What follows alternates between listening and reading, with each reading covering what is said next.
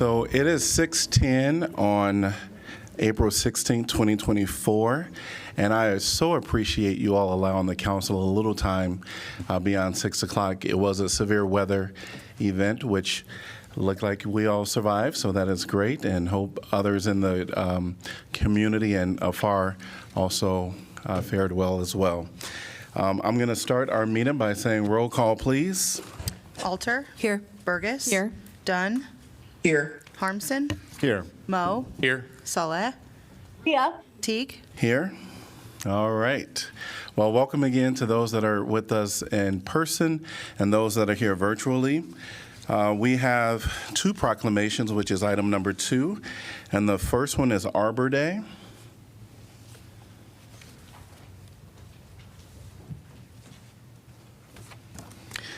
Whereas the coming of spring produces a renewal of interest in tree planting for beauty, shade, conservation, and many other purposes beneficial to all people. And whereas the observation of Arbor Day has long been characterized by the planting and preservation of trees, and whereas trees in Iowa City beautify our community, increase property values, reduce pollution, low energy costs, and enhance the economic vitality of business areas. And whereas because trees absorb carbon dioxide and release oxygen, having a diverse and healthy tree population constitutes a major part of Iowa City's effort to mitigate against climate change. And whereas trees can provide natural air conditioning, the evaporation from a single tree can produce the cooling effect of 10-room size air conditioning, operating 20 hours a day. And whereas evergreen trees can be used to reduce wind speed and thus loss of heat from our homes in the winter by as much as 10 to 50%. Now, therefore, I, Bruce Teague, Mayor of Iowa City, do hereby proclaim April 26, 2024 to be Arbor Day in Iowa City, and hereby urge all citizens to participate in tree planting and preservation projects throughout the year. And to receive this is Tyler Bird. Yes, welcome. Yay.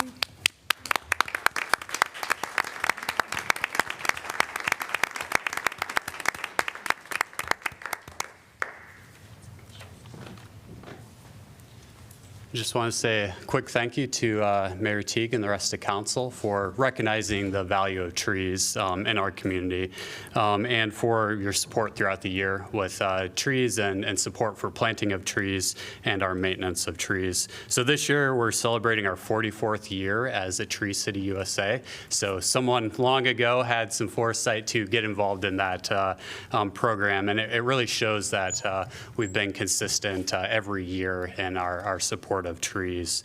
And this last year, we also received a growth award for the Tree City USA. So that's just kind of like the gold star, like the A+, going above and beyond the rest of the standards.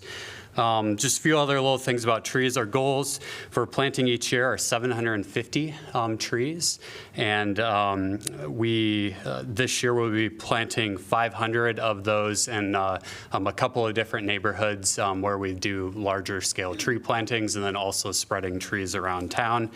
And then we'll be planting also over 150 trees this spring with the help of volunteers. So like the proclamation said, if anyone wants to get involved, we have a tree planting scheduled for the day after Arbor Day. So Arbor Day is always the last Friday in April.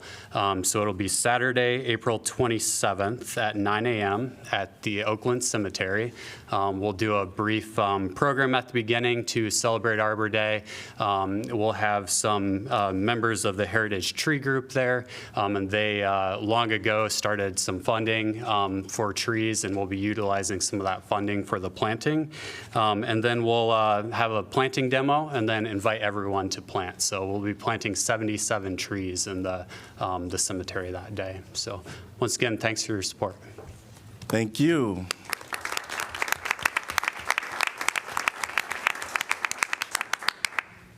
To be is Fair Housing Month. Whereas April 16, 2024 marks the 56th anniversary of the passage of the Fair Housing Act, which enunciates a national policy of fair housing for all who live in the United States. And whereas the Fair Housing Act prohibits discrimination based on race, color, religion, sex, handicap, familial status, and national origin. And whereas the City of Iowa City additionally prohibits discrimination because of creed, age, marital status, sexual orientation, presence or absence of dependents, gender identity, or public assistance source of income. And whereas fair housing is a positive community good. And whereas economic stability, community health, and human relations in all communities are improved by diversity and integration. And whereas acts of housing discrimination and barriers to equal housing opportunity are repugnant to a common sense of decency and fairness. Now, therefore, I, Bruce Teague, Mayor of Iowa City, hereby proclaim April 2024 to be Fair Housing Month in Iowa City to establish Iowa City as an inclusive community committed to fair housing and to promote appropriate activities by private and public entities intended to provide or advocate for equal housing opportunities for all residents and prospective residents of Iowa City. And to receive this is Terry from the Greater Iowa City Apartment Association.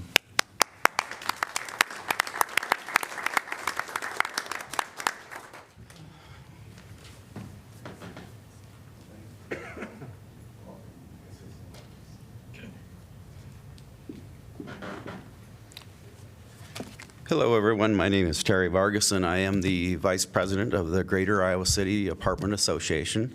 And it's a great honor to take this proclamation and recognition for all the landlords, vendors, those that are associated with the housing business and goings of Iowa City here. So we work hard to make sure that everybody's educated, that we're working together to create, a good community and fair housing for all. So, thank you very much.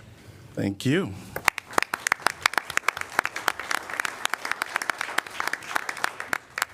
Mayor, before we move on to the consent agenda, I would like to make a motion to reconsider item 5B from the April 2nd meeting. That was 3 tobacco licenses, and move that it be considered at the May 7th meeting.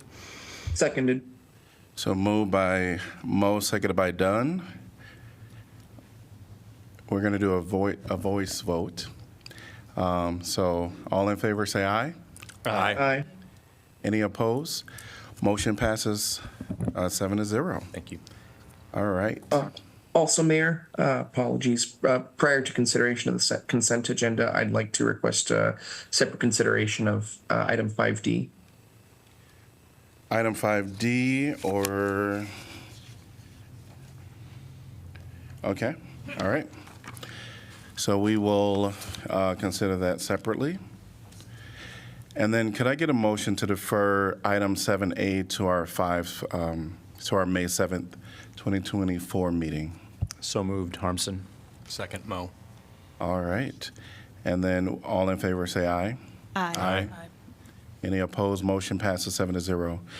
All right, we're going to go on to our consent agenda, which will be items 3 through 7, except for 7A, and is it 5D? Yeah, 5D. And 5D. Can I get a motion, please? So moved. Second. Moved by, Go ahead. yep, moved by Mo, seconded by Alter. All right. And then anyone from the public like to address any of these consent item agenda? Seeing no, and if you're online, you can raise your hand. Seeing no one in person or online. Council discussion? Mr. Mayor, I was wondering if we could get a little bit of information from city staff about 6A, 6B, and 6C, which is sort of the final step in some of the work that we're trying to do with our ARPA funds.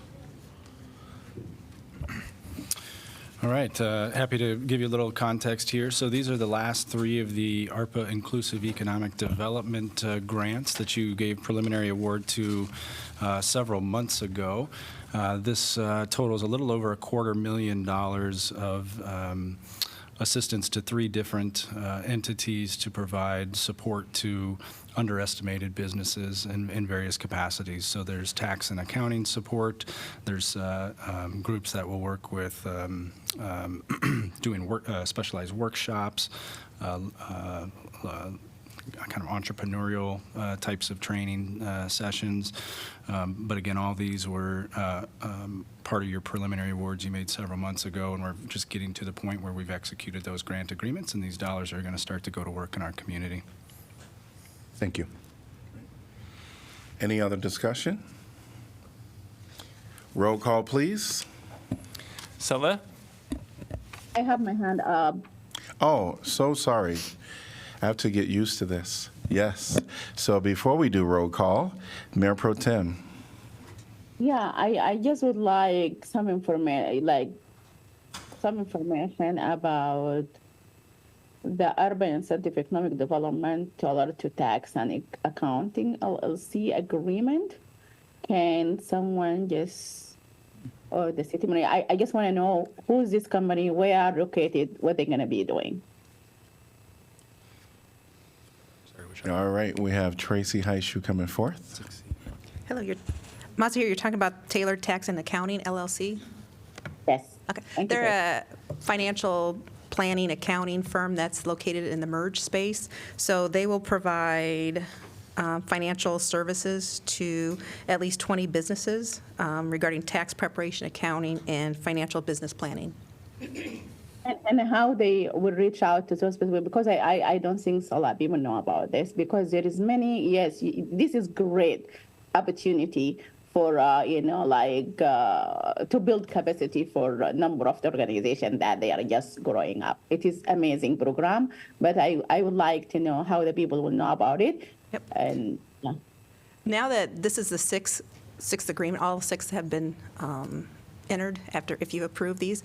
Next week, we're having a info sharing with all the 6 recipients to talk about, what everybody's providing, when they're providing it. So there's some education amongst the 6 recipients that you selected. Then we'll start talking to the South of 6, Greater Iowa City. We'll do lunch and learns. We'll start advertising the services that this new ecosystem creates. So there'll be more public outreach, but I think they need to understand who they can refer to, what's going on, and what that ecosystem looks like right now. Sure. Thank you so much, Tracy. Roll call, please.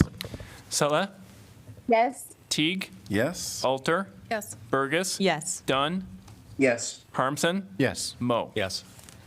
All right, could I get a motion to consider 5D? So moved. Second. All right, moved by Don, seconded by Sala. And anyone from the public like to address this topic? It is 5D. Seeing no one in person or online, council discussion. I'd move to defer to our next meeting. So moved by Don, Second. seconded by Sala. All in favor say aye. Aye. Or do we need a roll call for that? No, that's fine. Okay, all right. Any opposed? Motion passes 7-0. All right, we are moving on to item number 8, which is our community comment. This is an opportunity for the public to come and speak on any item that is not on our agenda. Public comment is intended so that members of the public may be heard by council, because community comment is for items not properly noticed on the agenda, and council cannot engage in discussion or debate due to open meeting laws. I wanted to see the hands of everyone that wants to speak today. Okay. All right. We're going to move with 3 minutes for each individual. Please state your name and the city you're from. And I also want to let people know that in the back, there are little stickers that you can pre-fill out to have your name on there, and you can drop it in the bucket. All right, welcome. Please state your name and city you're from. Hello, I'm Judy Fole from Iowa City. a member of the Iowa City Municipal Airport Commission since 2019, even though I am not a pilot and I get motion sickness on a plane. I am here with my fellow commissioner, Ryan Story, who is a pilot and has one of the housed 92 aircraft at the airport. Once a year, we like to update the City Council about activities at the Iowa City Municipal Airport and its ongoing contribution to the Iowa City community. Since we don't directly receive any annual appropriations from the City Council, you may not be aware of our activities. With leveraging the federal and state grants, plus the fuel flowage fees, this past year we changed runway lights to LED, added taxi lanes for future hangars, runway obstructions were removed, and runway thresholds were relocated, which should shift traffic away from the northwest neighborhoods. We have approved a bid for a solar array to supply power for the runway lighting, terminal building, and ambulance building. In our relationship with the community, the airport hosted many events, including the annual Experimental Aircraft Association Young Eagles, the Optimus Pancake Breakfast, and Summer of the Arts drive-in movies, which were shown on a hangar.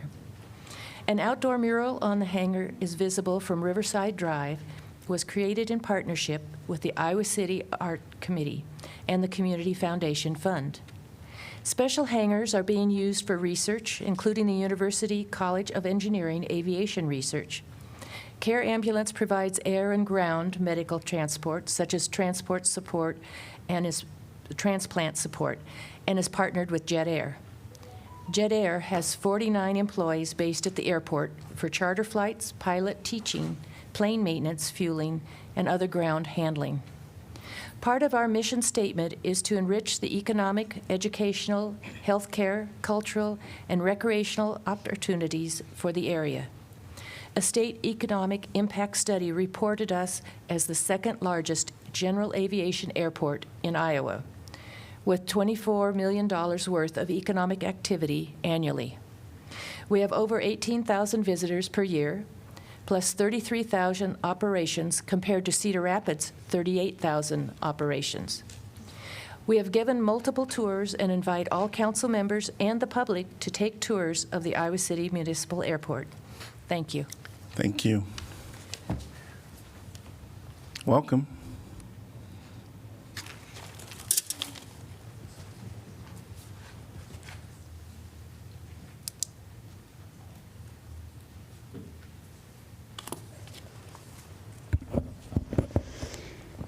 Hola, buenas tardes. Mi nombre es Ninoska Campos. Soy de Honduras y estoy con la organización Escucha Mi Voz. Hi, good afternoon. My name is Niñosca Campos. I am from Honduras, and I am here with the organization Escucha Mi Voz.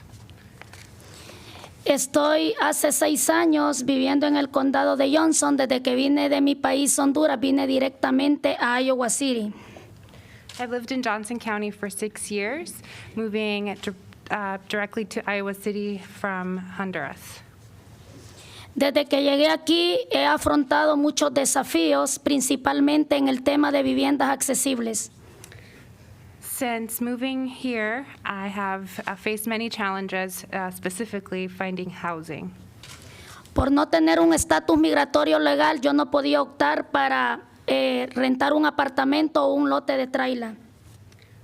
Due to my lack of immigration status, I was unable to find an apartment, a rental, or even a lot in a mobile home park. Porque no tenía un documento legal que me diera esa prioridad para mí y mi familia. Unfortunately, because of that document needed, I wasn't able to provide for my family. He sufrido tantos desafíos como servicios legales en los abogados de migración. I have faced many challenges, especially in the with legal services, with lawyers, specifically for immigration lawyers. Ya que son muy difíciles de pagar por el alto costo que ellos tienen.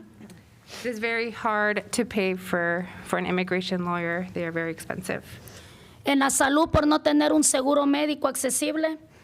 I have faced challenges in my health because I am unable to access insurance. en los trabajos porque a veces cuando somos inmigrantes sufrimos explotación laboral y discriminación.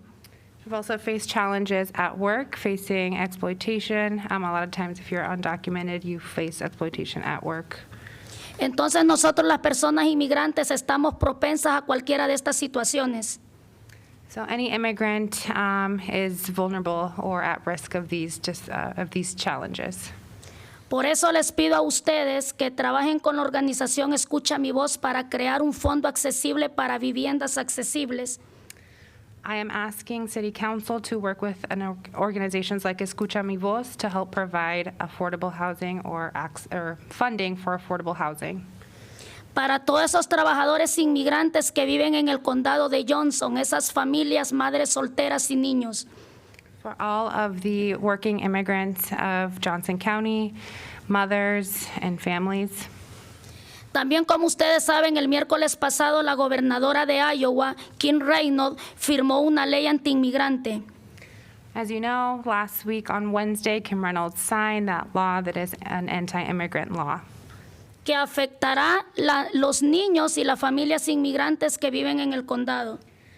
Which will directly impact the immigrant community and the children in our community. Entonces, mi pregunta es para ustedes. ¿Qué van a hacer ustedes para proteger estas familias? So my question to you is, what will you do to protect these families? Y niños inmigrantes que viven en este condado. And the migrant children that live in this community or in this county. Con esta nueva ley que entra en vigor el 1 de julio. With this new law that will go into place on July 1st. Les pido a ustedes que escriban una carta al Departamento de Justicia. I'm asking that you write a letter to the Department of Justice para demandar al estado de Iowa en un tribunal federal. To sue the state of Iowa in a Supreme Court. También les pido que escriban una carta al Departamento de Seguridad Nacional. I am also asking you write a letter to the Department of National Security para dar protección temporal a estas familias y visas de trabajo para los inmigrantes. To provide a temporary protection status and work permits for the immigrant families.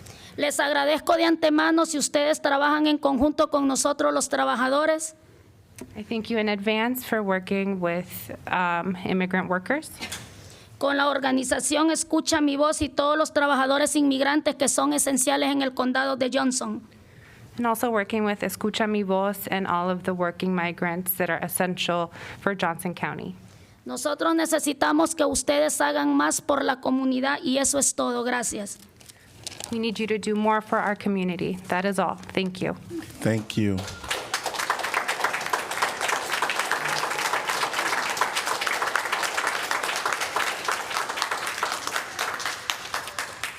Welcome. Please state your name and city you're from. Buenas tardes, mi nombre es María Aracelis Dávila y es un placer estar aquí al frente de todos ustedes y conocerlos a cada uno. María Aracelis Dávila. Good afternoon, everyone. My name is María Araceli, and it's a pleasure to be here with you all and get to know you. Yo soy una persona también que estoy apoyada por la organización Escucha Mi Voz. Yo soy una persona que hace 2 años y medio entré a este país y pues vine huyendo de una situación bien difícil de mi país y he estado acá en este país también. Veo que aquí son muy buenos ustedes. I'm a person who's getting help from Escucha Mi Voz. 2 years ago, I moved to the city. Entré con 2 niños y mi persona y pues desde que entré, Escucha Mi Voz, me han estado apoyando mucho. El problema es de que pues no tengo una vivienda. Durante he venido en 2 años, me ha tocado estar en una y en otra vivienda y en cuartos pequeños, no muy cómodos para estar con mis niños. Entonces pues me gustaría que apoyaran esta organización para que ellos nos ayudaran a muchas personas igual que mí, que no tenemos donde tener una vida mejor. I came here with 2 of my kids. Escucha Mi Voz has really helped me. I have no housing, and in this period of 2 years, I have moved several times in small rooms, and I really want you to help to work with Escucha Mi Voz so you can help people like me. Me ha sido muy difícil a mí porque soy una madre soltera con un niño enfermo, discapacitado, postrado en cama las 24 horas, en silla de rueda, y pues es muy duro andar de un lado para otro porque quizás no puedo tener una vivienda estable por mis recursos y por mis papeles. It has been really hard for me. I have a kid with discapacity who's in bed. It's really difficult to have housing because of this and move around. Y sí he encontrado trabajo, pero temporales, porque ya ves que cuando venimos así, pues no tenemos trabajos estables, y entonces ese es otro de los problemas que tenemos, que no tenemos trabajos estables, porque pues es muy difícil los que no tenemos papeles emplearnos en un buen empleo. It's been also really hard because I don't have a stable job and they're just temporary. Y con un poquito de miedo con la ley que está, pues, que firmaron la gobernadora, y pues con miedo de que nos quieran regresar a nuestro país, donde allá no nos espera nada bueno, donde allá pues hay muchas pobrezas, venimos oyendo de muchas situaciones bien difíciles, y pues aquí yo me siento muy bien con ustedes. Camino libre, no estoy preocupada porque me van a hacer algo, mientras que en mi país sí. Y acá pues me han apoyado mucho. Lo único es que pues no tenemos dónde vivir, y pues andamos, nos encontramos en esta situación varios. With the new law, I feel fear. I'm afraid they're gonna send me back to my country, and I feel safe here. I don't have to be worried when I walk in the street, and if they send me back to the country, we have nothing good there waiting for us. Me ha sido muy difícil también con lo de el tema de la salud con mi niño. Ha sido un poco complicado, pues ya que él requiere de muchos medicamentos, que me lo vean los doctores. Esto es un poco complicado pues por el estado de nosotros. It's been also really hard because of my kids' health and to get the appropriate health care and the medications. A mí me gustaría que ustedes nos apoyaran, deteniendo esta ley que se aprobó, para que nosotros podamos estar con nuestros hijos felices, que se críen acá en este país con un futuro mejor, sin miedo, y con nuevo futuro para ellos. I would like to get your support to stop the law so we can stay here and have our children be having a good life and happy. Y que nos apoyen con las viviendas, con el programa Escucha Mi Voz, para que ellos nos apoyen a nosotros con viviendas accesibles, donde nosotros podamos pagar cuotas que estén en nuestro alcance. And also getting support from Escucha Mi Voz to have access to affordable housing. Muchas gracias, y pues creo que esto es todo, y que Dios les bendiga. Thank you so much. I think that's it, and God bless you. Thank you.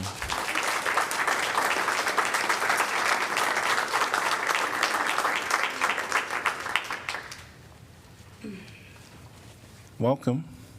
Thank you. Buenas noches. Buenas Mi nombre noches. es Danixa Joana Sarabia. Soy de Honduras. Good evening. My name is Danixa Jahaira Joana. I am from Honduras. Primeramente le doy gracias a Dios porque nos permite estar aquí en este lugar. First of all, I would like to thank God for allowing us to be here today. Y estoy aquí para pedir un presupuesto en servicios legales, aumento presupuestario en servicios legales de salud y vivienda para las familias emigrantes.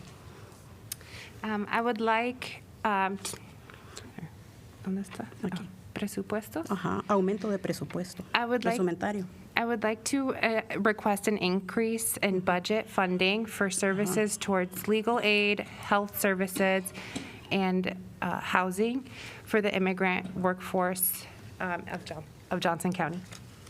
Estoy aquí para preguntarle al gobierno qué va a hacer para proteger y defendernos ante esta nueva ley a las familias, trabajadores y niños.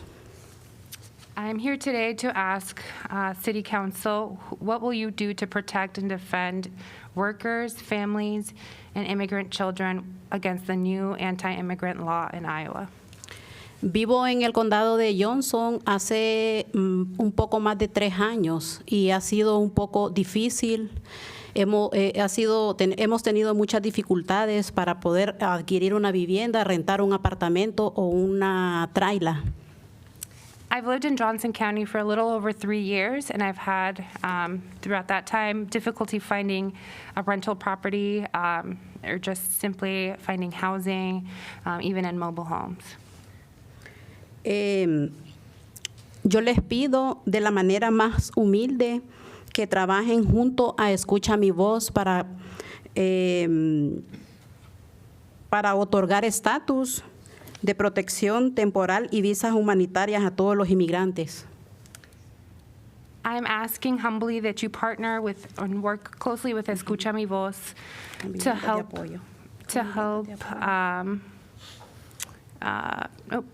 with permanent housing, as well as temporary protected status and visas for all immigrants. Okay. Estoy muy agradecida por lo que el gobierno ha hecho hasta este momento y ojalá puedan ayudarnos durante estos momentos que estamos con esa mala noticia de la ley que se ha firmado en estos días atrás. Es que lo digo con mis palabras. Sí, que agradezco al gobierno por lo que ha hecho hasta este So momento. I'm very thankful for what the government has done up to this point. Muchas gracias y que Dios les bendiga. Thank you very much. God bless you. Thank you.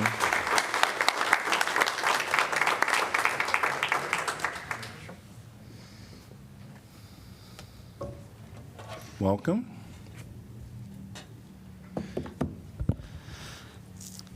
Good evening. My name is Emma Denny, and I'd really prefer not to be here again. This is the 3rd time in as many meetings that I and members of the trans community have come before you to demand that you do something to protect our community. A demand that has fallen on deaf and callous ears each time. Whereas last time we were here responding to your meager and insufficient claims that your hands were tied or that notably you let us have yard signs. This time we've heard nothing. Laura Burgess has my contact information. You can reach out to me. You can try to do something. But we've heard nothing. If you're waiting on the courts to do your job for you, I'm sorry to tell you that that's no longer an option. The Supreme Court just yesterday refused to protect trans kids in Idaho, stating that injunctions can no longer go any further in defending vulnerable communities like ours, communities that Republicans in this state are looking to destroy and force back into the shadows. Now, more than ever, we need you to do anything. But instead, you're planning on giving $500,000 more to the police department. You'll hear much more about that later. You'd rather throw your city's money away to appease landlords and business tyrants rather than protect trans Iowans. This council and this city like to play at supporting trans people and play at supporting the LGBT community. But what have you done materially to make this a safe place for us? Yard signs mean nothing when nearly every trans person I know, including myself, has faced housing and employment discrimination in this city. What good is supporting UAY if you still allow conversion therapy in Iowa City? Torture of trans and LGBT kids is still legal in this city, and you've done nothing because you're terrified. You saw what happened in Waterloo, and you're afraid to take action, even though Davenport has done something. It's pathetic. We're all exhausted of having to come in front of this council and ask for meager scraps and still hear nothing. Our demands, if you need to hear them again, are 1, to pass some sort of non-enforcement ordinance to protect trans people from the anti-trans laws in this city, and 2, to provide safe and affordable housing for trans people in the city, because clearly landlords can't do it. They don't want to do it. They'd rather see us homeless than see us safe. Thank you. Thank you. Welcome. Yeah, the name's Nix. I live in Iowa City. I come to you for the 3rd meeting in a row with a heavy, heavy heart. I am so tired of standing here begging you all to care about our community. I am embarrassed to even be up here, as I know you will continue to do nothing. I see that you all see yourselves as superior to us, and we are not in your community, but rather your lowly subjects. Last week, I spoke about the trauma I experienced being put in solitary confinement just because I am trans in the jail here. I went seconds over time, and the mayor immediately cut me off, much quicker than I've seen him cut other people off before. A study recently released shows that 90% of incarcerated trans people are put into solitary confinement, something that happened here in Iowa City as well. You must be scared of the truth. Scared of the trauma and harm done to the trans community here in Iowa City. Scared of the harm done to our immigrant communities here in Iowa City. Scared of the truth about the Iowa City Police Department and cowards for doing nothing to protect us. You have spent more time discussing parking than you have on how to protect the trans community, than you have on protecting the immigrant communities, both being extreme targets of legislation at the state level. More time on parking than on the genocides funded by our nation. We demand that you do better. We demand that you do it without us having to walk you through it. We demand better for our Black and brown population. We demand better for our immigrant communities. We demand better housing, and we demand that Iowa City be a sanctuary city for all that are targeted by the state. We demand that Iowa City become a sanctuary city for trans people and immigrant communities. Thank you. Welcome. Thank you. Kevin Perez, Iowa City. Essentially 2 criteria to be placed on the National Historic Registry. A building has to have architectural significance. A building has a I have just one question. Are you here about the Poly-Eyes building? No, but I timed this out. Now I got to hear it, right? No, a building has a historical significant story. 1820 South Clinton has absolute 0 architectural significance, but the building has an incredible and rare story of Black American success in the early 1900s. Iowa City has an incredible, progressive, and woke exterior, but inside an old white boy network of segregation and exclusion. Please see south of 6 Spit area. H.D. Short came to Iowa City in 1905. He paid his way shining shoes. H.D. Short was a Black man. H.D. Short was not his given name. The original H.D. Short was the son of slaveholders in Missouri, and he died at age 13. The original H.D. Short's parents owned the future H.D. Short's parents, and he took that name. Haywood H.D. Short worked a deal in 1925. He purchased 18 South Clinton. H.D. Short came to Iowa City in 1905, and those 20 years he overcame what I can only imagine as horrible racism to persevere. When H.D. died, he did not have H.D. Short put on his tombstone. He said there was already an H.D. Short on a tombstone in Missouri. My building will be my tombstone. H.D. and his family began ownership 38 years before the passage of the Civil Rights Act. 21 years before the University of Iowa allowed black students to live in the dorms, 42 years before Martin Luther King Jr. was assassinated, 99 years before the city of Iowa City created a Title VI policy. This building has been owned by a black family for 92 years. H.D. Short started rare minority-owned property that created generational wealth. H.D.'s families benefited from his hard work by receiving advanced degrees from prestigious universities, earning high-level jobs in government, and receiving respect in home and abroad. A truly remarkable story that Iowa City, the state of Iowa, and the government should take pride and respect in. HD provided jobs, housing, and mentorship to black students. Instead of making the Tate Arms segregationist housing as Iowa City's example of race relations, along with the Johnson County Jail, why not save 1820 South Clinton and show the amazing success of H.D. Short? When Haywood Bell, grandson of H.D. Short, passed away in 2016, he left his wife as income beneficiary of the trust. Midwest One Bank owns the trust, for which they paid $1. Since Midwest One took over, the maintenance on the building has stopped. The city will not enforce its own codes to protect the building. I'm asking the city council to look into this and ask the Historical Preservation Commission to do its job. It's clear to me they are trying to sweep this amazing, great, rare, uplifting, and inspirational story under the rug. Yep. Thank you. I know I gave you a couple seconds extra, but thank you. But it's my rhythm in my brain that I needed. Thank you. Thank you.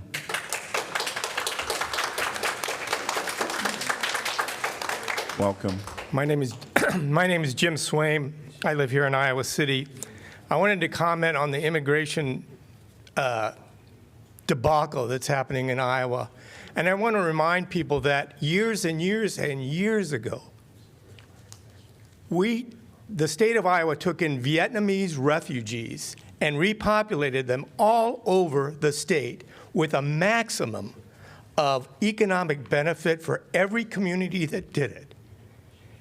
And to see the governor doing this atrocious law that I just think is unfathomable, I don't know what the city can do about that. I don't know what Iowans can do about that other than to get a different governor. But I just think at some point we need to remind our fellow citizens of the value of people coming to this country, working hard to protect their families and live a decent life. Thanks. Thank you.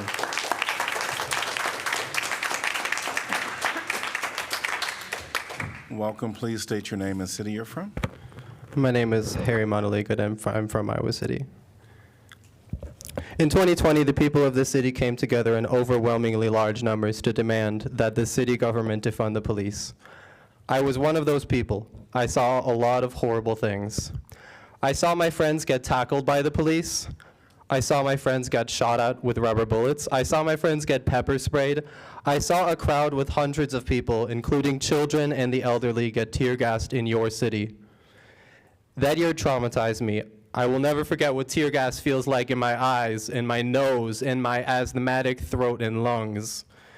I will never forget what it looks like to see a cloud of violence blinding my friends, my neighbors, their children, and their parents.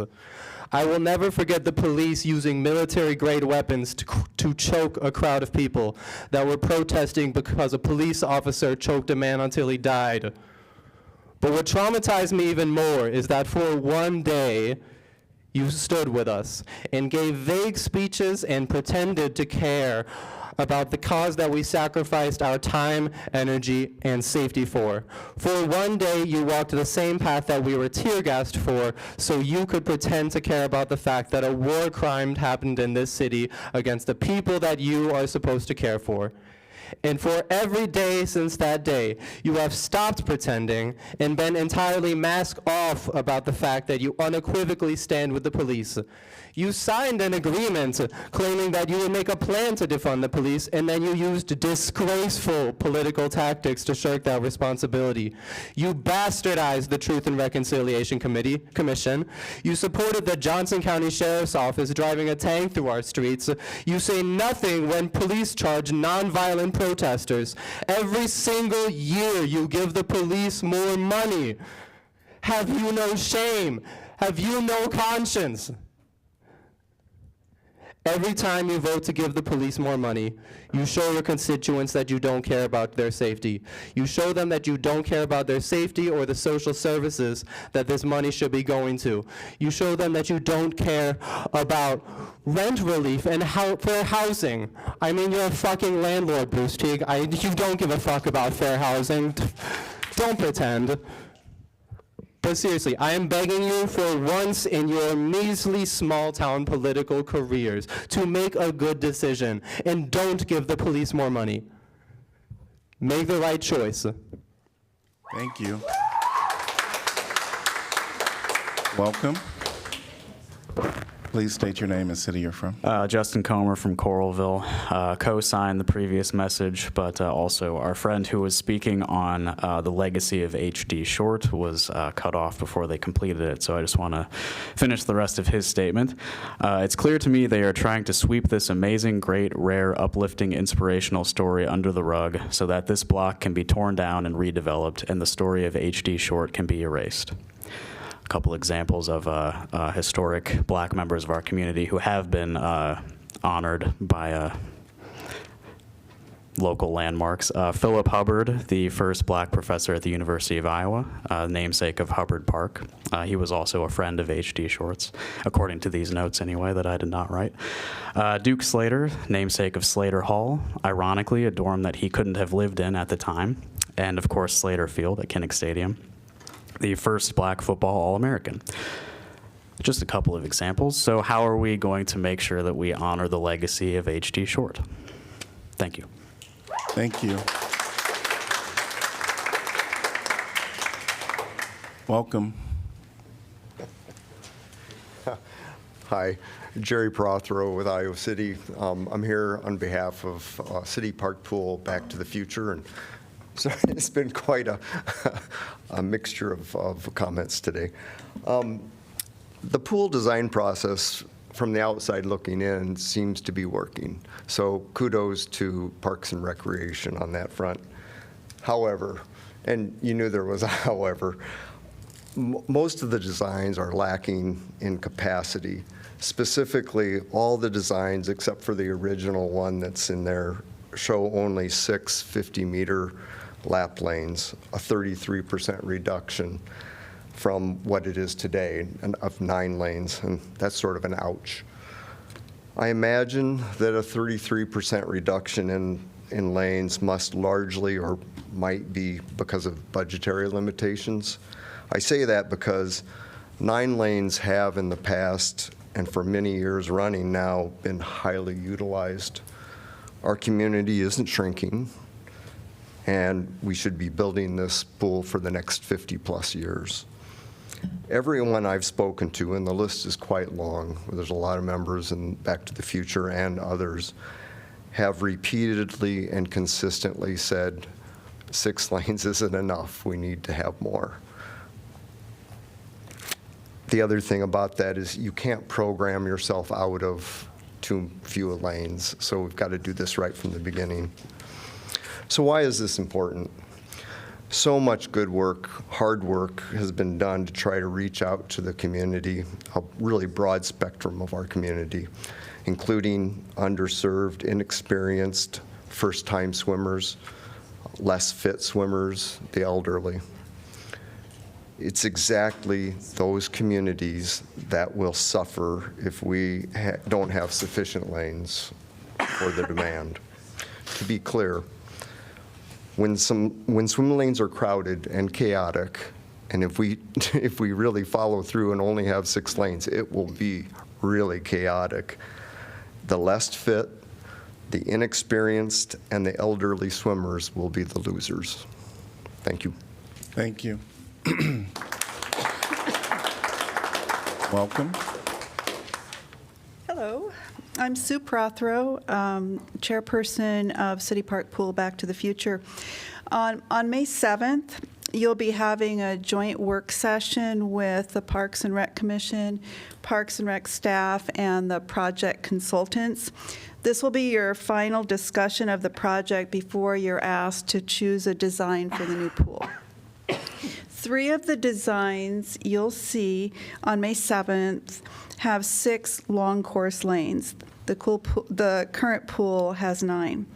The plan is that all 6 would be open during designated lap swim times, and 2 to 3 would remain open during regular public swim times. The argument is that having those lanes available all of the time will offset the 33% reduction in lanes. Here's why that argument doesn't work. The current pool has always had lap swim available during public swim times. The area next to the deep end, the diving well, is roped off, designated for lap swim, and has 4 or maybe 5 short course lanes available during all public swim times, and it's well utilized. I know this because that's where I swim when I don't feel like braving the crowds and chaos at noon lap swim. So, having a couple long course lanes available all day adds nothing at all. It's a significant overall reduction in the pool's lap swim capacity. This is not just my opinion, it's logic and a little math. Again, the pool is already crowded at peak times like noon lap swim, and short course swimming is already available throughout the day. I ask you to keep this detail in mind as you listen to the consultant's presentation on May 7th. Overcrowding will result in 2 problems. The first is that lap swimming will be less safe and it will be less inclusive. The people who choose to brave the crowds will be the capable, confident, fit swimmers. Swimmers who are less capable, less confident, and less fit will come once and probably not return. This is the opposite of the welcoming environment we're trying to create at our new pool. Thank you. Thank you. Welcome. Hi, my name is Izzy. I'm a trans woman and research worker in Iowa City. I'm here today to voice my opposition to the police budget increase that I understand you'll be voting on either tonight or in the coming weeks. I understand this to be a 3% increase amounting to something like $509,000, up from $17.3 million in 2023.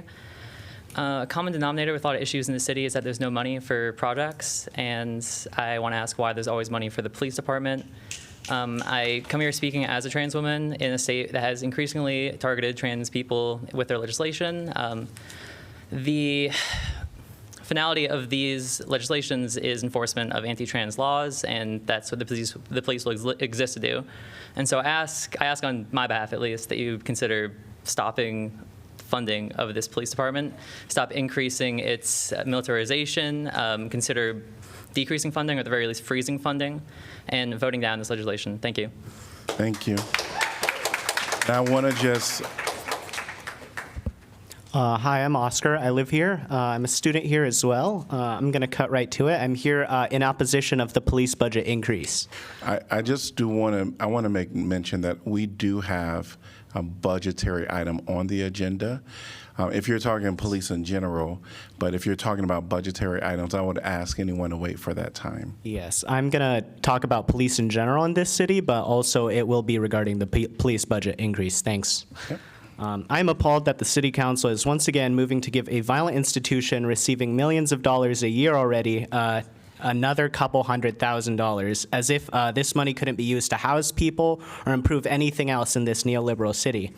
This move signals yet another resounding failure of City Council to truly hear the voices of marginalized people that have communicated for years about the abuse of power that police hold and is inherent to colonial institution. My protest of this act is informed by my lived experience. At the age of 4, I saw my father get arrested due to lack of papers and deported and arrested pretty promptly. Now, tell me, what form of safety required my father to be deported and arrested in front of their 4-year-old child? It clearly wasn't public safety then, and I fear that the anti-immigration law passed recently by Kim Reynolds will only reinforce this fear across our communities. So there's my lived experience if you still think that police are benevolent. For those who haven't opened a history book in a while, let me inform you that policing is a modern-day colonial institution meant to protect property. That's right, police aren't here to protect you or me. They're rooted in colonial practices in protecting property rights, nullifying contests to the establishment, and use violent means to achieve this. Urban police forces are almost nearly whiter than the communities they patrol. The victims of police brutality are disproportionately black teenage boys and children. To say that there are many good and admirable people in the police force is to fail to address the systemic nature of the problem and fail to address racial justice in this city in general. Time's proven that not even the best citizens can fix this system from within. To finish, I beg the white, mostly affluent audience standing before me to listen to me, a queer, non-binary Latinx student, to visualize and try to understand a radical future where we don't have to pour millions of wasted dollars into an outdated and archaic institution. If this council truly seeks to make the systemic change they were elected to make, instead of paying the vain lip service to our marginalized communities, they will vote against raising the police budget. Fuck 12 and abolish the police. Thank you.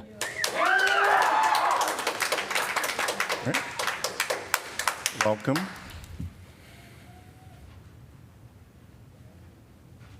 And we're down to our last 2 speakers. Thanks. Hannah Zadek. I'm from Iowa City. I'm a student here. I've had the chance to talk with almost every one of you about this issue over the past year.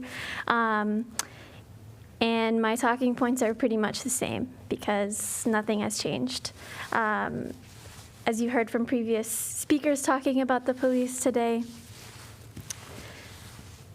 people in this community are being adversely impacted every day by the fact that you continue to put money towards the police budget. I know that all of you are opposed to what Kim Reynolds is doing, but every dollar that you put towards the Iowa City Police budget is going to enforcing what she's doing.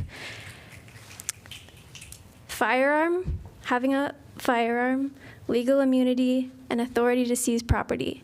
Those are the 3 things that make police police. If you want to talk about community safety, as we've done in our conversations, I need you to really grapple with when a safety situation needs someone with a firearm, someone with legal immunity, and someone with the authority to seize property. Sean Harmson, I remember in our conversation, we talked about this at length. You brought up the situation of what if someone is speeding? You brought up the situation of what if there's a school shooting?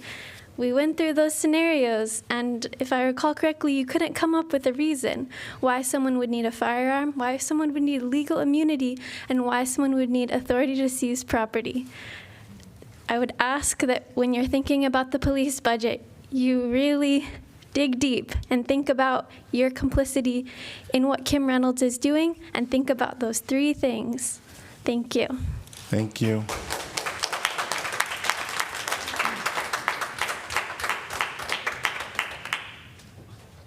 Welcome. Please state your name and city you're from. Hi, my name is Ben Kiefer. I'm from Iowa City. First, I need to say that I'm a journalist with IPR. However, today I am not here in my professional capacity and will not be covering this story for IPR, just to make that clear. I'm part of the Back to the Future group advocating for the new design of the City Park pool. Been a resident of Iowa City for nearly quarter century, and most of that time I've been a regular swimmer at the City Park pool, gladly so. It has enriched my life and the lives of all of my family members. The City Park pool is one of the many reasons we love this community so much. It's one of the first places we take visitors to this city who've never been here. It seems to me you want future pool users to be delighted with this design of the new pool, in love with it and its ability to serve all types of swimmers and aquatic users, and not say, well, they came up with an adequate solution, but could have planned better for the future. That's why I strongly support eight 50-meter lanes in the new design. The lanes should be wide enough for comfortable and safer lap swimming. Having 50-meter lanes also offers the choice of reconfiguring the pool to accommodate 25-yard crosswise lanes, and that's a very important option. Lap lanes that are less than 25 yards are very unusual. You know this if you're a lap swimmer, and prompt lap swimmers to wonder, what were they thinking? Did they not have input from lap swimmers on this project? The extra investment in having 8 50-meter lanes is money well spent. We know our community will grow, our community of swimmers will grow, and with climate change, our warm swimming season will also grow longer. The new pool will serve this community for the next 50 years. Think about that. The next 50 years, you are planning for the near and far off future. Unlike adding an extra room to a house you build, you can't just add on an extra lane or two to a swimming pool when you outgrow its original size. You have what you have, and you have to make do with what you have. Make sure the design you choose for the future will be loved now and for decades, because it can be all things to all types of swimmers. Make sure the future users of City Park Pool do not say, what were they thinking back in 2024? But instead exclaim, wow, what foresight those community leaders had in creating a swimming pool that serves all types of swimmers for many generations. They went back to the future in a big way. Thank you. Thank you. Welcome, and you will be our last speaker. I'll keep it short. So my name's Sharon DeGraw, and I too took a look at the pool designs that came out. I think it was in February. And there's the basic practical aspect of fitting 9 lanes in a main pool body shape and doing other things with it. And then the alternative designs had a general swim area that's shallow, a lane swimming area that's shortened to 6 lanes, and then a diving well off to the side. And when I spoke to the designer about it, I pointed out, look at the different angles that are required to keep an eye on all of these different swimming pools and the people that could be in them. Won't that require more lifeguards? And the man looked and said, yes, I think it will. And then, so I said, that doesn't sound very good. And he said, well, the beauty of it is that we can close off those pools if they're not being used or if we don't have the staff available to keep an eye on swimmers. And that to me was disheartening, because we have this great basic pool shape that can fit 9 lanes and accommodate all kinds of swimmers. So I hope that you can keep that factor in mind when you look at the pool designs in May. Thank you. Thank you, and thanks to everyone that shared today. We did have some translation, which we extended beyond the 30-minute time, so I wanted people to know that I extended it because we had some individuals that had translators with them. We're going to move on to item number 9, which is planning and zoning matters. 9A, rezoning 302 through 316 East Bloomington Street for local historic landmark. Ordinance rezoning property located at 302 through 316 East Bloomington Street from Central Business Service Zone to CB2 with a historic overlay zone. And I'm going to open the public hearing. And we are continuing from our last meeting, which was April 2nd, 2024. Our staff did give us a presentation at that time, and unless there are questions from the council to the staff, we'll allow that at this moment. I know that Mayor Pro Tem had a question, and I wonder if staff is prepared to answer that and show that at this time.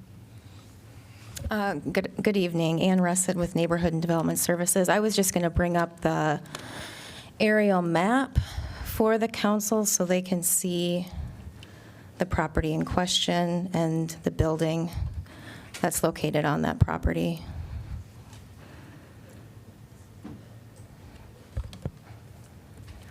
So here's the aerial map with the property shown with the white hatching.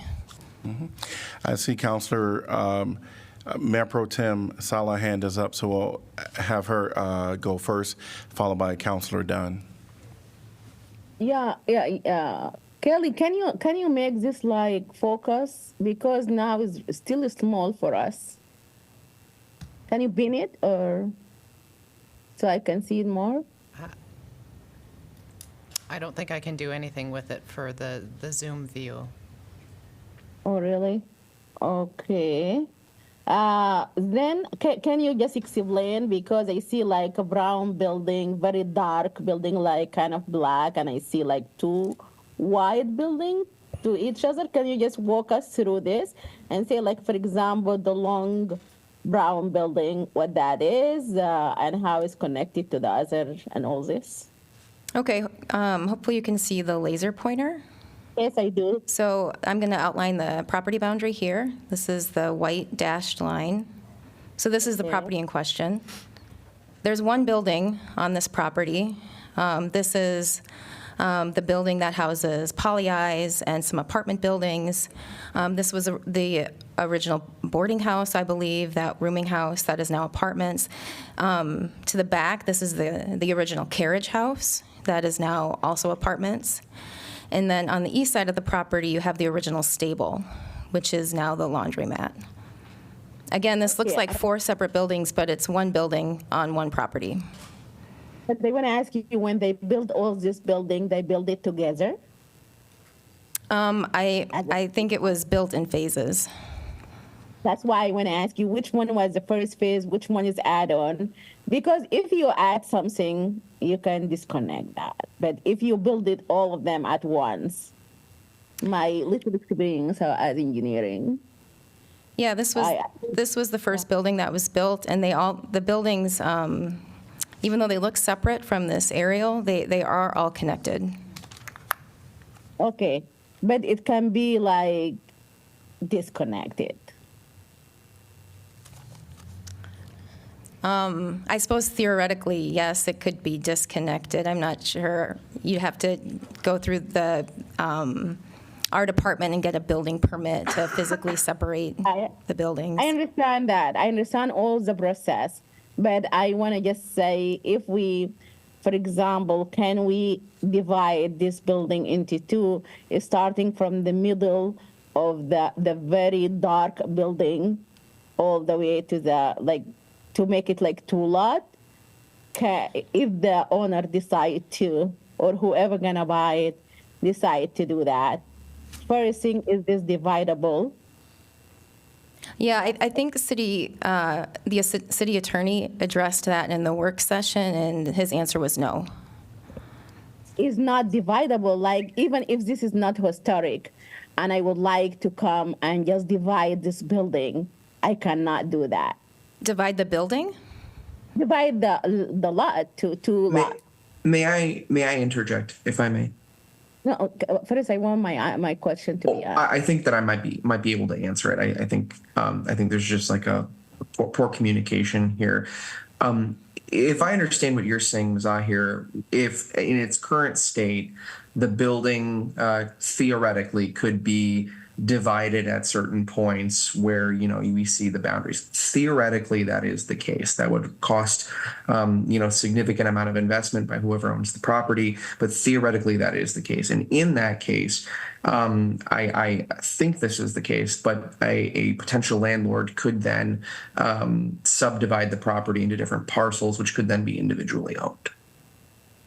But they're saying no right now. That's why I want to make sure. They're saying no right now because all the buildings are connected to each other. They are physically connected. No, hold on. If I'm the owner and I would like to just divide it by disconnect one of the building from other and divide that lot where the laundromat will be by itself and half of the very black building will be by itself. And just draw a line and divide this lot into 2 different lots. One in the, 2 different lots. One will be with the building where it have the pizza, the white, and the other one will be the laundromat and maybe half of that building. Or maybe just tear down the black building completely. Yes, I think no, I'm not. I'm just saying, if I'm the owner and I would like to do that, is possible by the city or not? I think that if we're looking at this in the case of status quo, could someone come in there and physically separate the buildings like you're describing and then subdivide the property? I think that would be allowable. I think that would be legal, but I think Eric would be best to sign off. City staff, is that allowable? I think it is probably not allowable. I mean, let me be clear. As you say, it is probably theoretically possible to separate the buildings. That would be at a considerable expense and process, presumably. But we do not think, and our office has discussed this at great length, we do not think you could probably subdivide this property because of the layout of the current buildings and the way in which it's positioned now.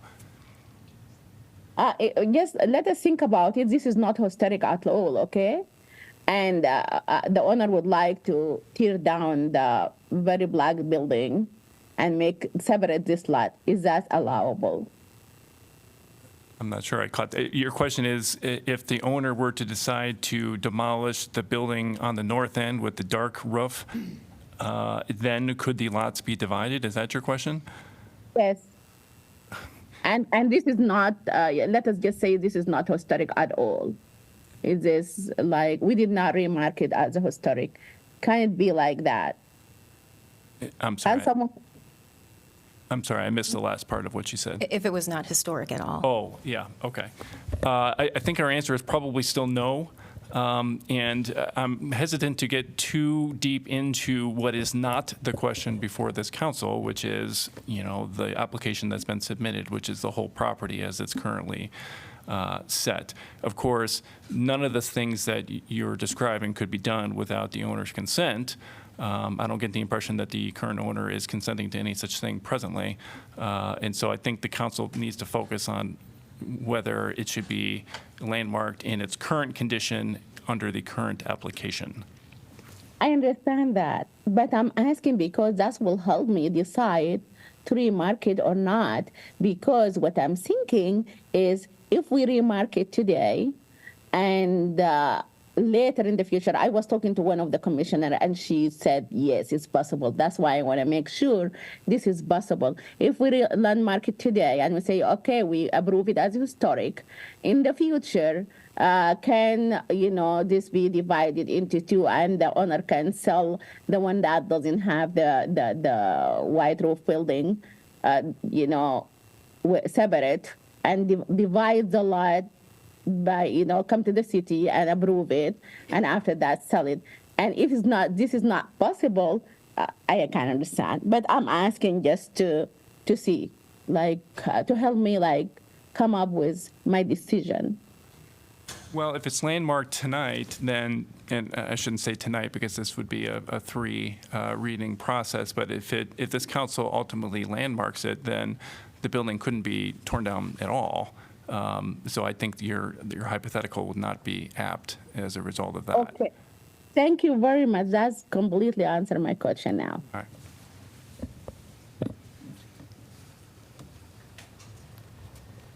Councilor Dunn, did you have any other questions for staff? No, my only question was if we were going to take public comment on this item. Yes, we are. Thank you. Any other questions for staff by any of us? No? Okay. And I know that the owner spoke the last time. Unless the council has additional questions for you, you would have to fall under the 3-minute.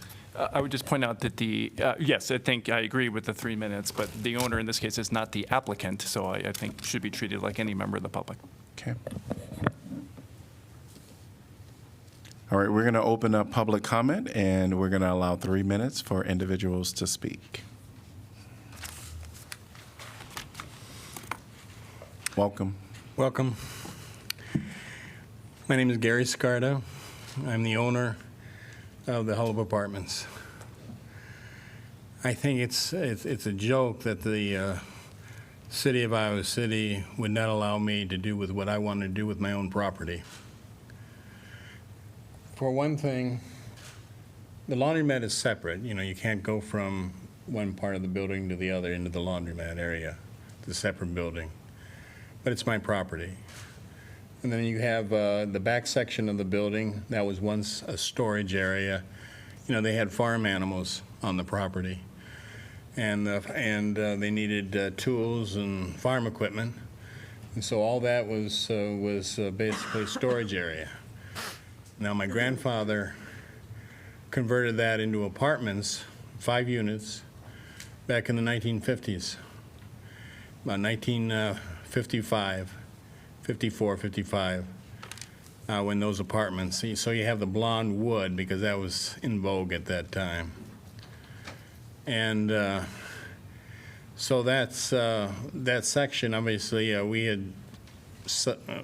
had put aluminum siding on that part of the building, and many years ago, it was actually asbestos siding before that, which would be illegal in this day and age.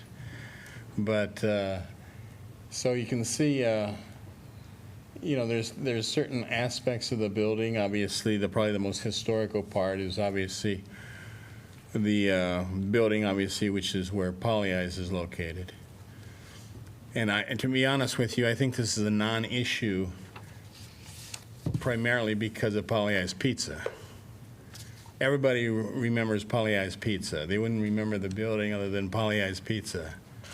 You know, most people weren't born yet when Pollyeyes had come into existence. And you know, I was 13 years of age when Pollyeyes came in. Before that, there was a grocery store there, then before a grocery store, a saloon, and so on.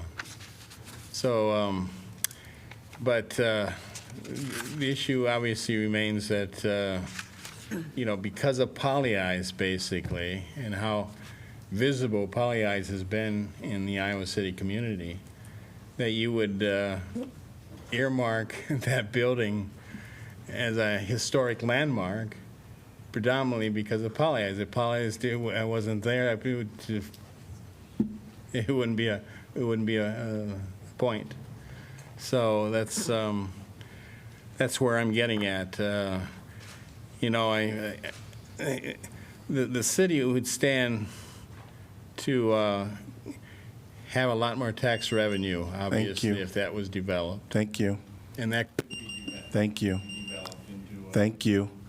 Yep, your time is up. Thank you. We're going to bring up other individuals. I want to see the hands of those that want to speak to this topic. Okay. All right. We're going to go with 3 minutes, but I want people to be cognizant of our time because we're going to allot about 30 minutes for comments. All right. Welcome.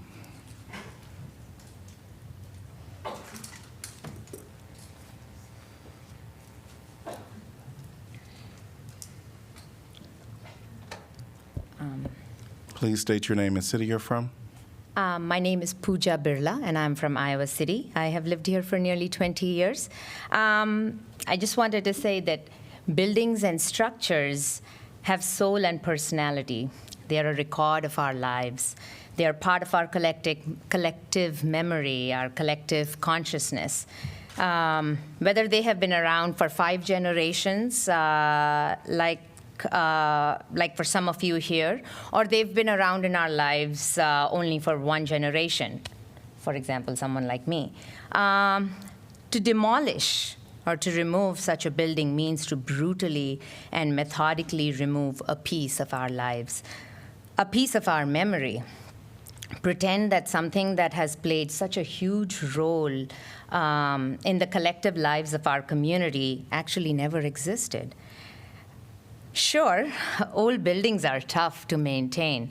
I know this because I live in a house that is nearly 150 years old.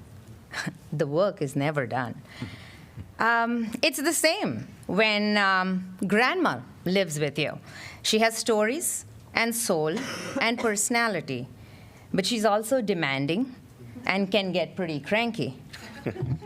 Is that a reason to remove her from our lives? Does this council want to be the one that removes a building that has soul and personality, is part of this community's collective memory, has played some kind of a role in the lives of nearly everyone in this room? Does this council want to give permission to remove a building that is nearly as old as this city? Is this going to be your legacy? I know many people in our community don't know the details of the issue we are discussing right now. They may not understand the implications of what happens if the council does not give this location the historical status it deserves. What does this council think will happen when people realize that a historical structure has been demolished to make way for yet another cookie-cutter apartment building? How will you be remembered 5 years, 10 years from now by voters in Iowa City? Thank you. Thank you. I'm going to ask people to start to gather in the aisle in order for us to make sure that we hear from everyone. I'm going to ask you to come up and then state your name and the city you're from, and you can place that in the basket. Welcome. Hi, my name is Deanna Thoman, and I've read to you different things, and today I'm just going to tell you a story, an experience that I had in my old house this weekend. I was working on the windows. Old structures, they are repairable. I have worked on storm windows on my house, but this was the first time working on an indoor window, one that is facing the interior. It has a pulley and weight system, and the cords had broken. So I needed to restring those pulleys. And I was kind of hesitant to get the window out, but everything went well. I got the trim off, got the window out, and I was just admiring. It is a heavy, solid piece. It's got that wavy cylinder glass. It's gorgeous. And as I was turning it and looking at it, I noticed handwriting on the side of this pane. And here it said on it, it was signed in pencil. It said, "Enameled by Bert Lodson, March 28th, 1952. And I'm trying to figure out who Bert Lodson is. So I've got this kind of going out within the community on Facebook. We're kind of starting this narrative of who is Bert, who knows Bert. And my house, it was built in 1876, so that's a year after the Schleswig building. It's an Italianate, just like the Schleswig building. And, you know, I have different encounters like this with my home. I dig up an artifact. I've found toys, metal, steel toys in my yard, different things like that. And there's just this sense of wonder that happens when you're working on these old homes, when you're in their presence, that is just, to me, so remarkable.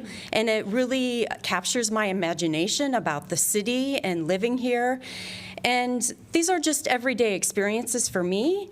But I think if we let polyize the Schleswig building go, we're losing a larger part of our history. This is on a grander scale. It's not just a little story that I'm sharing. We're losing something of our Czech heritage. We're losing that vital history that made us Iowa City.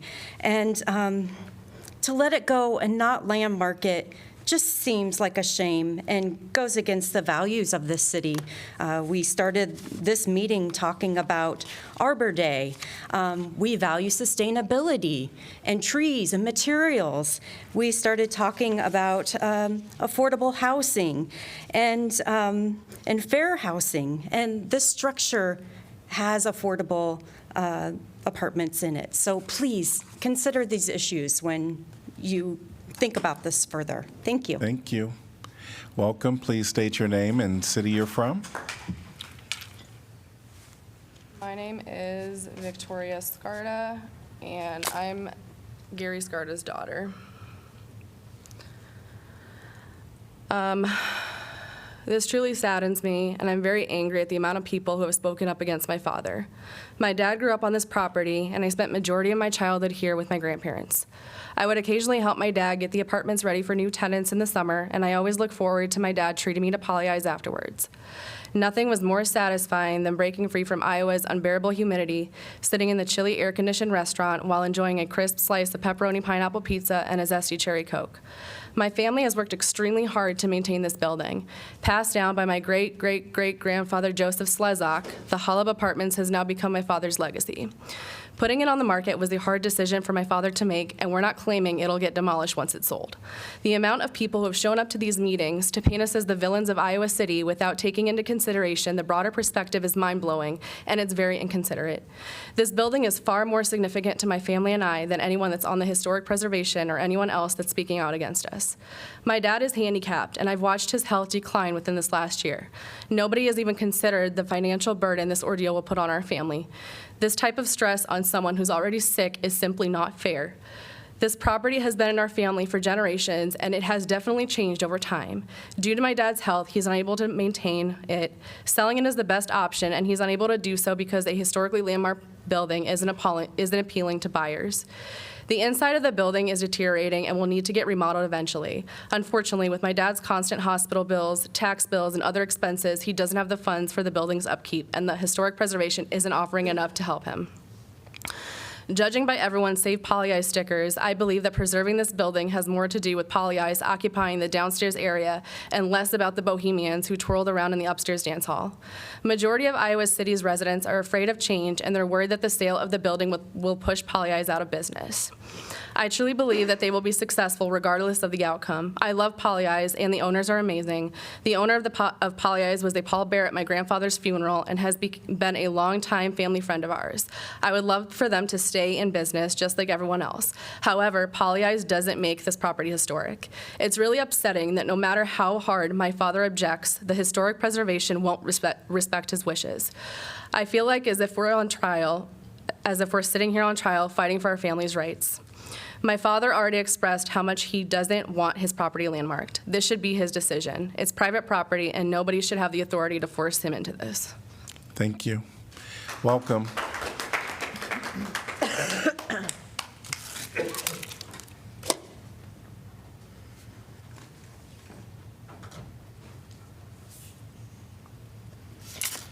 Good evening, Mr. Mayor and City Council.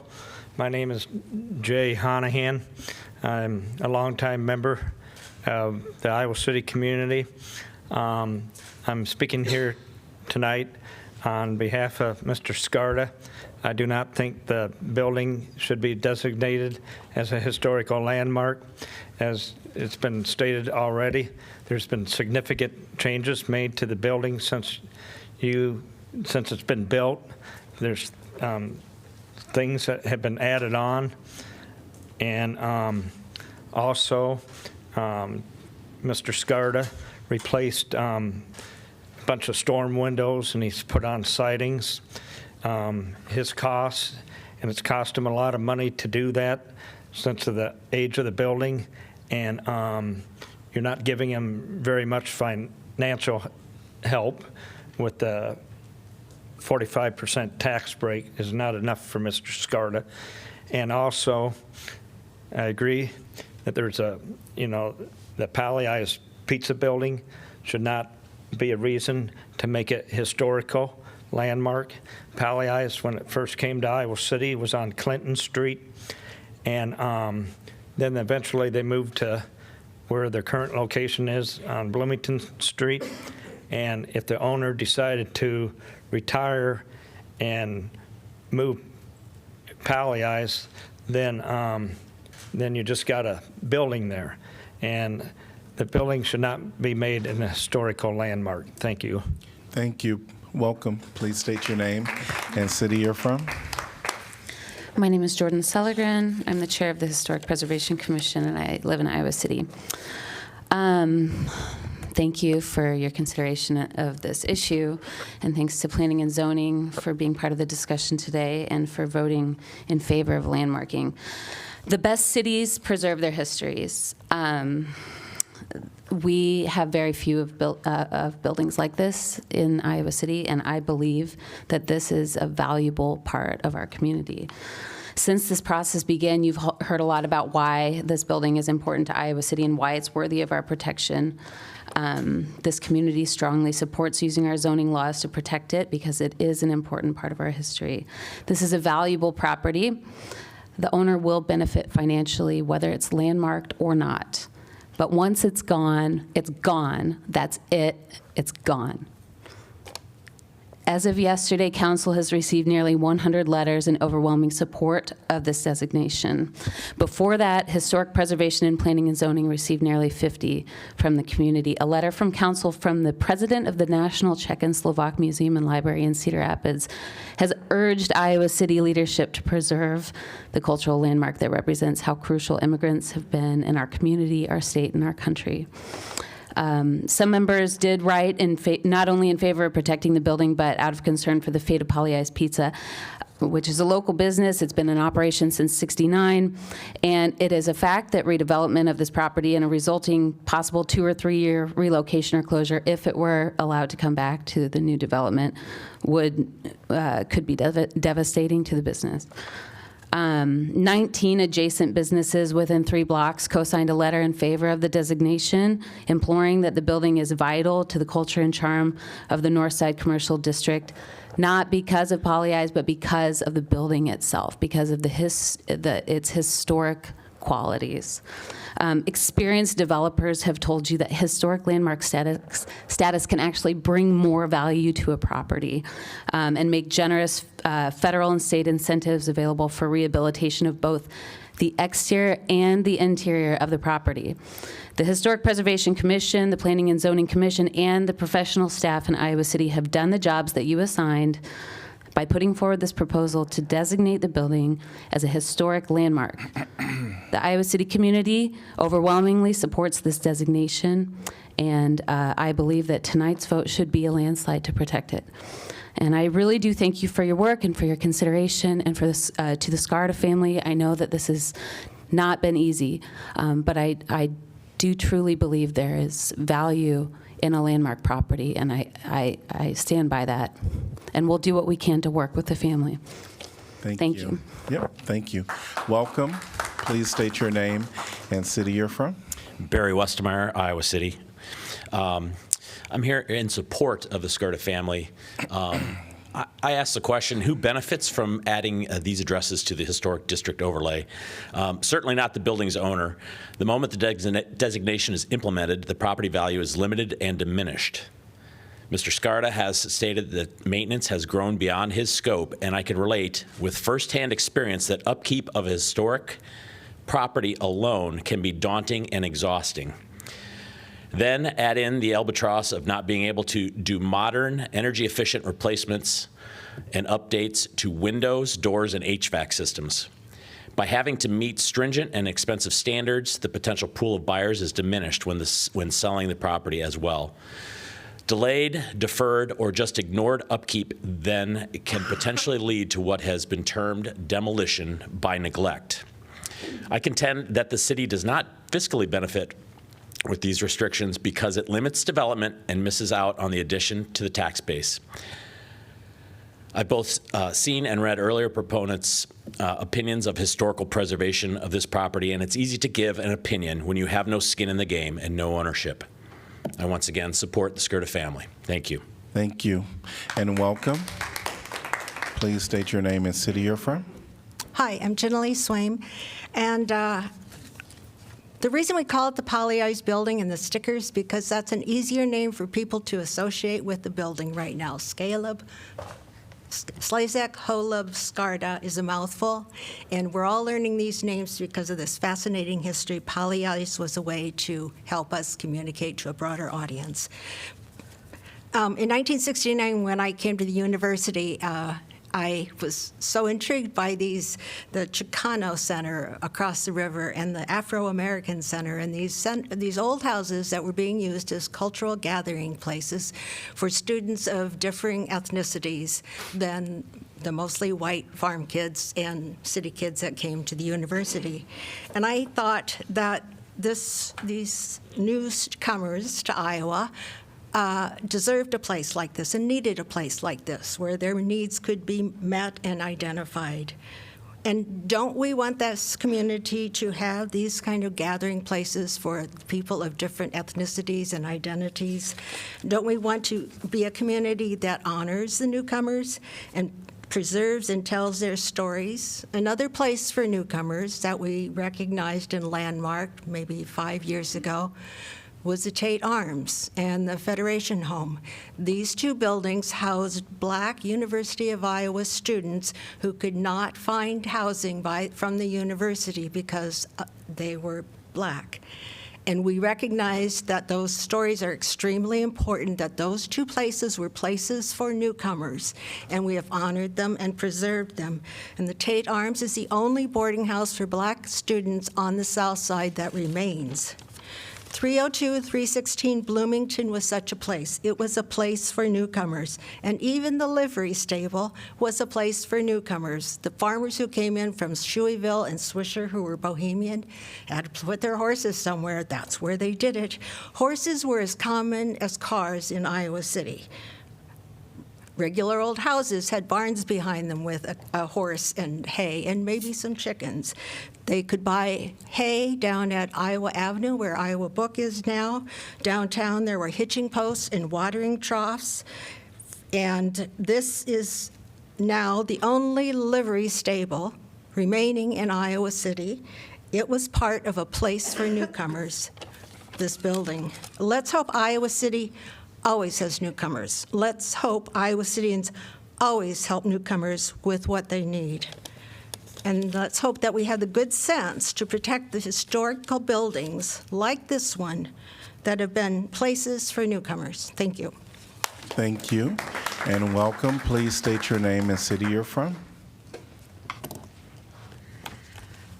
Hi, my name is Susan Futrell, and I live on Fairchild Street in the Northside neighborhood.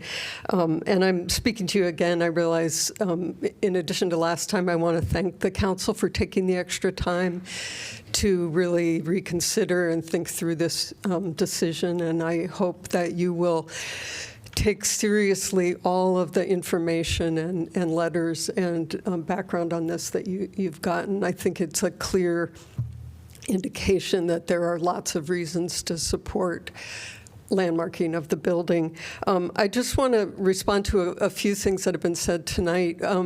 One, I don't think the Scarta family are villains. In fact, I think you've taken incredible care of a beautiful building that really adds a lot to our community, and I appreciate that a lot. I've lived in Iowa City for 50 years, a little over actually, scary. I came here as a student. About the first 20-some years I was a tenant, and I've been a homeowner since then. And my 20-some years as a tenant in Iowa City taught me really clearly that there are reasons why we have zoning and building codes and laws that govern what property owners can do with their property. It's for the benefit of the whole community, and I think that's part of what's at stake here. I've been here that long. I can count on two hands the times I've been in Palliais, but I walk by that building almost every day, and it has a character and a history, some of which I've just learned now and some of which I've appreciated all along, that I think gives this old part of Iowa City, which is rapidly being kind of surrounded by tall buildings, a different character, and is one of the reasons that people come to Iowa City and see it as an interesting and attractive place. I also wanted to respond, the two times I've been here speaking before you about this issue, there have also been public comments about affordable housing.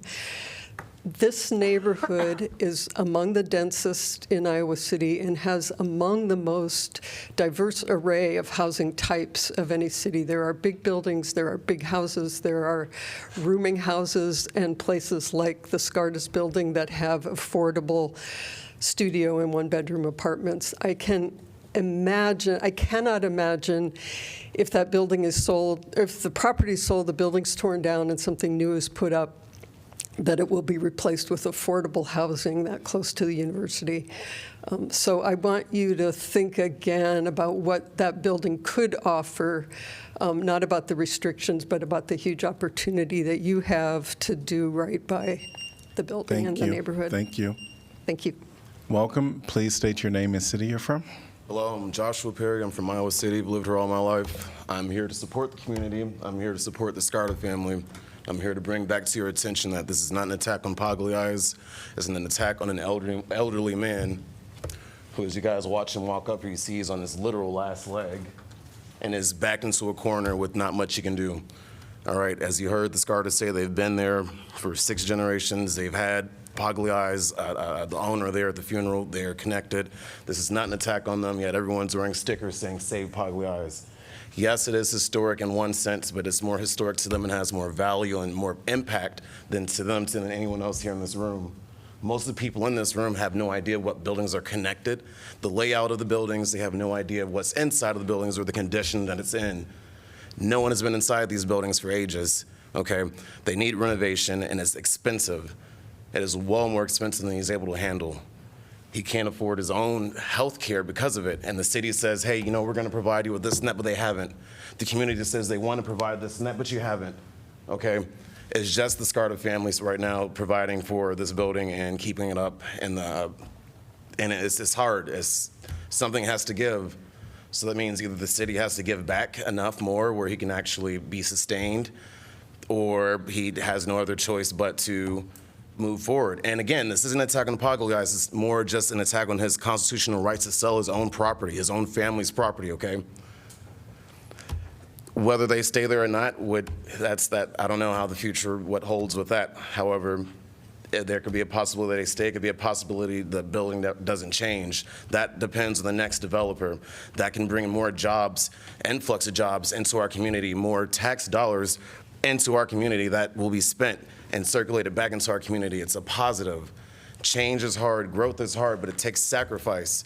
And the only person that's been sacrificing so far is this man. That's what I want to make as my point to the community, is to think about that. No one's taking away your double cheese, whatever, pineapple pepperoni pizzas. All right, no one's attacking your pizza, but in my opinion, you are attacking someone's constitutional right, and it is unjust and disgusting as you watch him stand up here on literal his last leg and still want to take away his rights. A landslide victory? My ass. I please implore the council to have better sense and say, hey, what if I were in his position? It's about perspective. What if it was you and your family? What would you think is right? What's just? I support the community once again, as I said. I do support every side of it, but I support justice first, and I support the Scarta family. Thank you. Thank you. Is that name tag for the basket? Thank you. Yep. Welcome. Yep. And is there anyone that is sitting that want to be a part? Because we're at the end. All right, so these last 4 will be the final. Welcome. Hi, I'm Sharon DeGraw. I live in the North Side neighborhood. I hope that you'll be able to vote in favor of the measure tonight, and remind you that you still do have 2 other votes. The attempt to landmark the building has gone before 4 councils before. This really means a big deal to try to get it through this time. I think that there are still points to consider. If you were to vote in favor tonight, you still have time to reconsider other aspects. The reason why I'm here is actually because of Gary and how much he told me about the building, the history of the Czech immigrants that built the building. It's not the pizza at all. When we wear the stickers, it's because everyone recognizes the name of the building as the Poggley Eyes building. The people who are motivated to talk to you tonight in favor of landmarking love the building. I also think about, in this process, how other areas of Iowa City could just as easily have positive development in terms of cultural interest, thriving businesses, and neighborhoods, and making sure that that happens so that undue pressure to develop successful areas right outside of the downtown don't keep happening. We have a good thing here. There is a business draw, there is a tourism draw, because people love the look of this little historic area. When you start pulling it down, you will lose that. And that's, I think, is one of the reasons that the business owners signed something, because they see a great area and they don't want to lose it. I think that some of the fear about what happens when you landmark a building is really fear-based. I think that there will be someone to buy this building or this lot. I'm also intrigued with some of the things that I think Mazahir was getting at, and I don't know if I will get into a little territory where I maybe don't know everything, but maybe you will open up this dialogue. If it's landmarked today, could someone go to the Board of Adjustments, the future buyer, and then say, I wish to unlandmark sections of the building? I'm getting that Eric would say today, no. On this day, that's a no. But in the future, maybe that would be a yes. We can't tell. However, if you don't landmark today, we can't have that discussion. So I think that's an important thing for you to talk about or want to investigate and get more information. If that were to happen, could the lot then be bisected? I think maybe when I listened to Mazahir talking, maybe that's what she was talking about. I also know that there are lots of available parking lots to develop. Thank you. Welcome. Please state your name and city you're from. My name is Lou Tassinari, Iowa City. I'm going to try to be in a minute and a half, not do the full 3 minutes. I'm really disappointed that at this point in time, given the nature of the comments, that it's being framed again as a zero-sum game. And it isn't. It categorically is not. All right? Private property doesn't trump public good, and public good doesn't trump private property. It all works together. That's the job that you all have, is to make that work. This is a building that has all the attributes that would lead you to say it should be landmarked. That does not mean that the Scarta family does not make money selling the building. They do make money selling the building. There's other value. And the only thing I'll also just leave you with is that the only thing that makes a place is its provenance and its things and its buildings. If we are only a conduit for free capital, there is no place. I want to say that again. If we are only a conduit for free capital, there's no place. We can be anywhere. If we want Iowa City to be something, we continue to do what Iowa City does best. Balance private property, property rights, civil rights, public good. Thank you. Thank you, and welcome to the next speaker. Hi, my name is Izzy. I didn't intend to speak, so I'll make this quick. I want to respond to an earlier comment that those that don't own property don't have skin in the game. Landlords have their evenings off and can come speak in defense of their buddies at City Hall. This City Council meeting is the chance for those who do not have the capital to purchase speculative housing and extract value from people who need a roof over their heads to speak at City Council and advocate for change. Now, I don't care about Pagliai's. If I can be honest, I hate pizza. But I understand a historic landmark designation does not inhibit a sale, just prevents a group from swooping in and destroying the building to build more luxury housing, like that monstrosity on the corner of Market and Lynn. I don't want to see more condos and less dense housing. I want to see more dense housing. And I want to see more respect for historic property in the city and not crocodile tears for landlords. Thank you. Thank you. Welcome. Please state your name and city you're from. Laura Westmeyer. I live here in Iowa City and was married at the Arbor Day Lodge. Historic preservation has its roots during urban development. While the poor and the minorities were having their homes destroyed, the rich were having their homes historically preserved. And as it affected poor, and as the affected poor said, it wasn't just losing their homes. They lost their neighbors, their neighborhood, their schools, their church, where they shopped, their business. They lost so much. While those who lived in historic homes enjoyed having their homes being seen as museum pieces, they kept all their neighbors, their memories, their church, their families were untouched. And then the historic preservation is set such high standards as to make it impossible for minorities to much less afford the homes, but then to have the ability to upkeep them on the expensive 18th and 19th century antiquities. It is racism at its finest.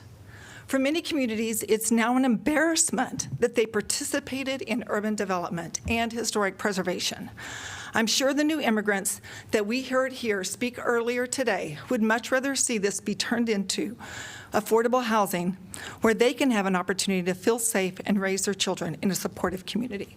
Or would you rather preserve this building against the wishes of the family who owns it and for the few who have special memories? I'm sure if most people in this community had to choose between protecting special memories they had with their families who could afford to eat at Poly Ice, or to choose to allow the sale of this building to a developer who could provide a safe and affordable place for families to live, they'd forgo their special memories to see others in our community taken care of. Manville Heights is a perfect example of community members who cared. They were educated, and they wanted nothing to do with the elitist, racist attitude of historic preservation, and so fought tooth and nail to keep it out of their community, and they won. Now that we know better, let's do better. Now that we have greener, more efficient, safer windows, let's allow them to be put everywhere in our community. Now that we have energy-efficient heat pumps, let's allow minor modifications to be made to the front. Oh my gosh, did I say the front of a historic property? Yes, the front of a historic property. And allow modifications the Secretary of the Interior endorses, so all Iowa citizens can have a better quality of life. Tax incentives. The siding's 10 times more expensive. The windows are 6 times more expensive, not to mention all the other labor costs, the additional cost of just the time it takes to order all the antiquated equipment. To get a 25% tax break on something that costs 10 times more, there's no value in it. Anyone that says it's not more expensive is truly an armchair quarterback, and they haven't been down this road. Thank you. Thank you.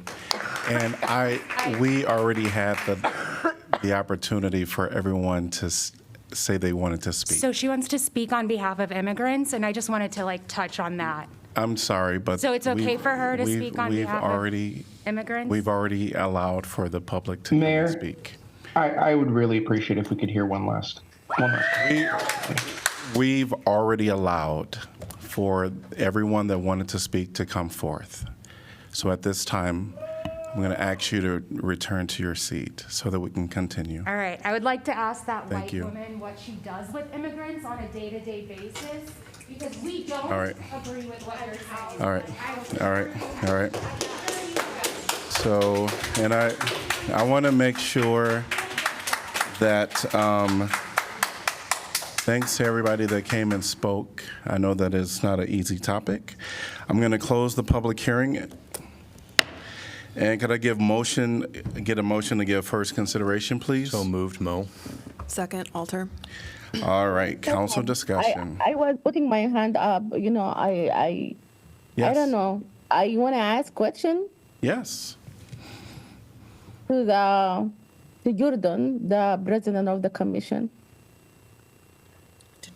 So Mayor Pro Tem wants to ask a question to Jordan. So you can, you can I come think to she's the. the applicant. I think they can speak anytime, right? Hello. Yes, Jordan. I spoke to you about this, and you told me about a building that has been remarked originally, and after that, it being part of it has been undo. Well, I was under the impression through some conversations that I'd had a few days before we spoke that it would be possible that the possibility exists that the property could be partitioned and rezoned if the property owner proposed it to the city through certain routes, which I don't have details on. Again, Mazahir, I'm sorry if I was misleading and misunderstood what I had been told. I was under the impression that that was a possibility. And if it were, historic preservation would certainly work with the city and the owner. Okay, and that means now this is not a possibility.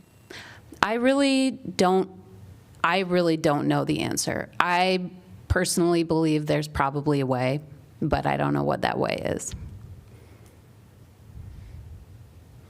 Any other questions for her, Mayor Pro Tem? No, I have a question also. I don't know if that for her or for the staff, but somebody told me between last meeting and this meeting, I don't know who, that, you know, the money that they have, that the tax incentive, that they can use it for interior as well. Can somebody tell me if that's true or not? That is true.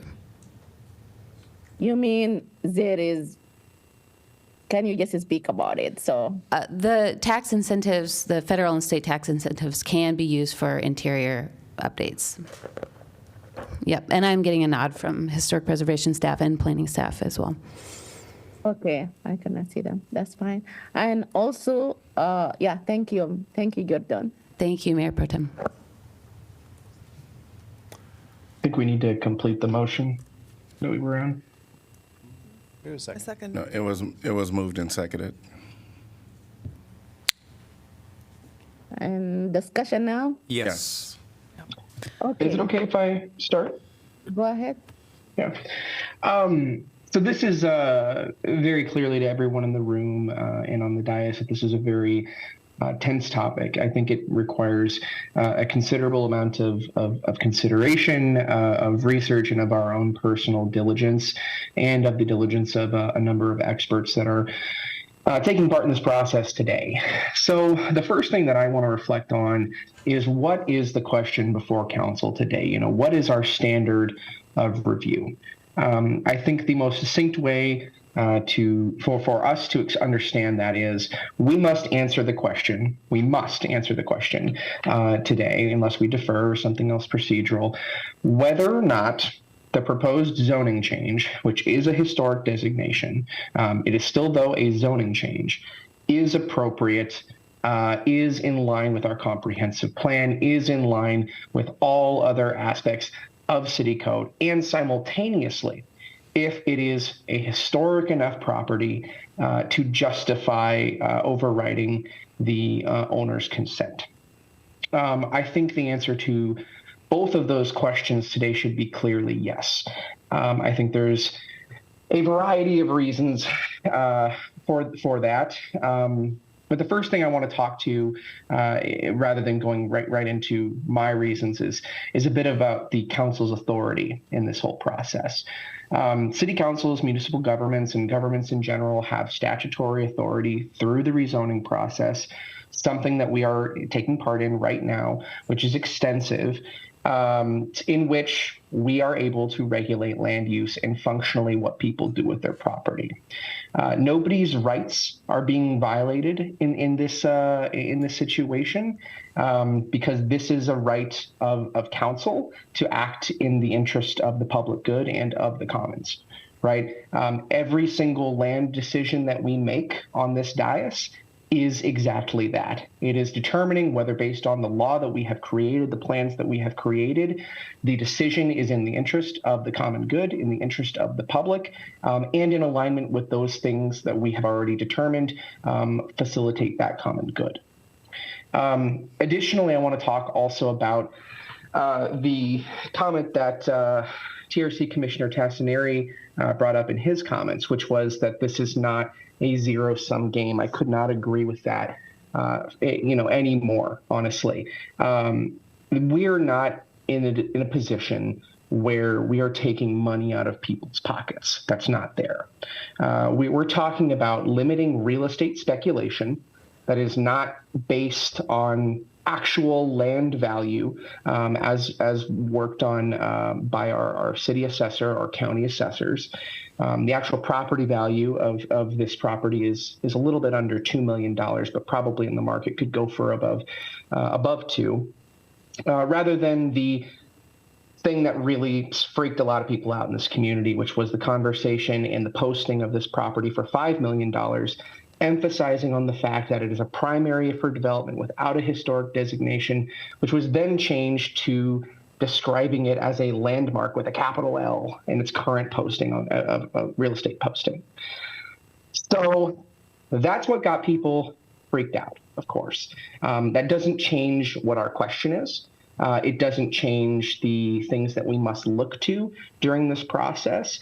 The historic value of the property, none of that is changed by all of these items. So I would request that people do their best to remove those types of thoughts from their head as we consider this.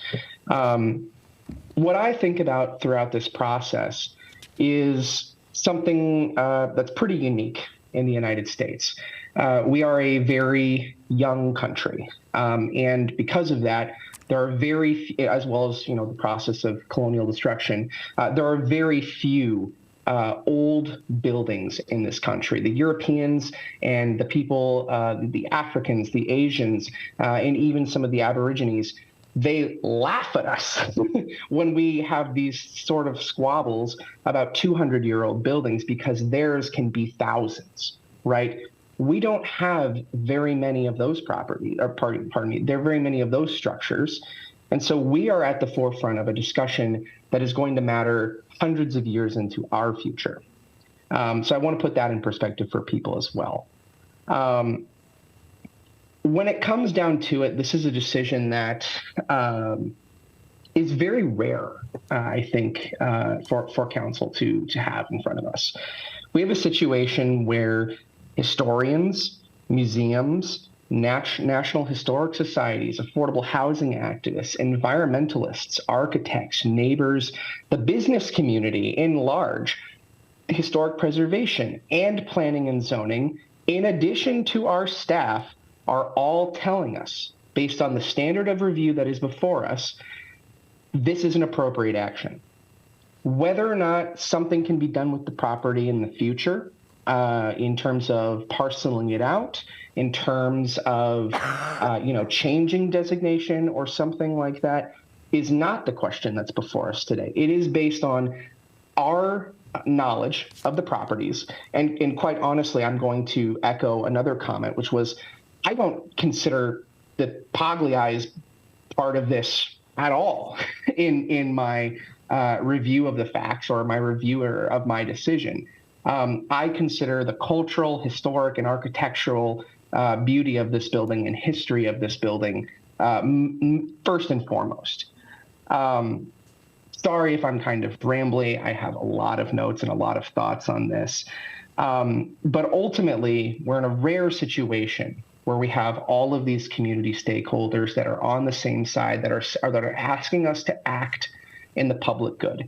If council should choose to invest more in historic preservation in the future or in direct grants for historic preservation in the future, I think we should do so. I think that is valuable, right?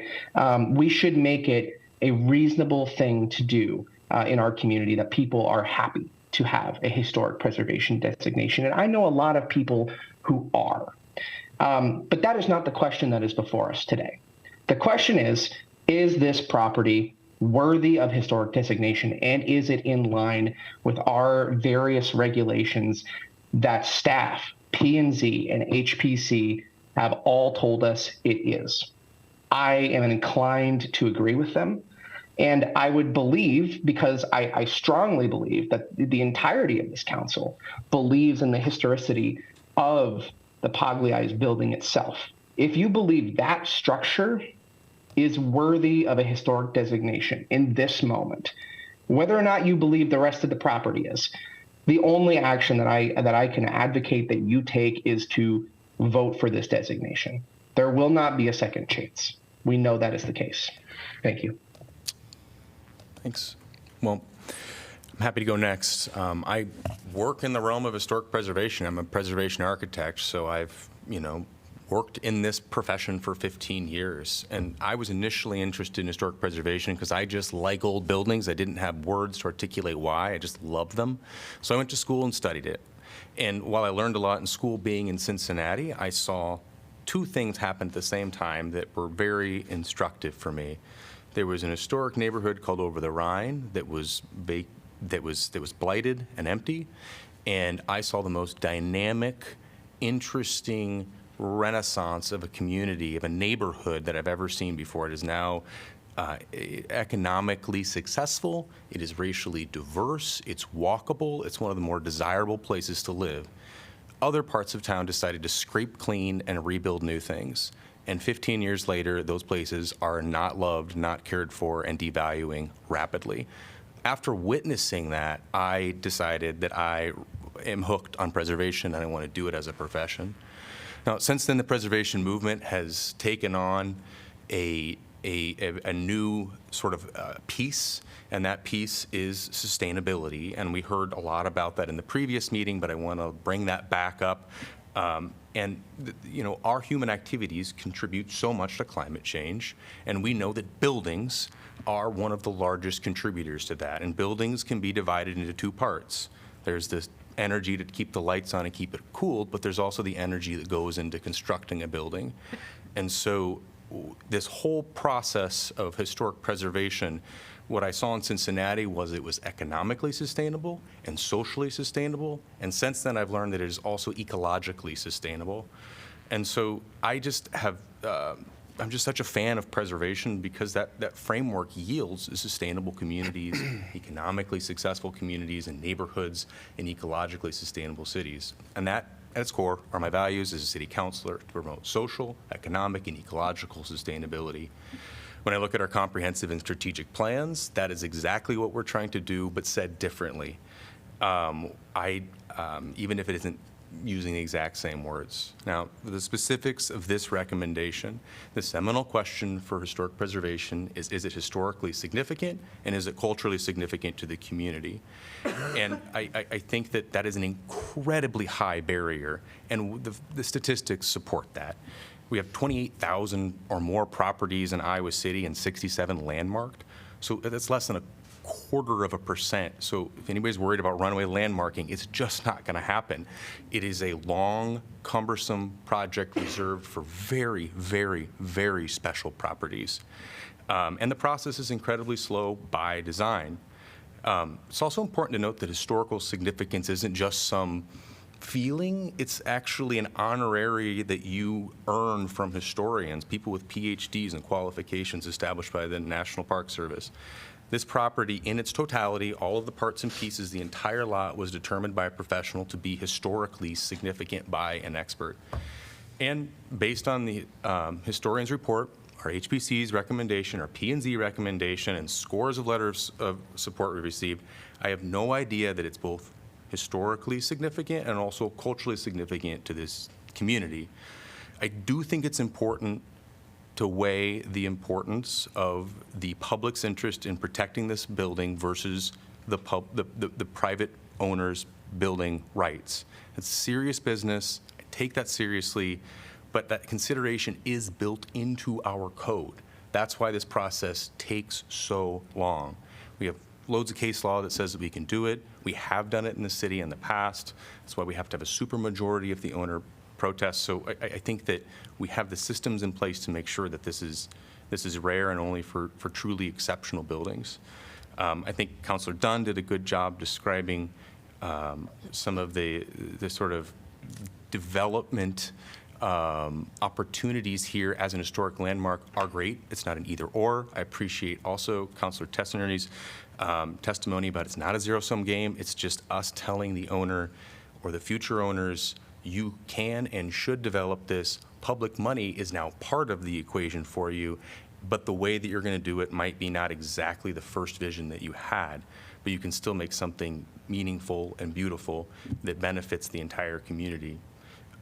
So I will be voting yes for this because I think it matches our comprehensive plan to preserve historic buildings. I think it aligns with our strategic plan. I think it aligns with the historic preservation plan that says they are to identify historic structures and bring them to us. I think it aligns with my personal ethics, and I think that it's historic. I think it's significant, and I don't think it limits the ability of someone to invest in this building and make it last another 150 or more years. Along with the old Capitol, this building is actually one of the most recognizable and iconic buildings in Iowa City. Both the Historic Preservation Commission and P&Z both concur, as well as the professional who was brought in to not just go on, yep, looks about right. A professional who has been trained to dig into the historical significance and the cultural significance of it. And all of these entities have deemed that there is historic value in this property and that it is worth registering. It's consistent with 3 comprehensive plans, and significantly, 19 local businesses concur. They're not doing it simply because they love the building. They believe that there is an economic anchor to this building and in this neighborhood. The outside edifice is protected? Yes, potentially, right? And it has subsidies for the property owner, whoever that property owner is, for proper restoration and maintenance. The inside of that building also gets tax breaks and has been explained repeatedly. It is not bound by the same strictures. As an architectural and retail anchor of the Northside Market, this building will be saleable, and it will be attractive to new developers. This isn't something that and I want to emphasize this because I was actually I was not on council and I was kind of on the periphery, but I remember when the cottages were raised to make way for the Rise. I think that's, no, not the Rise. What was it? There's probably the only one that is recognizable by name would be the Del Rey Light Tech project. All right. I'm thinking of a different one. Anyway, but I remember that there was outcry. And I remember thinking, this is kind of crazy because it's the first time that it's happened. It's taken 4 decades that this has come before various councils to get this designation. This isn't a last gasp, we just finally started paying attention. This effort has been made repeatedly. I am staunchly in favor of providing a framework to incentivize future historic tagging. I'm going to just be casual about it. But I am also largely in favor of property owners' rights. But in this situation, this is where it is not a zero sum. This building will be saleable, and it will cost a decent chunk of change for whoever buys it because of where it is and, in fact, what it is anchoring. So I think it can be something that it both anchors the neighborhood and it can allow for new life moving forward that's going to connect and reflect Iowa City's past. So I am in favor of this.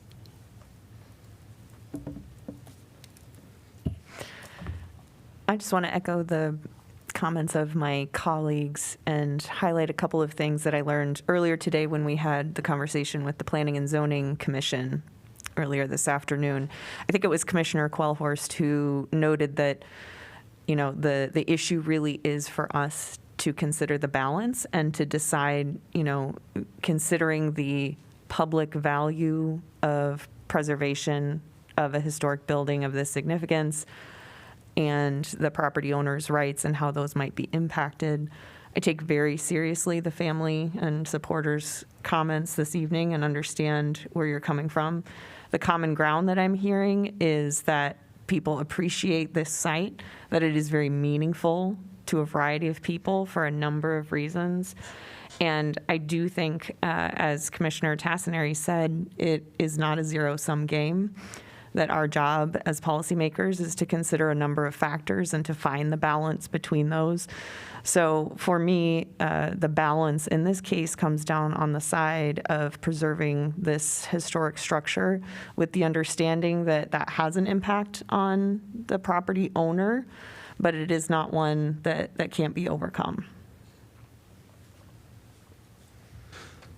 A lot of the things that I had been thinking about over the past several weeks have been said already, so I don't want to go back over that too much. But I do want to say that, yes, indeed, I agree. That I caught that comment earlier during our P&Z thing about the need to balance that and to take seriously the property owner rights. I think that's very important to do, and I think that sets an incredibly high bar.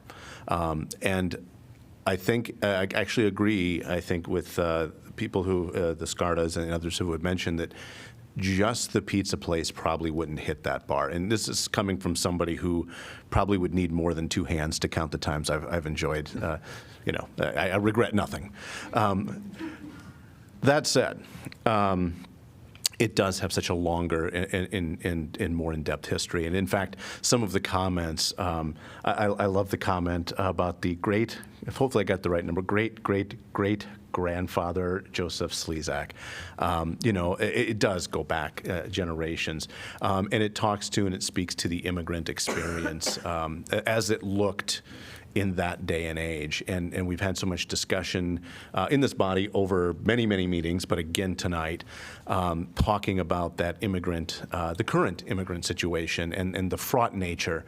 But also we had a group here that is involved with some of this kind of Welcome to Iowa City transitional housing. There's a couple of different groups, the Immigrant Network. And I'm sitting here and I'm thinking, I'm listening to this discussion over the last few weeks about this property and what it meant for the Czech community in that day and age. And nobody's ever going to want to make my home a historic landmark, but I think some of these homes that are currently being used to welcome immigrants to our community, I hope that somewhere in the future, a future council, if they're given the opportunity to preserve that for those different communities and that piece of their heritage, that they will give similar careful thought and consideration to those things. And I also just kind of on that last note, one of the reasons why I'll be supporting this is because I feel that if we miss the opportunity, and somebody had mentioned, once the building goes down, you can't get it back, and I think that's true. I also think it's true as we take a look at the location and everything else, and being mindful of those property rights, that this is going to be a saleable property. Even the listing, the current listing by the realtor, talks about this being, an opportunity to own a true landmark property, and I think there's already some recognition of that, and I hope that if we do save this, I hope we do.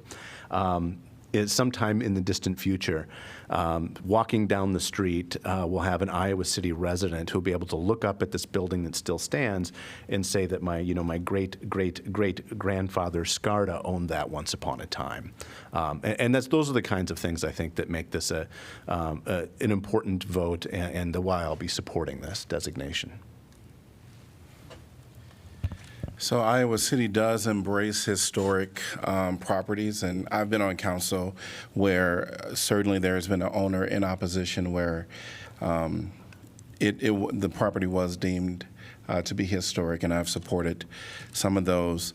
One of the questions that come to mind at this moment, which I tried to find some either transcripts or something relating to the past council decisions on this. I just heard that this has been through 4 decades before this council where this topic has been brought. A public commenter stated that 4 different councils has had this historic landmark before them. I've tried to figure out where the transcripts are for that. I wasn't able to obtain any of that because I think it's important, at least for me, to know why it hasn't been designated. I will say that I do believe that historically and culturally significant is a part of the parcel, but I'm not fully convinced in this moment that is the entirety of the property. I know that there has been a lot of folks coming out to speak on this. I appreciate our Historic Preservation Commission for the work that they did, as well as the P&Z Commission and the staff and the community members. I think there's been, without a doubt, we've received a lot of commentation from the community members, whether it was through email, here in person, or while in the grocery store, walking around. So I do know that there's been an overwhelming amount of individuals coming out saying they appreciate this building.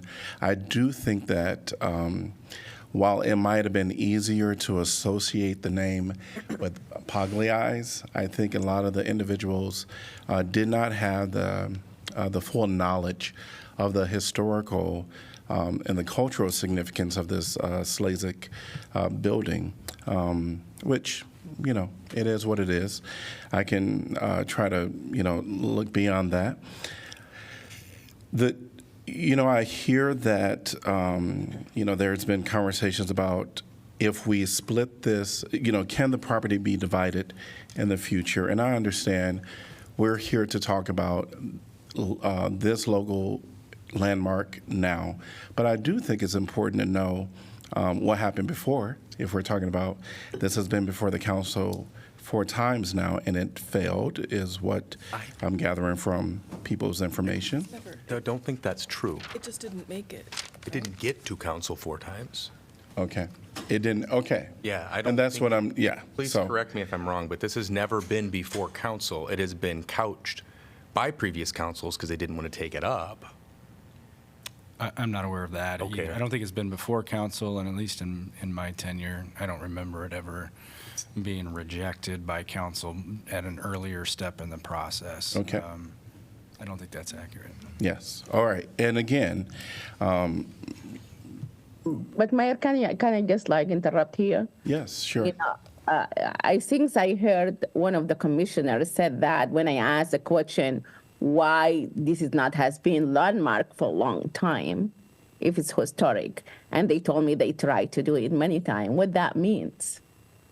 I believe it means that there were I numerous think attempts. I'm sorry, by- Councilor Don, but can I hear one of the commissioners to clarify what they means? Why now? I asked that question last time, and they told me they tried many times. If one of the commissioner can explain, would be good. If you can come to the mic, please. I'm going to need to Thank search you. through my notes to Okay. find exact information on Okay. this. Okay. So it might take me a few minutes. Okay. All right. I guess. Continue, Mayor. Say that again. I said continue, Mayor. Yes. What? So, and I'm confused because I hear, the Board of Adjustments to divide the building potentially in the future. I do know that there can be we were told that the building can never be divided, but I know that there are special exceptions. I'm really confused on the limitations for this property and why it theoretically can never be divided. I do believe that there are definitely 1 or 2 buildings here that I would hate to see go. Absolutely. And I realize that this really isn't about me. I have to put on a big lens with anything that I have to do in this role. And when it comes down to owner rights, while I am cognizant and empathetic to owner rights, I also realize that it is my obligation in this role that sometimes we have to, vote against the owner rights. So I don't have that issue. I want to just make that public, that if, I believe that, something should be historically landmark, while I can empathize with the owner, if I believe that, that's the path to go, then I would be willing to do that. Do you have the answer for? I just have a few notes that might clarify a little bit, which is that the first attempt was made in the early 80s. There was a proposal to create a larger historic district, which did fail at City Council, this according to my notes. Again, in the 90s, another attempt was made and failed. I don't actually have details about that. I could find them, but it's probably not going to be tonight. And then in 2015, a letter was drafted to the owner, and it did not leave the mailbox. Okay. And that's the information I have, so thank you. Thank you. Okay. Thank you. So yeah, a part of my issue is I really do believe that there is something that is a jewel for the city of Iowa City, but it, for me, is not the totality of all of those buildings. And that is the challenge that I had last week. That is the challenge that I continue to sit with today. And I'll leave it at that. I am not exactly sure which direction I'm going to go. I've given this a lot of thought. Can I say something just to Sure. think about your concern? I hear what you're saying, and when I look at the buildings too, I look at the Slazek building and say, wow, and then the other ones, they're much more subtle and you don't notice them as much. I think what's important is that a qualified historian came in and looked at the entire property and said the entire thing is actually really, really special. Having a stable in the building on the same site actually makes it more historic.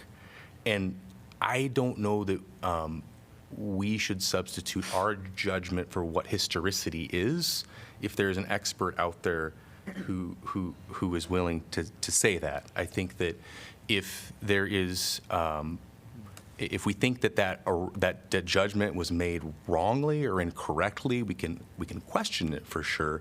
But somebody whose lifetime job is to look at these things and say what's historic and what's not, has said very clearly that that building we all love, the Poly-Eyes building, the Slazek Hall, is historic on its own, but especially important because it has all of that history connected to it with the stable next to it.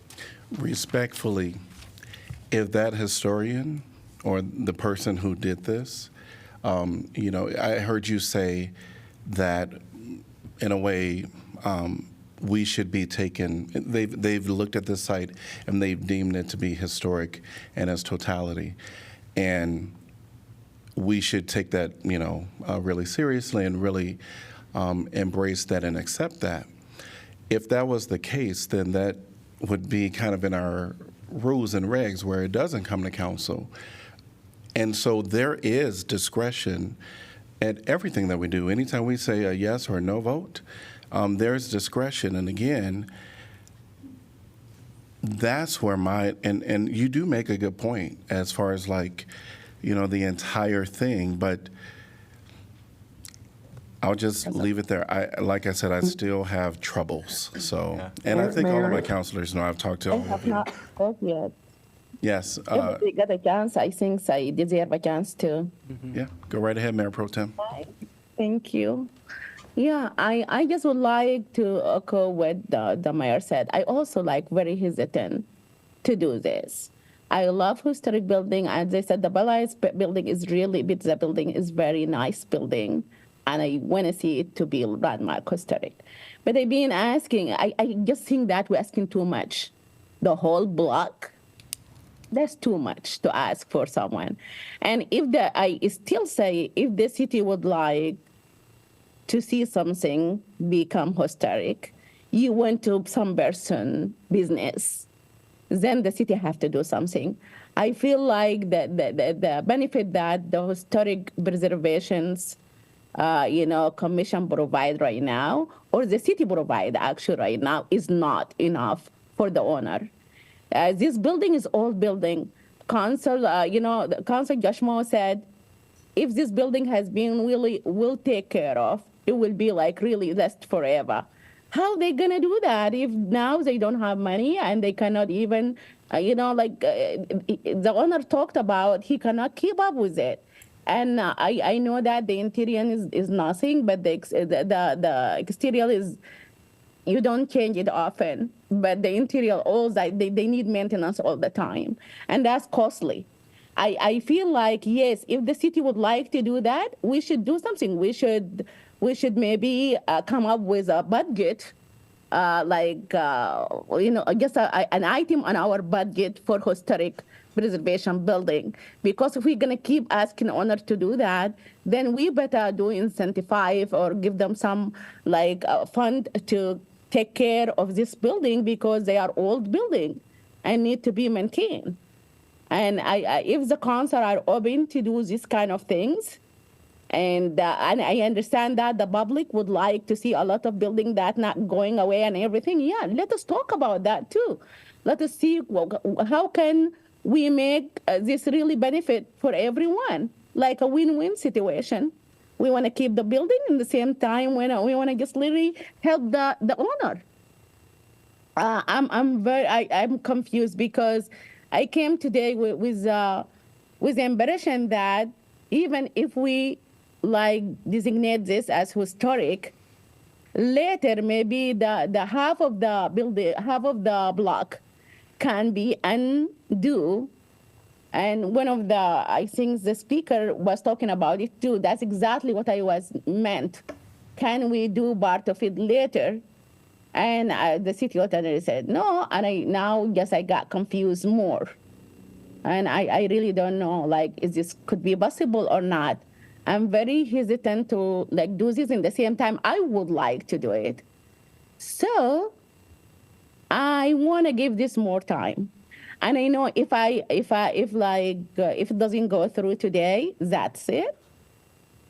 That's why I think maybe I will vote yes for it today to just keep the conversation going only. All right. If I may. Yes. Okay. Yeah, okay. There's just a couple things I've thought up through this conversation that I just want to bring to light. I appreciate the comments that everyone shared, but the first thing that I want to comment on is when Mr. Scarta is talking about, lack of funds or, not having the city or city funds not being sufficient enough. Mr. Scarta has not had access to those funds because this property is not designated. So there is no possibility that he's been able to receive these types of benefits in the past. So this is something that will change with the designation. Simultaneously, I think that we should also think about this in relation to the impact on the whole community. And I think an important aspect of that is housing. It's something I wanted to bring up before was I did happen to look at some statistics about affordable housing as it relates to this property. One-bedroom apartments are typically between $800 to $900, and the average apartment cost, one-bedroom apartment in Iowa City is about $1,350. So in terms of what could replace this building if it were to be taken down, which has been expressed by the owner as something that is interest, so long as he gets the money to do so, that is something that deeply concerns me. We've got over, I think, 10 units, 12 units that would be gone throughout this process. Mayor, speaking to your concern about the ability, and actually Mayor Pro Tem as well, about our ability to potentially parcel this property off in the future if that is something that is decided. I would just point out the fact that we are the policymakers. Unless there is a statutory limitation, not the statute of limitations, but a statutory limitation that prevents us from modifying our zoning code in such a way, or our building code in such a way as to prevent us from allowing a parceling, we have the authority to change it and make something like that possible. So I think that, and Eric, please correct me if I'm wrong, in our current code as it exists, it may not be possible, but we could theoretically amend the code in such a way as to make it possible. Well, the only thing I'd interject is there is a combination of law at play. It is not purely local. There is state and federal law that may be involved as well. So I just want to be clear, because I don't know all the details of the interplay between those three levels of government and the law as it affects historic preservation such as this, that obviously the council and or future councils would be free to change the local laws, but would not have any power to control state or federal. Yeah, and I'm thinking about specifically local laws, which are going to relate to the parceling out of properties. That's what's going to be the deal. And my understanding of things is if we were to designate something and then they were to come forward and say we would like to potentially parcel out this property, we could create a legal construct that would allow that. I don't think I don't understand how that could have any federal implications. Considering that is something that is exclusively done by the Johnson County Auditor's Office and other municipalities.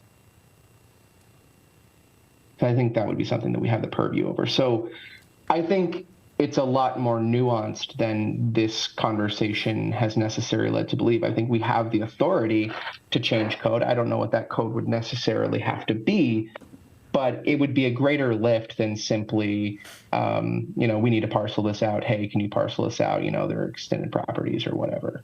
So I think that possibility is still there. In concept, if you have a council that is willing to request staff do the legwork to understand what would be necessary for it to happen in this very specific instance. I see Mayor Pro Tem hand up. Yes, I would like to ask, our city attorney, Eric, about, this is now, if we vote for it tonight for the first consideration, it still will continue for the second and the third reading. It have to be super majority, That's correct. or that will change. No, that would not change. The supermajority requirement would persist for the second and third readings. And during any time after today, if you don't have that super majority, this will fall and it's not going to continue. Correct. If Right. it were to fail any of those three votes, the rezoning would fail. Okay. That said, I think we have a whole month for until the last reading. I really would like to see some kind of solution to this. And yeah. Isn't this all predicated on what the owner wants? No, I mean- I think. Oh, I'm sorry. I don't mean. interrupt I meant in terms of parceling. Like we can't arbitrarily change. Well, Parceling. let me clarify the comments I was making earlier about the three levels of government and so forth.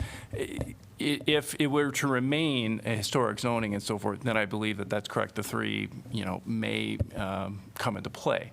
However, the zoning, which is, of course, what's before the council at this moment, could be undone. A future council could, rezone it to something else, something non-historic, and thus relieve yourselves or the property owner of those obligations that may come with state and federal legislation.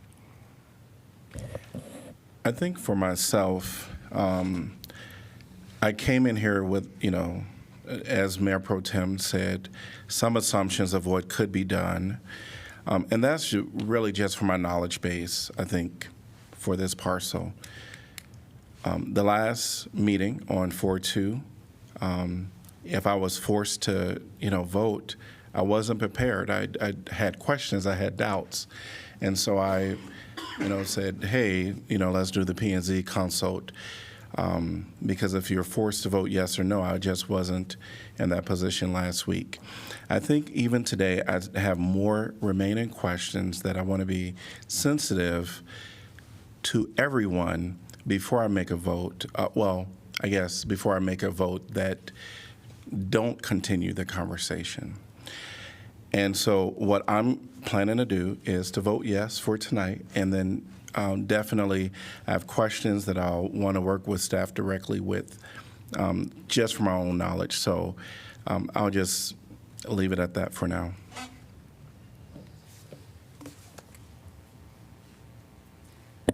Are we ready for roll call? Roll call, please. Teague? Yes. Alter? Yes. Burgess? Yes. Dunn? Yes. Harmson? Yes. Moe? Yes. Saleh? Yes. Motion passes 7-0.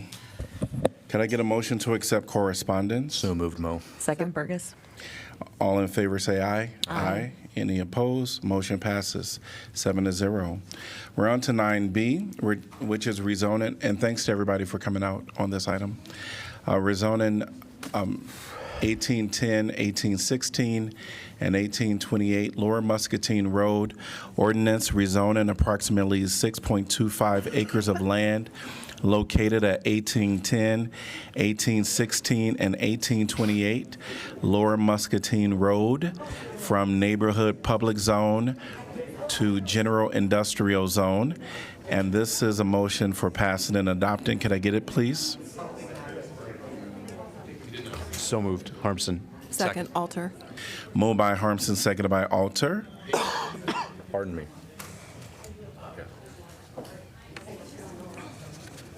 All right. And welcome. All right, so We're going to allow the public to come at this time to speak, and wanted to see how many individuals wanted to speak on this topic. Okay. All right, great. Welcome. Please state your name and city you're from. And remember, we have stickers in the back that you can drop in the basket. Welcome. Hi, my name is Tracy. I'm from Iowa City. I worked really hard to write a very detailed letter today that is more, well, I name names this time because you've left me no choice. I've been here working on trying to get you to see the facts, the science behind the petrochemical manufacturing, and that it should never, ever, ever be allowed to expand in town near 15,000 residents. My email's not in your packet, but it was emailed to you individually because it came in late. I'm just going to start reading, and they're going to read more for me. In voting twice to pass the resolution, you have disregarded objections of over 150 residents. This is on my petition. I don't know if you looked at it. Have you read the comments of the 150 people? You've defied logic, and you've dismissed your moral responsibilities by assisting P&G in exploiting our vulnerable residents and communities. Rezoning public land for this on Lower Muscatine to accommodate Procter & Gamble's expansion at the expense of public health and counter to significant opposition is reckless, disgraceful, and not aligned with your campaign promises, nor aligned with your basic obligation as civil servants. You must correct course. You must adhere to the state and city rezoning laws. You are required to protect the interests of those of us who voted for you, not a multinational petrochemical company like P&G. Your job is to protect public health and defend our socioeconomic justice of Southeast Iowa City.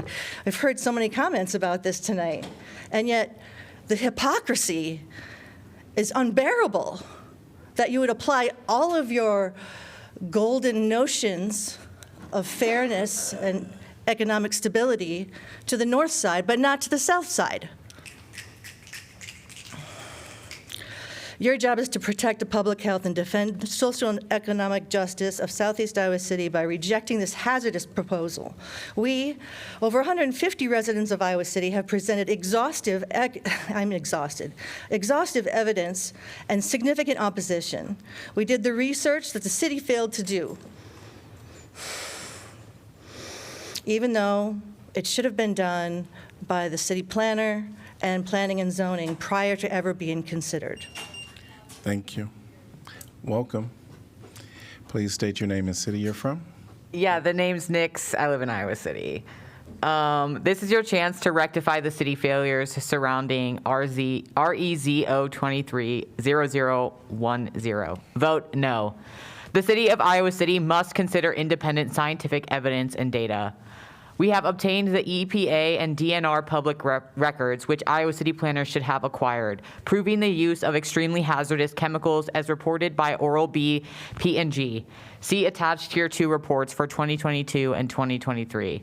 The toxic chemicals discussed at the end of this letter correlate with those found in Oral-B P&G oral care reports. There is no doubt that allowing another industrial site, fossil fuel petrochemical, to be erected in Southeast Iowa City is too dangerous, indefensible, unsustainable, and must be rejected. City failures signal warning to residents. Due process failures. The first duty of the Planning and Zoning Commission is to make happen the surveys and reports necessary for any land use or zoning changes that tie into the comprehensive plan of Iowa City. They failed to do even the most basic research and furthermore made comments that indicated a disdain for any data beyond the biased reports provided by those who stand to profit from this proposal.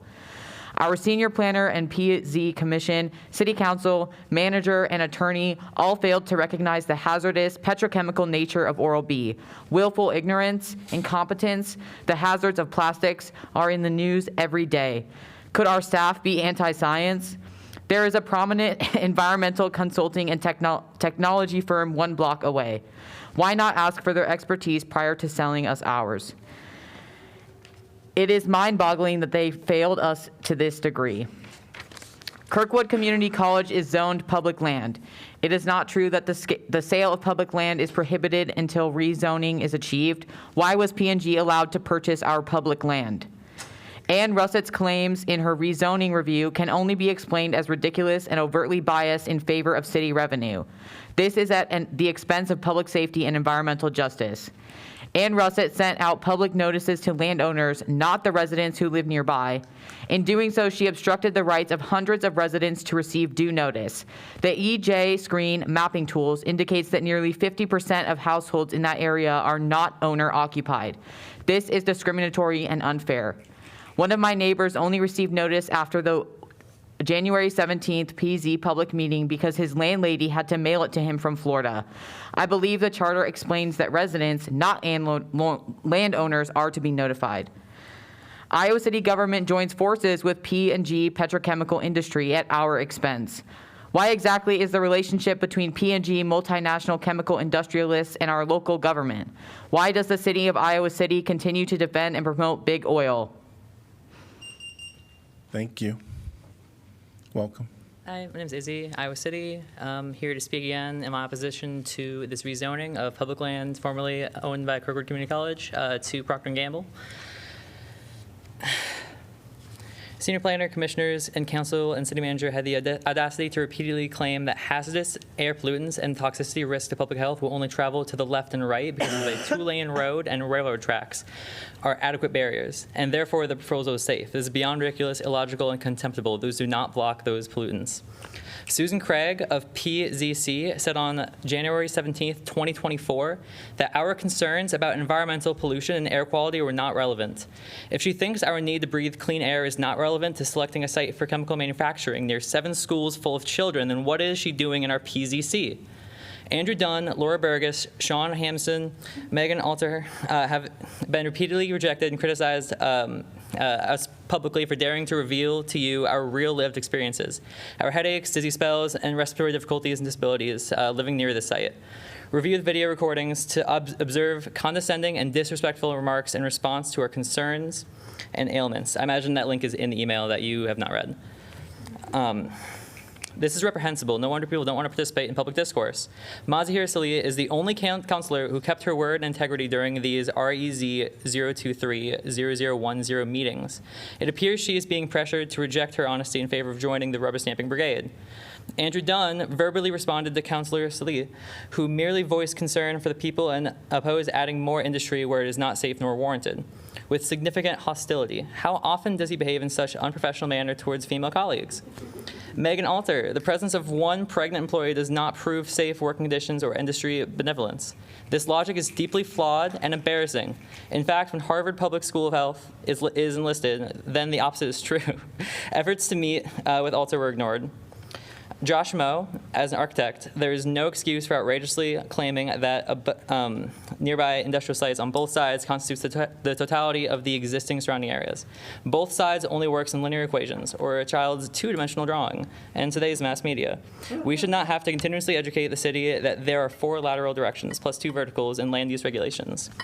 Equally ridiculous is the repeated suggestion that roads such as Lower Muscatine or railroads such as those behind P&G are adequate buffers or some sort of vapor barrier to air pollution when placing industrial zones in urban settings. Why did our senior planner initiate such blatant misinformation? Why did council perpetuate it? Nancy Bird was asked following April 4th meeting why she, representing the Greater Iowa City Incorporated, continues to advocate for Procter & Gamble at our expense after we exposed Townsend's deception tactics, orally chemical toxicity, and environmental culpability. Her answer was that P&G is her client. He pays you? I asked. She said, yes, Joe Townsend is my client. Why are our tax dollars paying for her while she clearly represents industry? Thank you for your time. We need less plastic, not more plastic. Thank you. Welcome.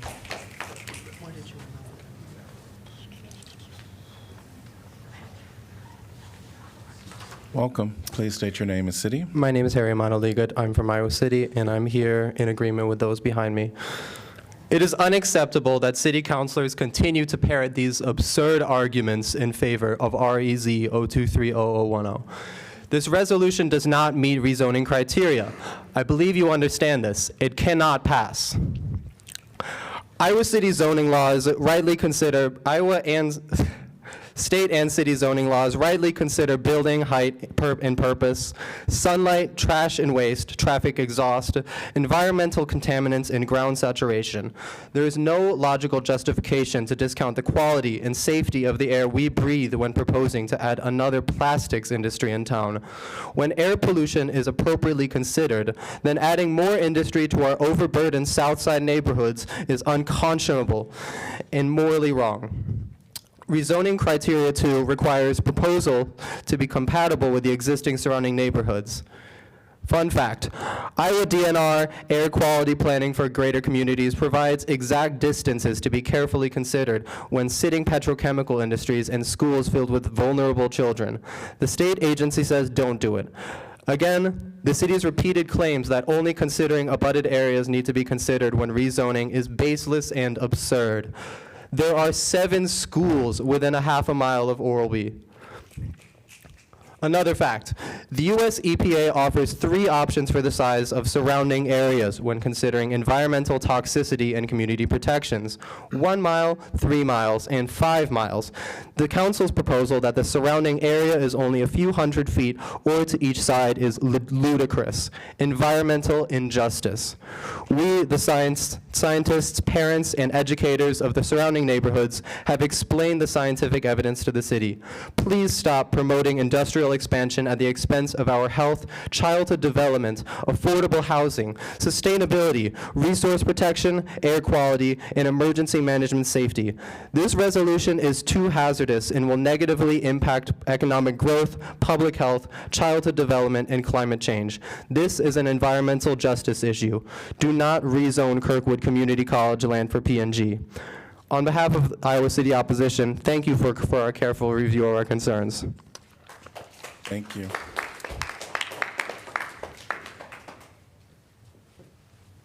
Welcome. And would you pull up the email? There's a diagram coming up. Welcome. Monty Montero, Elliott, South Iowa City. I just learned that this was happening right now, here, at this meeting. I have rented and lived in this area for 2 years now. So yeah, do better community outreach if you're planning on doing this. Thank you. Thank you. And I don't see any hands raised online for this item. See no one in person or online. Council discussion. Roll call, please. So I would go right ahead. So I really want to kind of bring things into perspective as to what council has really come to a conclusion is necessary to be done.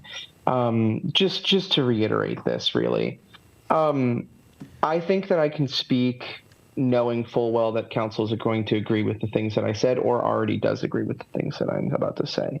And if not, please correct me.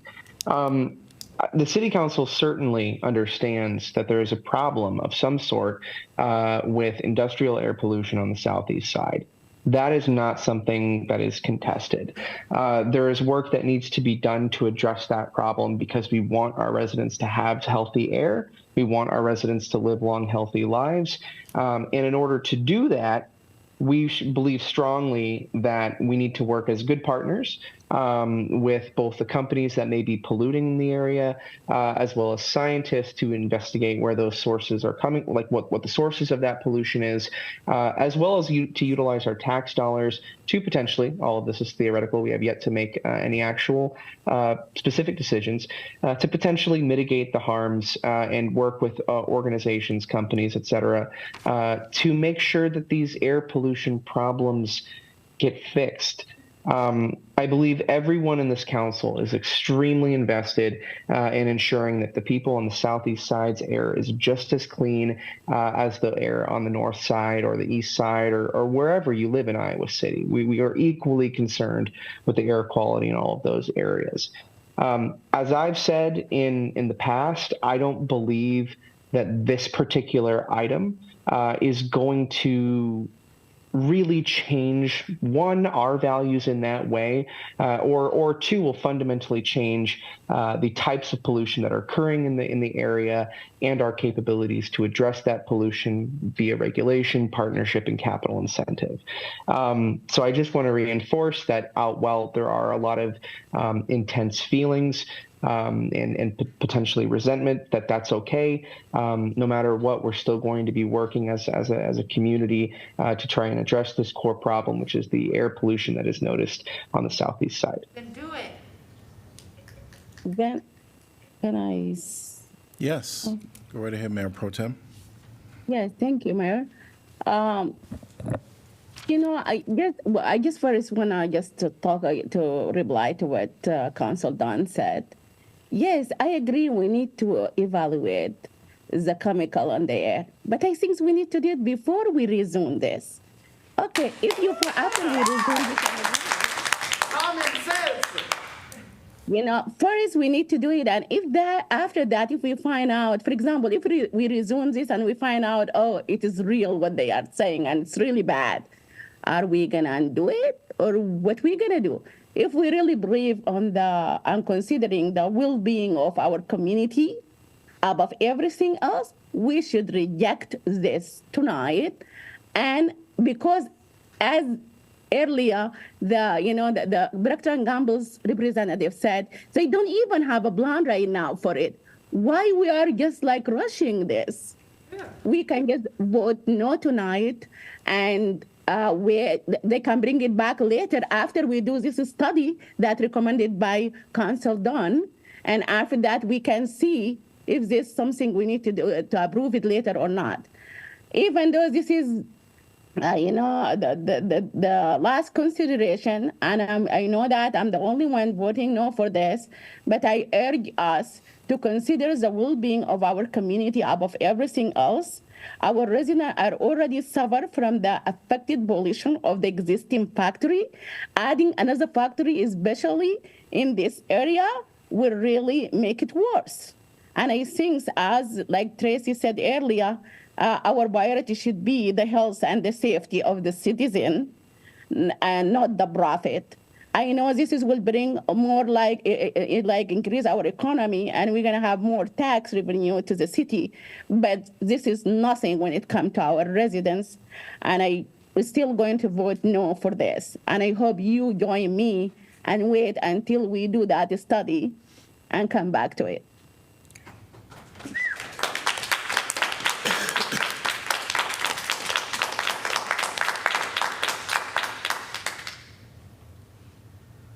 Hearing no other comments, roll call, please. Alter, Yes. Burgess, Yes. Dunn, Yes. Harmson, Yes. Moe, Yes. Salah, No. Teague.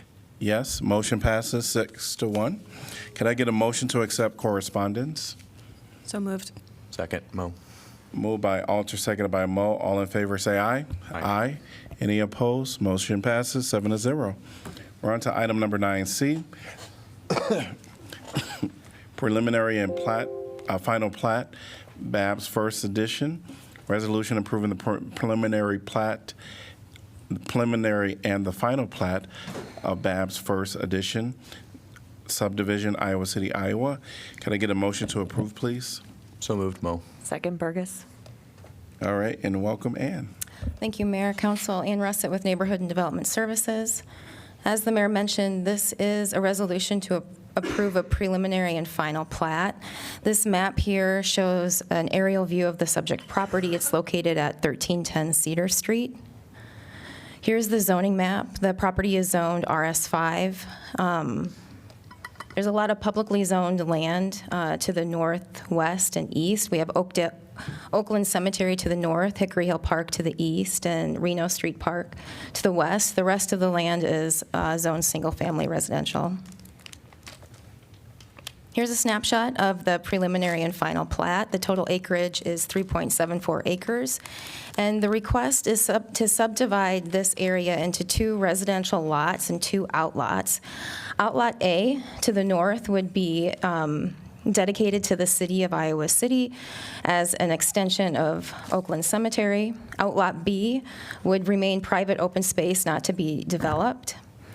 Lot 1 would be a 1-acre lot to accommodate one new single-family home. And Lot 2 here, which is just over 2 acres, contains the existing house at 1310 Cedar Street. The subdivision is accessed off of Cedar Street. There's existing utilities within the right-of-way. As part of this subdivision, the applicant would be required to install a 5-foot sidewalk along Cedar Street since one does not exist. In terms of the review criteria, staff looks at compliance with the comprehensive plan and compliance with subdivision regulations and other applicable city codes. In terms of the comprehensive plan, the land use vision for this area is residential. The central district plan identifies this area as appropriate for single-family and duplex residential uses. This would also be considered infill development, development that has access to existing services and utilities, which is encouraged by our comprehensive plan.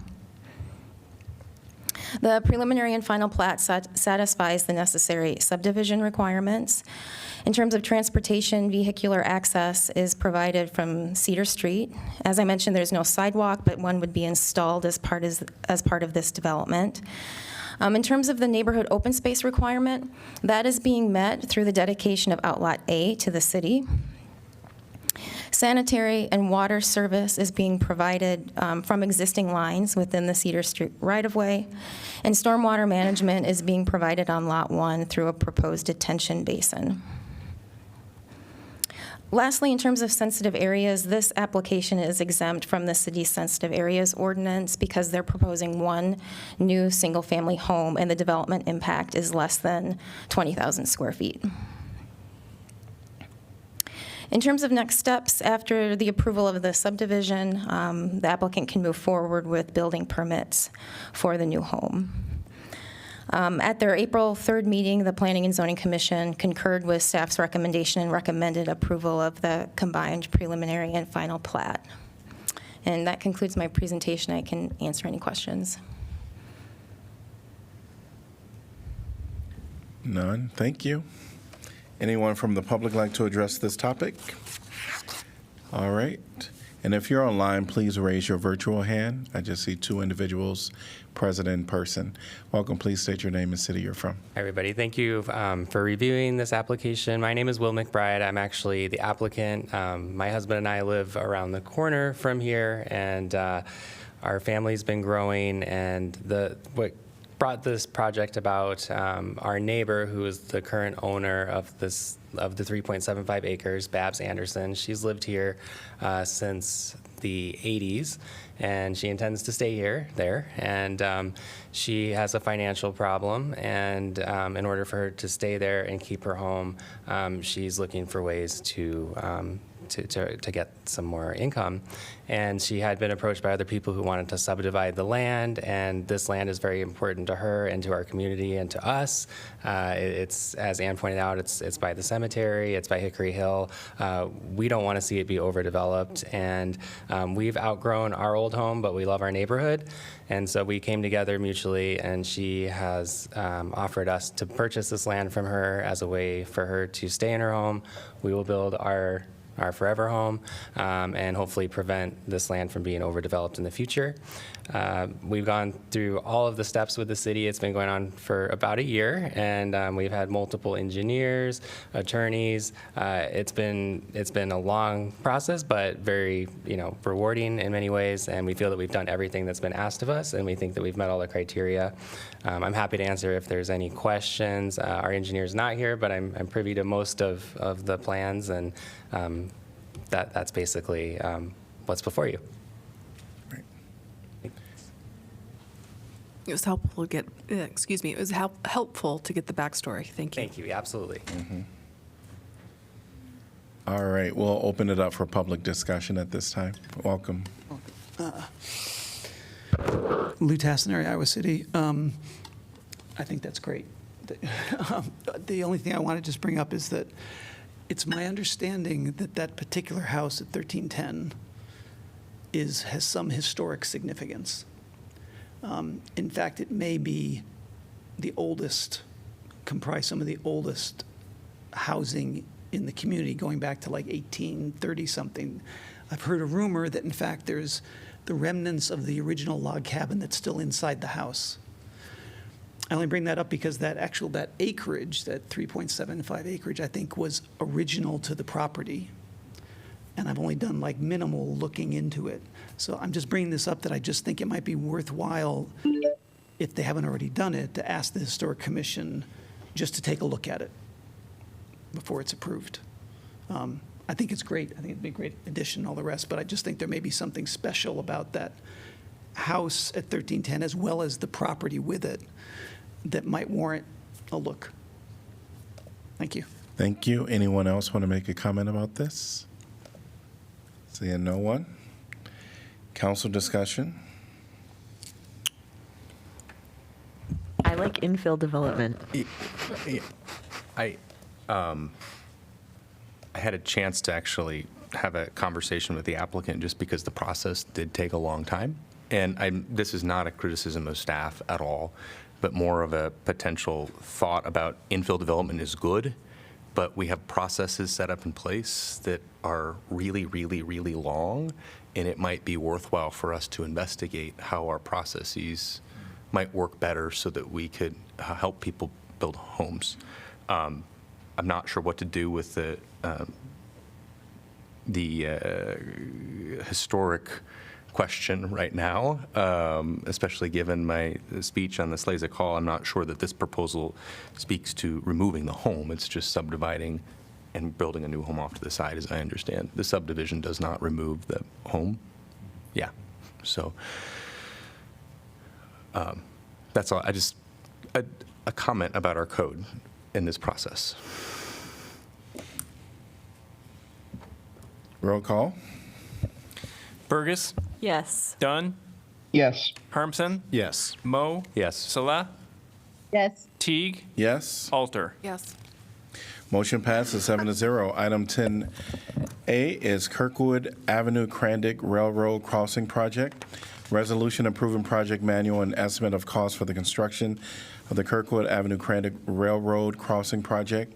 Establishing amount of bid security to accompany each bid, directing city clerk to post notice to bidders, and fixing time and place for receipt of bids. I'm going to open the public hearing and welcome Ethan.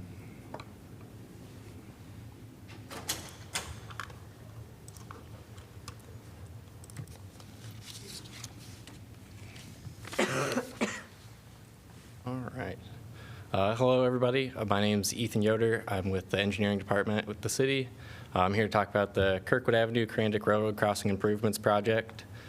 Just a quick background on how this project came about. CRANDIC Railroad determined that this was one of the crossings that needed a replacement. So CRANDIC would be responsible for replacing the railroad tracks and everything below that. And then the city's portion would be the street approaches to the railroad tracks. So this project would include new pavement up to the railroad tracks, new sidewalk, ADA curb ramps, intake tops that have been damaged from snow plows, as well as full depth patches of HMA to connect to Maiden Lane. And with this, the Kirkwood Avenue and Maiden Lanes are planned for a full street closure, which will help speed up the process of the construction. Gilbert Street and Kirkwood Avenue will be closed at the same time, but they do have different detour paths, so that should not conflict with each other. And the estimated cost of the project is $165,000. The bid letting is on May 9th. The award is May 21st, with a start date of middle of June, with a completion expected around the middle of June as well, or July. Are there any questions? Can we go back to the multiple closings and the detours that are going to happen? Yep. Can you just provide some details on that? Because that's a pretty highly concentrated area where there's going to be a lot of stuff closed. Yep, so with Kirkwood Avenue being closed and Maiden Lane, there will not be able to be through traffic there. So our detour plan is to go up Gilbert, over to Bowery Street, and then we would come down Dodge Street to get back to Kirkwood. Just because there's a lot more signaling, and it just makes easier turning movements with that. And then on Gilbert Street with that bridge closure, Their detour path is Prentice Street over to Dubuque up to Burlington. So we're kind of on opposite sides of the Gilbert Street there. Right, but what about the folks who would need to go south on Gilbert? I mean, For normally, the Gilbert Street right? project or I the mean, Kirkwood Avenue project? Well, if somebody's, with Gilbert being closed, people are going to need to come south as well on Gilbert, correct? Correct. So- As part of the bridge project or? Right. So the bridge project is not, is one road going to be opened or one lane going to be open during that? That I don't know. I would imagine that the detour path would be the same if you're trying to get South Gilbert around the bridge. But I don't know all the details of that project. Yeah, I could speak on that. Scott Silvers, Assistant City Engineer. So the detour around the Gilbert Street project or the bridge project will be the same either direction you go. So it'll be Prentice to Dubuque to Burlington will be the detour route. And there, because it's a bridge reconstruction, we have to completely close the Right, road. yeah. We can't keep it open. So Yeah, just for a millisecond there, I was like, wait a minute, you're not keeping a lane open. So- yeah, no. Right. So Okay, so the detour for Gilbert is going to be north. Kirkwood is going around south. yep. Well, it's going to be a big old mess. Yeah.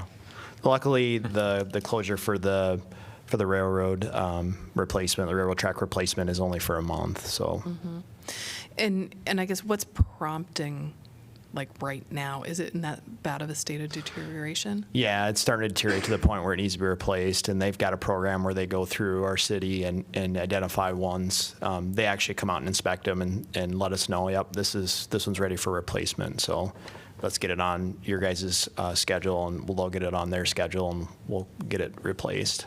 What kind of timeline did they give you of like when they're like looking at something and saying, yep, that needs to get on your schedule?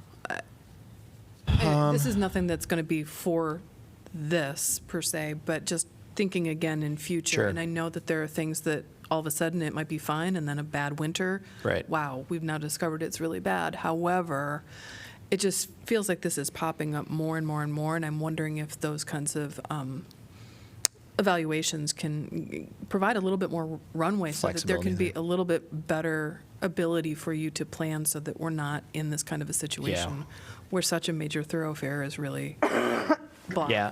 So as far as schedule goes, I believe when we finished up the Gilbert Street crossing, which is what we did last year, then they told us that they wanted to get going on the Kirkwood crossing. So we didn't have a ton of notice. I'm sure there was probably a list, but they told us that they wanted to get that replaced as soon as we can possibly get it done. So. Yep. Does the crossing project include sidewalks, or is it just do the road? Yep, it includes the sidewalks as well. Okay. Yep. That's it. Anyone from the public like to address this topic?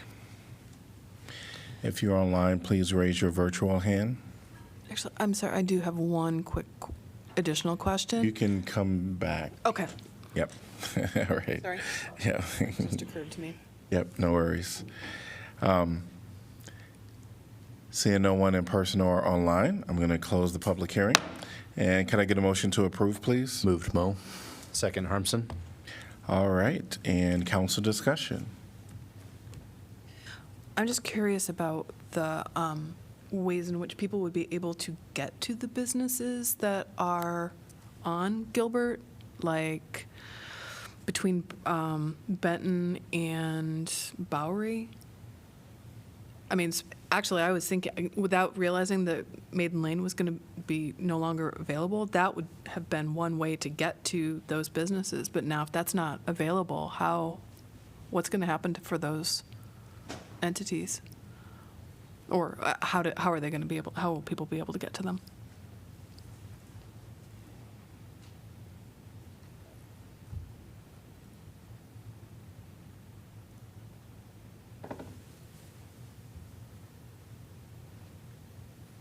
So you're talking about here on Benton? Yeah. Kind of right in there, I mean, between Benton and going, oh God, towards downtown. Right, there's that little, not strip mall, but there's that, it's both Right here. residential and, yeah. Yeah, it's right here. Yeah, so Maiden Lane sort of snaked behind it and Yes. emptied out into that parking lot, so. that is correct. Maiden Lane's right here. So Gilbert Street will still be open. Oh, at We're that not point. closing Gilbert Street at Benton. Okay, okay. Yep. Thank you, that was my Yep. confusion. Okay. Any other discussion? Roll call, please. Dunn? Yes. Harmson? Yes. Mo? Yes. Saleh? Yes. Teague? Yes. Alter? Yes. Burgess? Yes. Motion passes 7-0. Item 10B, Mercer Scanlon Roof and Skylight Improvement Project.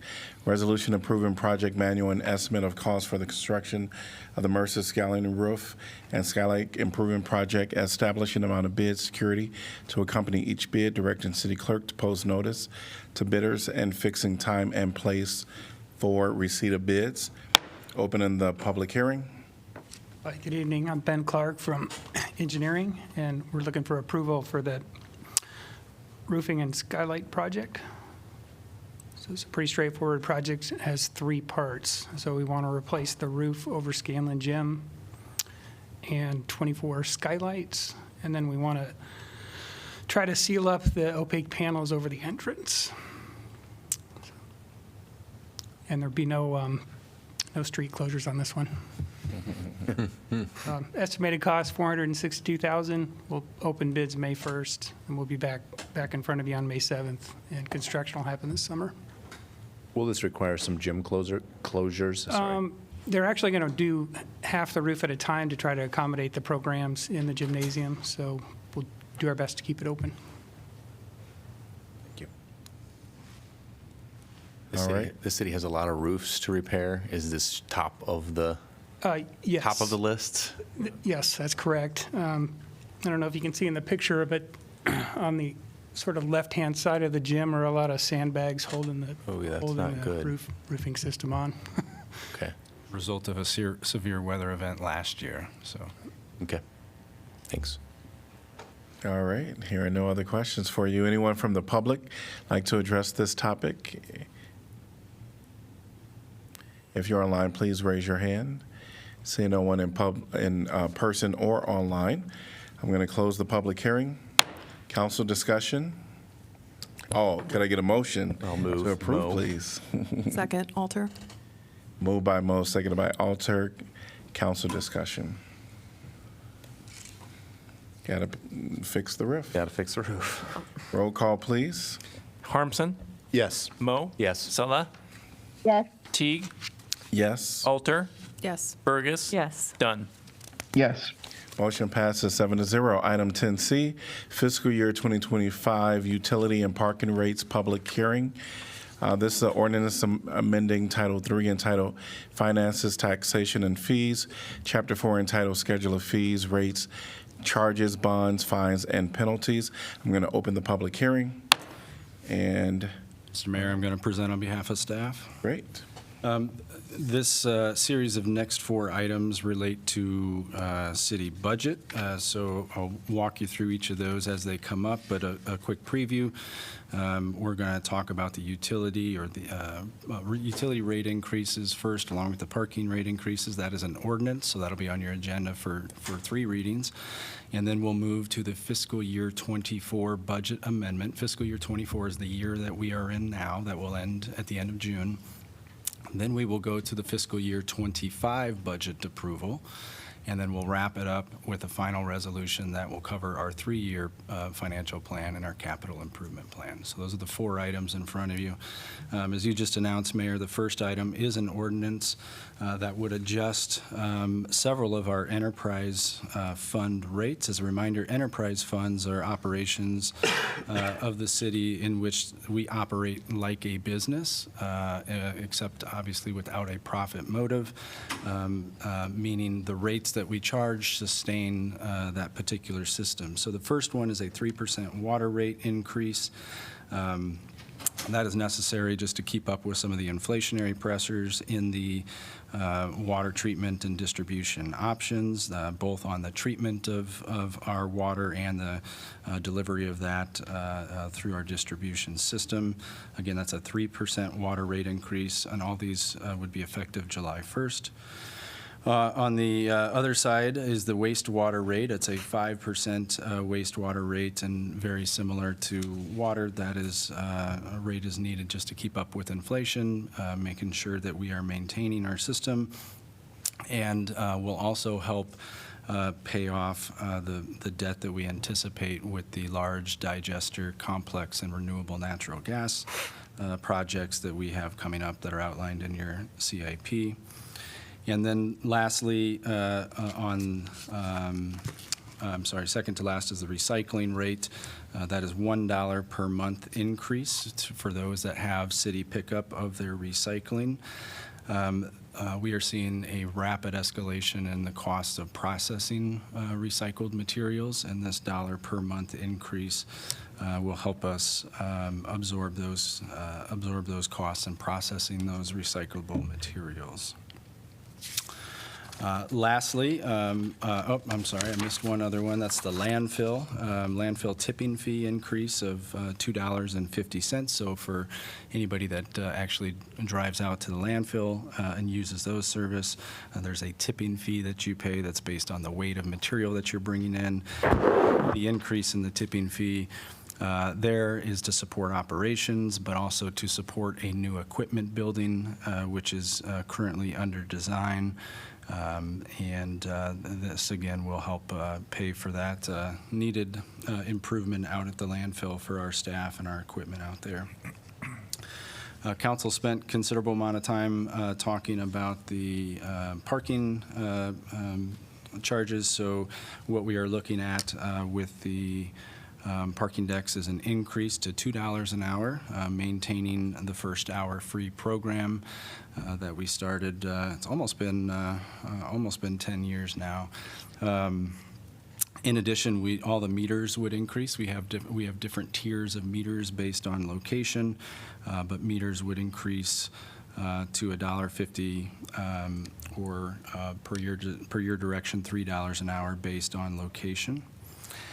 There will be some citation increases as well that are adjustments that haven't been updated in numerous years. The most common ticket that we issue is an expired meter ticket. So for example, after your first warning ticket, your first expired meter would no longer be $7, it would move to $10. Your subsequent one would go from $12 to $15, so adjustments to that.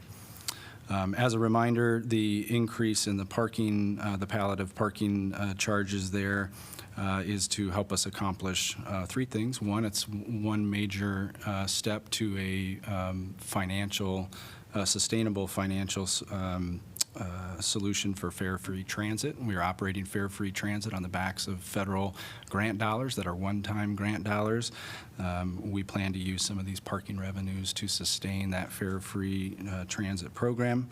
We also have enhanced parking deck maintenance capital projects coming up. We expect some larger capital repairs, and these charges will help us maintain those decks so they don't fall into disrepair. And then, as you are aware from your previous meetings, we are looking at some enhanced cleaning efforts in our parking ramps, and those charges would help pay for those enhanced cleaning services that you approved at your previous meeting. Happy to answer questions on any of those.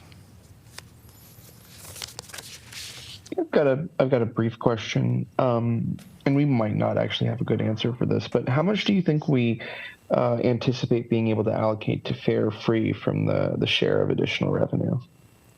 Our hope is 1.5 million. There will be a reaction. Anytime you change parking fees, parking behaviors will change, so it's hard to project exactly how much revenue will be generated, but we hope that we will be able to generate about 1.5 for the fare-free transit program.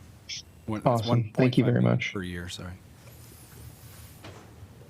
I have a question. Yes. Yeah, I just want to ask you, you said the highest meter will be $3? That's what you're saying? Or this is the lowest one? The highest meter, the most expensive meter would change to $3 an hour. Okay. It's generally in the very core of downtown. As you move out from that core, it'll become less expensive, as it is today. Mm-hmm. Any other questions for Jeff? Hearing none, and we're going to allow the public to speak at 3 minutes. Welcome. Please state your name and city you're from.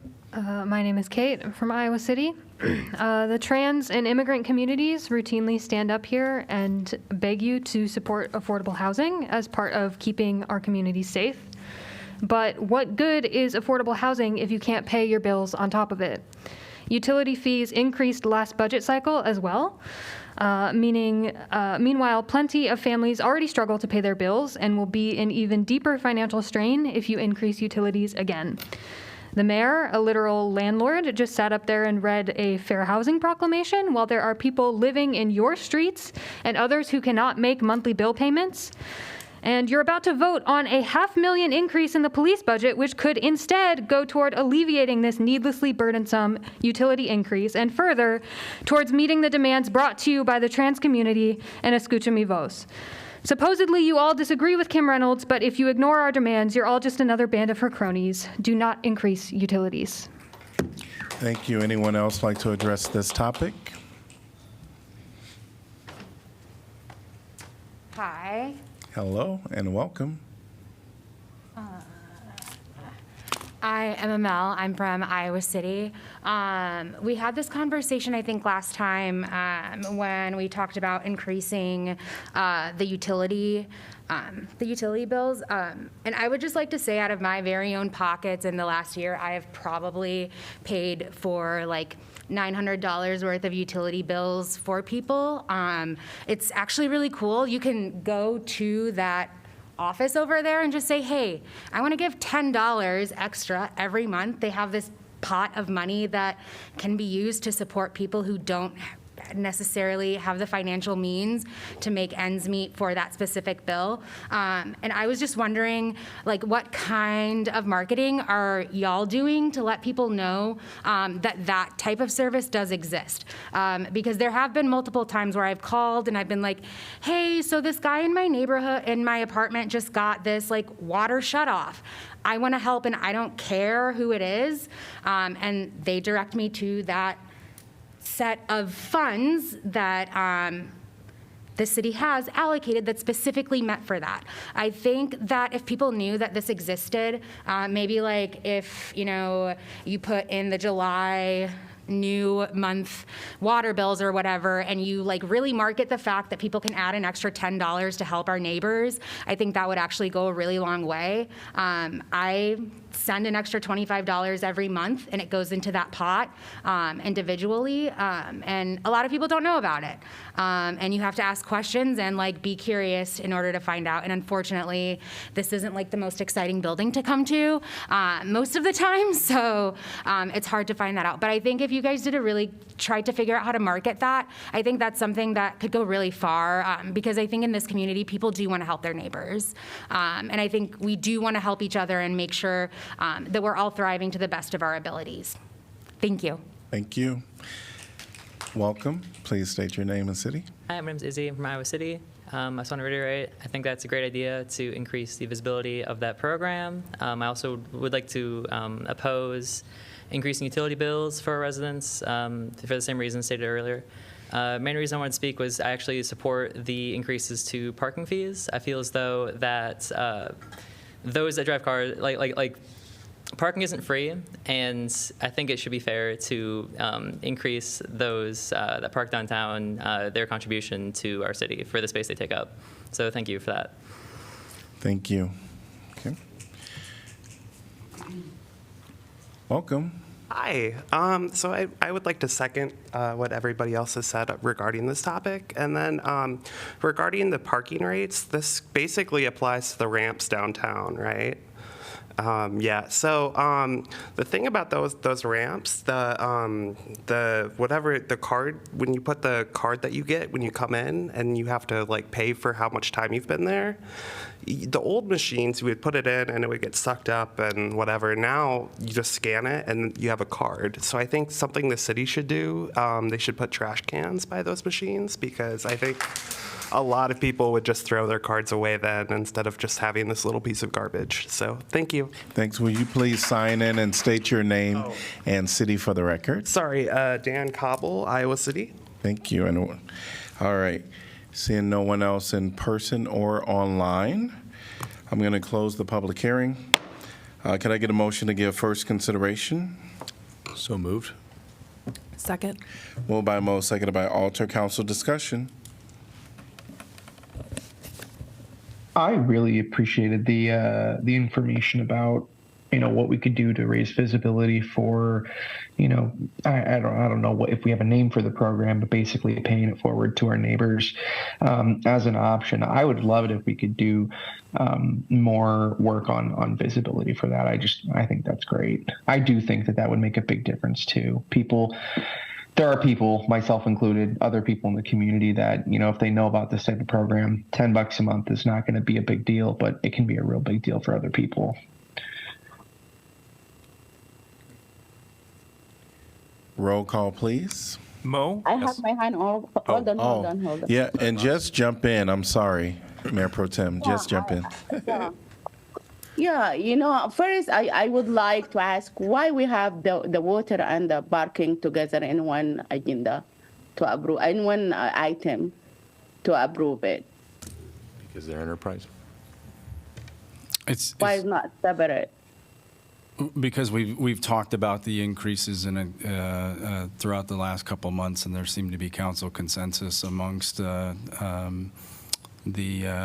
rate changes that's in the same section of the code. So we typically would do all these together. So we don't break them out individually, but technically we could bring water separately and wastewater separately and landfill separately and recycling separately and parking separately. And within parking, we could do ramps separate from citations. We can do it in combination. The water and the parking, that's it. I did not say like come with all that. My question was clear. The parking, all the parking, and the water, everything. But first, we talked about, when we agreed to this, I talked specifically about low-income people are not affording the water. And I think water is a human right. And you can go and see the census, the data from HICCUP, from community, and see how many people in this community cannot afford to pay their waters. I think increasing the water is really going to be a huge burden on the low-income people. And we talked about that, and I think if I'm mistaken, maybe the council can correct me. We agreed to look at our programs for helping the low-income people. I'm not against, I told you we can increase the water, but if we're going to do something for the low-income people and just modify the program that we have to subsidize the people for the water. And because it's not working, I don't think it's huge help to it. And the council kind of agreed to that.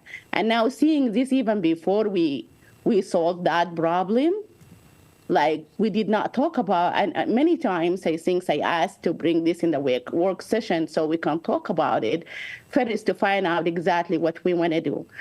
If we approve this today, I know that the effect will be, I think, July, right? That's correct. Okay.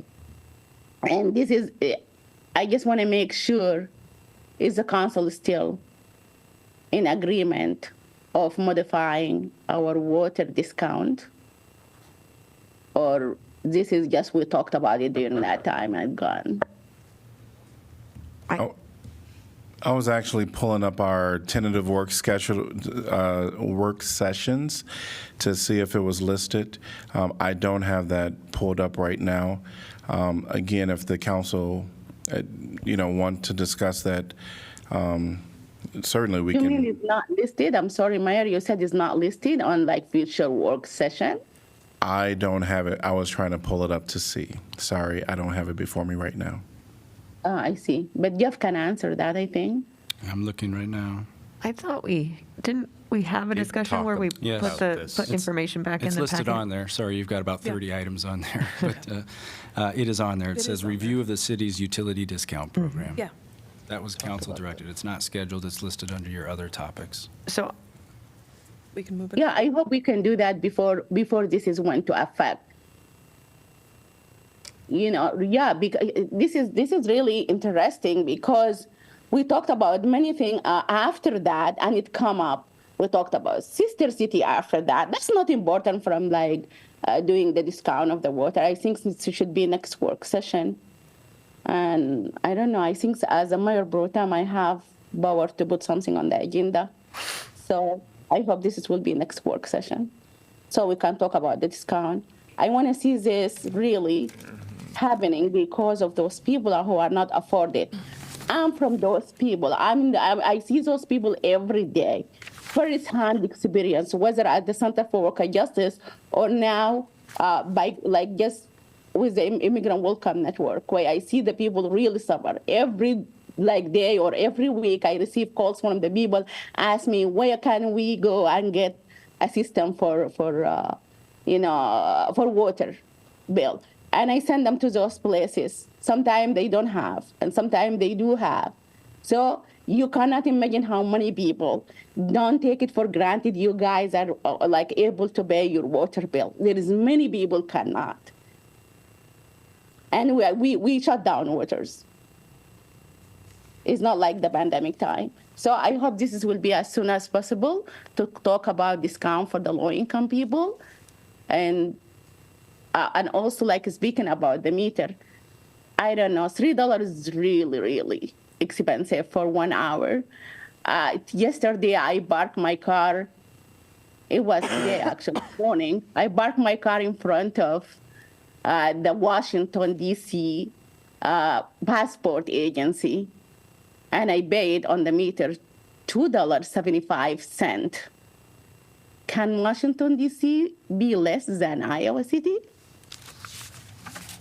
That's really a lot. I really prefer this. I agree to some of it. I don't agree to some of it. And I wish if this two different items. Mayor Pro Tem, I would support putting this on the next pending, the utility discount. I would lend my support to that for the next working session. Me as well. Thank you. Then I still think it's too expensive, but I decided not to throw the baby out with the bathwater. Okay, thank you. Councilor.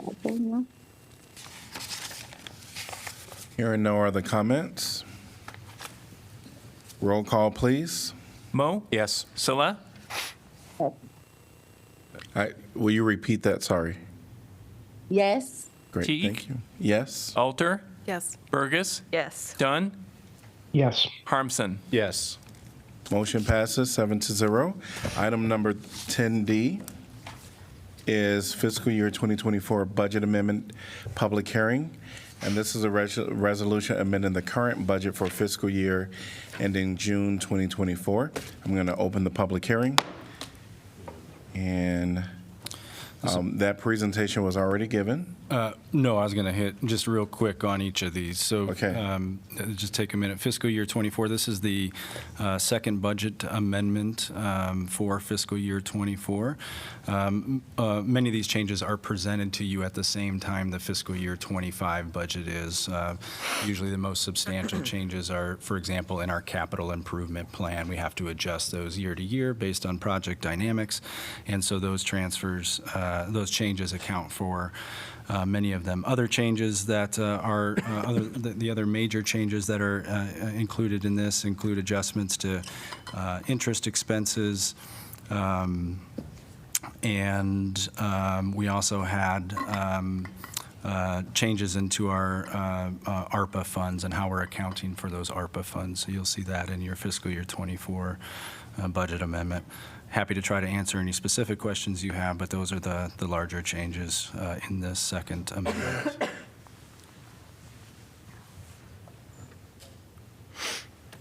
Hearing no questions. Anyone from the public like to address this? I see Yaneli online. Welcome.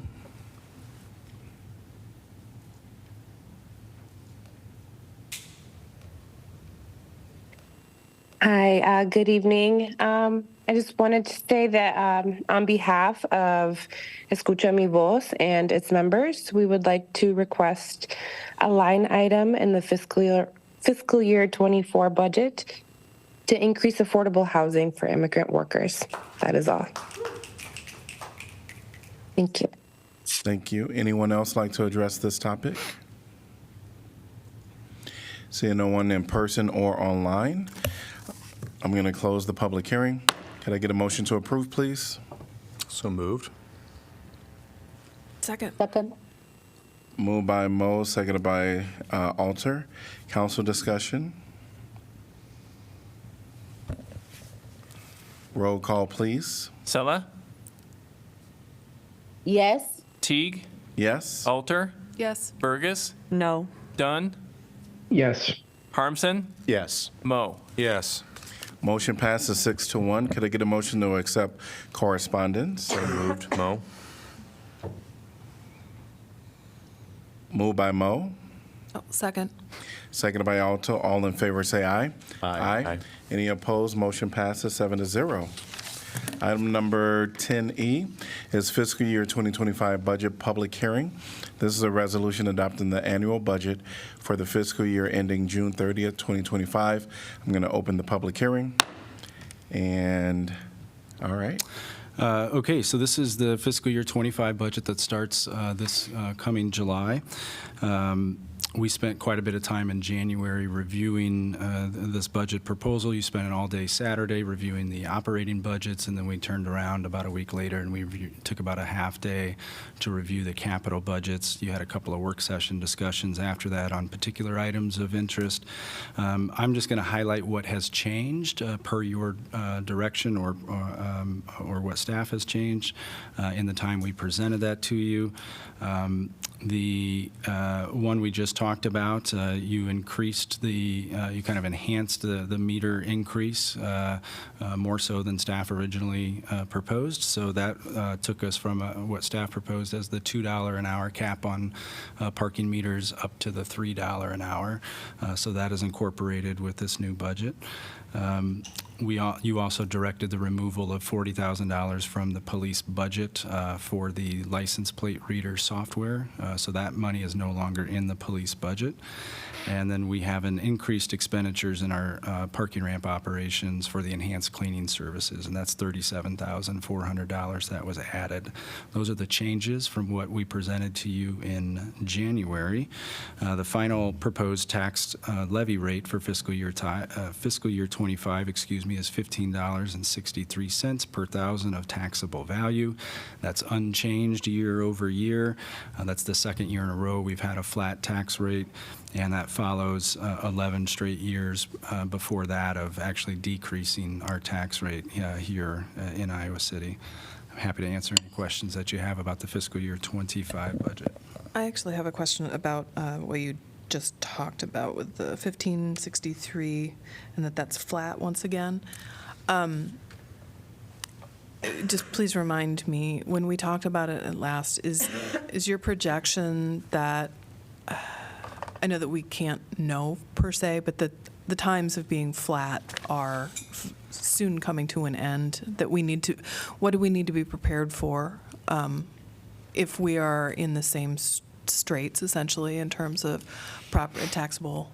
Yeah, so we're in the middle of property tax reform, I'd say kind of 2.0. So just a quick reminder, we had tax reform pushed on us from the state level from 2013 all the way to fiscal year 24. We thought we were done, and then in 2023, new tax reform legislation was given to us from Des Moines, and we'll have about 3 to 4 years of phase in there. So keeping a flat tax rate through that second round of tax reform would be tough. It will be tough. There probably will be pressure to increase that rate a little bit, but a lot of that's going to depend on valuations in the community. So how property values are growing. If we're seeing robust growth, then we'll be able to keep that tax rate flat. I'm not sure we'll anytime soon be in a position to decrease it again, like we had that nice run of for 11 straight years. But if we don't get the taxable growth over the next few years, you could see staff recommend starting to push that tax rate up. Thank you. But Jeff, if we really don't have money right now, and each time we say we want affordable housing, no money, we want this, there is no money, and why we don't just increase it? If the public are the one who coming to us and ask us for all these things, and we need money, can we just increase it so we can do? Yeah. Why we not keep it reduce it all the time? That's not gonna help us. Staff is always happy to walk you through funding options for different initiatives that you have. Property tax is one levy that you have, but you have to remember that you've maxed out your general fund levy. That's the 810 levy. We cannot increase that anymore, so you can increase some levies more. You can increase, for example, your employee benefits levy more, but that's only to be paid for benefits to employees by state law. So you do have some constraints, even though your rate can increase a little bit. You could put a local option sales tax on the ballot and ask the voters to provide a new funding resource that could fund those initiatives. So there are other options, and we're happy to walk you through those. But you do live in a very constrained environment when it comes to using property taxes. And again, our 810 levy, which is what you have the most discretion to use how you want to, is capped, like most cities. Most cities are capped at that 810, Iowa City included. Could you explain a little bit more what 810 levy means? $8.10 is, thank you, $8.10 is the statutory cap for property taxes to funnel into your general fund, right? And that's going to fund your general government expenses. We've been capped at that for a long, long time. Again, most cities are capped at that. You also have other levies that you use. You have a debt service levy, so the more you borrow, the more you can ask the taxpayers to pay off, to take property taxes to pay off that debt. There's tort levies, there's employee benefit levies, there's various ones that are at your disposal. We talked a lot about this year because the state took away our library levy, they took away our emergency levy, so we actually lost 2 levies with this budget that's in front of you, and that's created a lot of the pressures in front of you because nobody wanted to reduce services, rightfully so, to our library. Nobody wanted to stop doing the climate action initiatives that we were doing, which we were funding with the emergency levy, which we've now lost. So the 810 levy, though, it does refer to the actual levy amount, $8.10 per $1,000 of value. And just to be clear, then this 1563, that includes the 810 levy, but then all the other levies you were just mentioning. Correct. Yep. We will. I think, go ahead. No, I think a larger conversation about revenue would be beneficial as a work topic, but I believe it's for this fall when this summer when we are setting up the 26 budget to talk about additional revenue. That's my thought, but I would love to have that council conversation in a work session about all of the changing revenue sources that we have and don't have based on the constantly changing state rules that we have to work around. So hopefully. That's on your pending list, along with many other things. But it is noted as a discussion that the council would like to have. So that's just I think you're correct in prep for that in the next budget. Summer, fall. Summer would be best because staff really starts working on the next year's budget come really July is when we start that process. Yeah, I think just it seemed like there is no option. The only thing now is the debt service levy. Anyway, I want to ask you also another question. Can you remind me the difference between last year police budget and this year, the one that is proposed?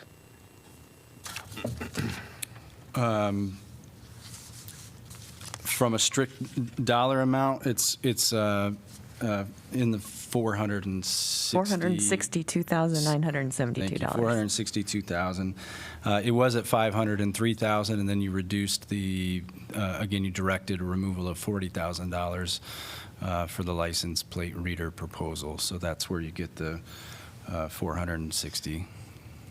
And if you don't mind, this $460, if you can just like very quick overview, what is going to, like, what are we funding? So the overall just maintaining or the salary and benefits increase within the police department, which includes both sworn and civilian positions, totals over $700,000. So what that tells you right off the bat is that we're paying for the same number of positions. We're adding one civilian position.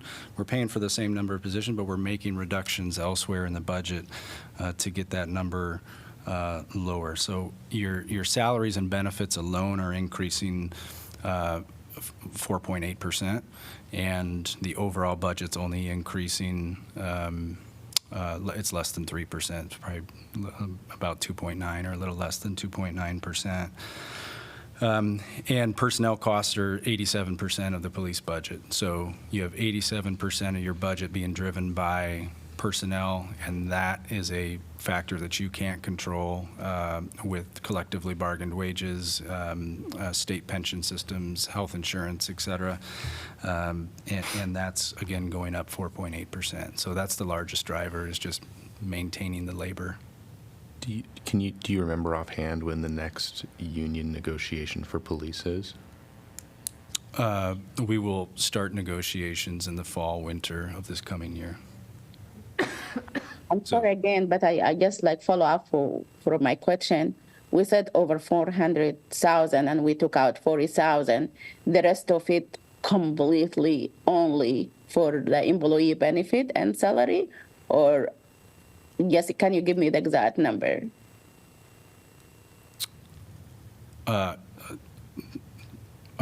I may not be following you 100%, but the salary and benefits are increasing $712,860. Is that what you're looking for? No, but you said the whole increase was 400,000. Yeah, 460,000, roughly, approximately. And yes, and now there is 40,000 out. That means we have 420,000 around, roughly. No, sorry. The original proposal from staff in January was an increase of 503,000. I'm using round numbers, approximately. Yes. And council directed removal of 40,000, which put us closer to that 460,000. And now the full amount of 460,000 is a salary and benefit. Is it going to fund increase of the salary and benefit? That's the largest driver in the if you're trying to identify the largest driver of cost in the police department budget, it is salaries and benefits, yes. I understand, but I'm talking only about the $460,000. Is it going towards salary and benefit? I think if I understand, Jeff, what you said is the line item for the increase in salary and benefits, that line item increased it by 700 and some thousand. Correct. But the bottom line of the entire police budget after other cuts were made was an increase of 400 and some thousand. That's correct. So I think that's what I thought. It is kind of confusing, and I think that's why I wanted to check. So thanks, because I don't know if I was following that. Thank you for explaining that more clearly. Yes, I apologize for that. It's been a long night. Any other questions? All right. Anyone, if you're from the public, please come forth and state your name and city you're from. My name is Kate from Iowa City. And so for 3 meetings now, you've heard our demands. You've listened to trans community members share stories of horrific treatment at the hands of the cops in your city. Heard them beg not to be forced to leave because they love it here, because we make this city beautiful. And now comes the moment where you can actually do something about it. The proposed police budget for fiscal year 25 includes an increase of almost $500,000. You know the cops don't make us safer. We've told you as much many, many, many times. Jeff Fruin thinks this increase is justified because the money goes to personnel, but we do not need cops in Iowa City. I'd also like to point out that the city spent almost $700,000 more on police this year than was actually allocated in the budget, but I ask you to take a moment to think about that. Think about the fact that you vote to approve budget increases after the money has already been spent. Think about the fact that when you approve the police budget, you are functionally writing a blank check with which ICPD can spend more than you've allotted with no repercussions. The budget also includes a projection for next year, which increases the police budget by another $500,000. So let's do the math real quick. The police budget increased by $1.6 million from 2023 to 2024, and by 2026, you plan to increase the budget by another $1 million. Why are you spending over $2.5 million more on police over 4 years when your strategic plan for the same time frame boasts about investing in community safety alternatives? Can any of you give me an example of a single action item from your strategic plan that you've invested in that does not involve the police? Since you can't respond to me, I'll answer for you. You haven't done a single fucking thing but put more money in the police budget. $500,000 this year, $1 million over the next 2, could do so much good for this community if you switched your brains on for just a moment, did your job as policymakers, and got creative. If you grew even one spine between the lot of you to stand up against the state that wants your constituents dead.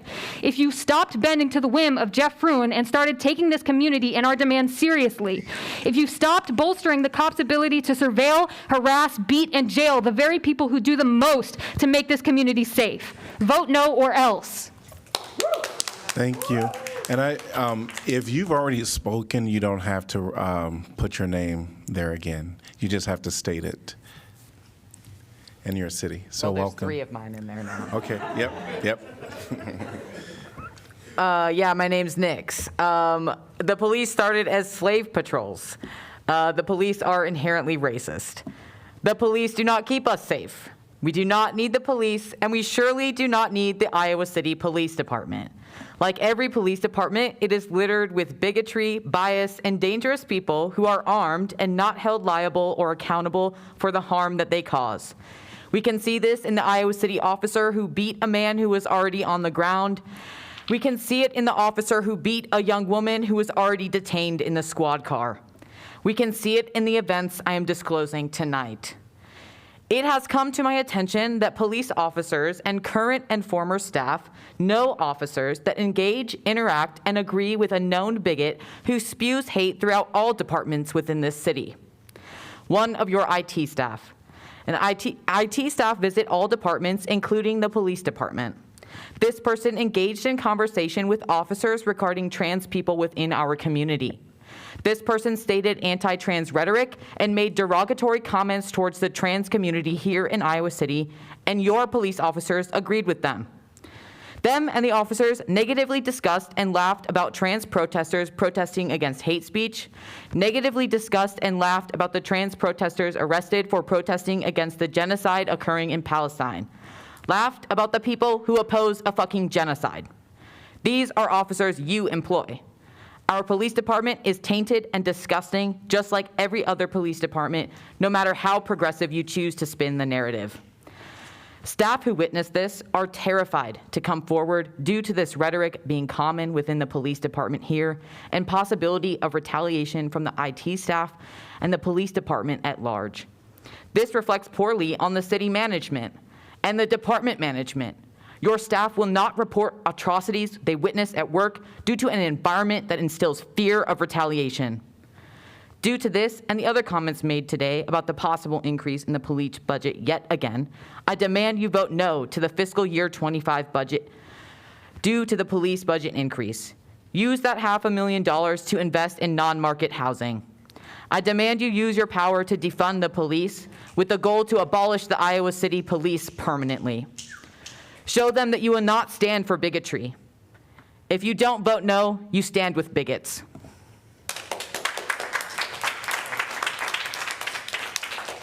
Welcome. Hi, my name is Emma Denny. I live 5 blocks that way.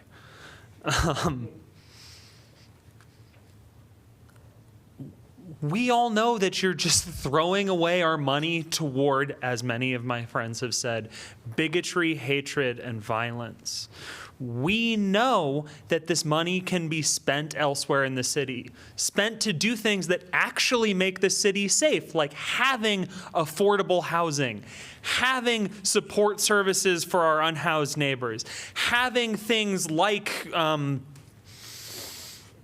community mental health and crisis services that do not relate to the police, having things like community drug counseling services and community mental health care that are not tied through the police. There are dozens of things that you can do with what is just $500,000 thereabouts this year, but like Kate said, is projected to be, what, $2.5 million eventually? Imagine all the good that could do doing basic things like cleaning up the creeks in our community, doing basic things like repairing roads, things a city government is supposed to do. What you're planning to spend it on now is, like Nick stated, simply reinforcing the infrastructure of violence you already have, simply putting more power into the hands of people who look to harm particularly my community, but our entire community, and especially people of color, especially immigrants, especially trans people, especially our unhoused neighbors.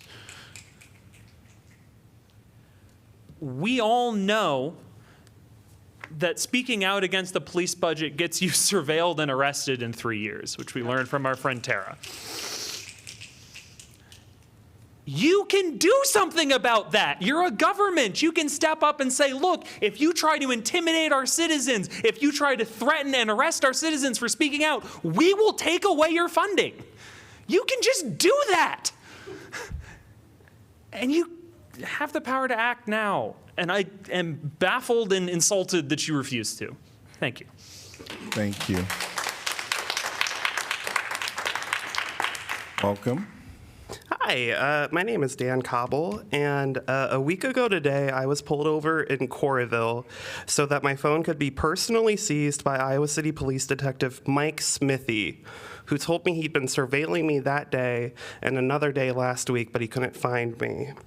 And he had Coralville PD initiate a traffic stop against me. Detective Smithy informed me that my phone was being seized due to the, quote, Twitter harassment of Ann Mallory. Mallory, you may recall, is a detective with the University of Iowa Police Department who is notable for being transphobic and surveilling local leftist social media accounts since, and a lot of people don't realize this, since before he was a detective with the university, when he was in the private sector. Sorry, I lost my place. I would like to note that this account has not been removed as an imposter account or a fake account, despite the fact that it's incredibly easy for individuals to do so, which makes it strange that someone so upset about it wouldn't try to do that, but would file a harassment report. ICPD Detective Smithy informed me that I am accused of creating a parody Twitter account of Detective Mallory, and that is legally harassment, due to the Iowa statute stating that it's illegal to order merchandise or services in the name of another or to be delivered to another without the other person's knowledge or consent. I said I've never ordered him anything, and he said that a Twitter account qualifies as that. I have never threatened Detective Mallory, interacted with him, or met him. My phone was simply seized due to the existence of publicly available tweets criticizing the way the University of Iowa Police treats trans individuals, minorities, and protesters. And my phone just died, and I might be legally screwed for this, but I would just like to continue and say that I was informed by Detective Smithy that he could have raided my house, seized my work computer, and that I was very fortunate that he decided against that. So this whole situation is really, really weird to me, and I don't understand why constitutionally protected speech. Why your police department is going after this. Also, it seems like the Iowa City Police Department is being used by the University of Iowa Police Department to go against its critics. And my question is, tonight you're voting to give them more money. Why are you paying to do the University of Iowa's dirty work? I mean, please make it make sense. I don't understand it. The last week has been extremely hard on my mental health. I haven't been charged with anything. Nothing.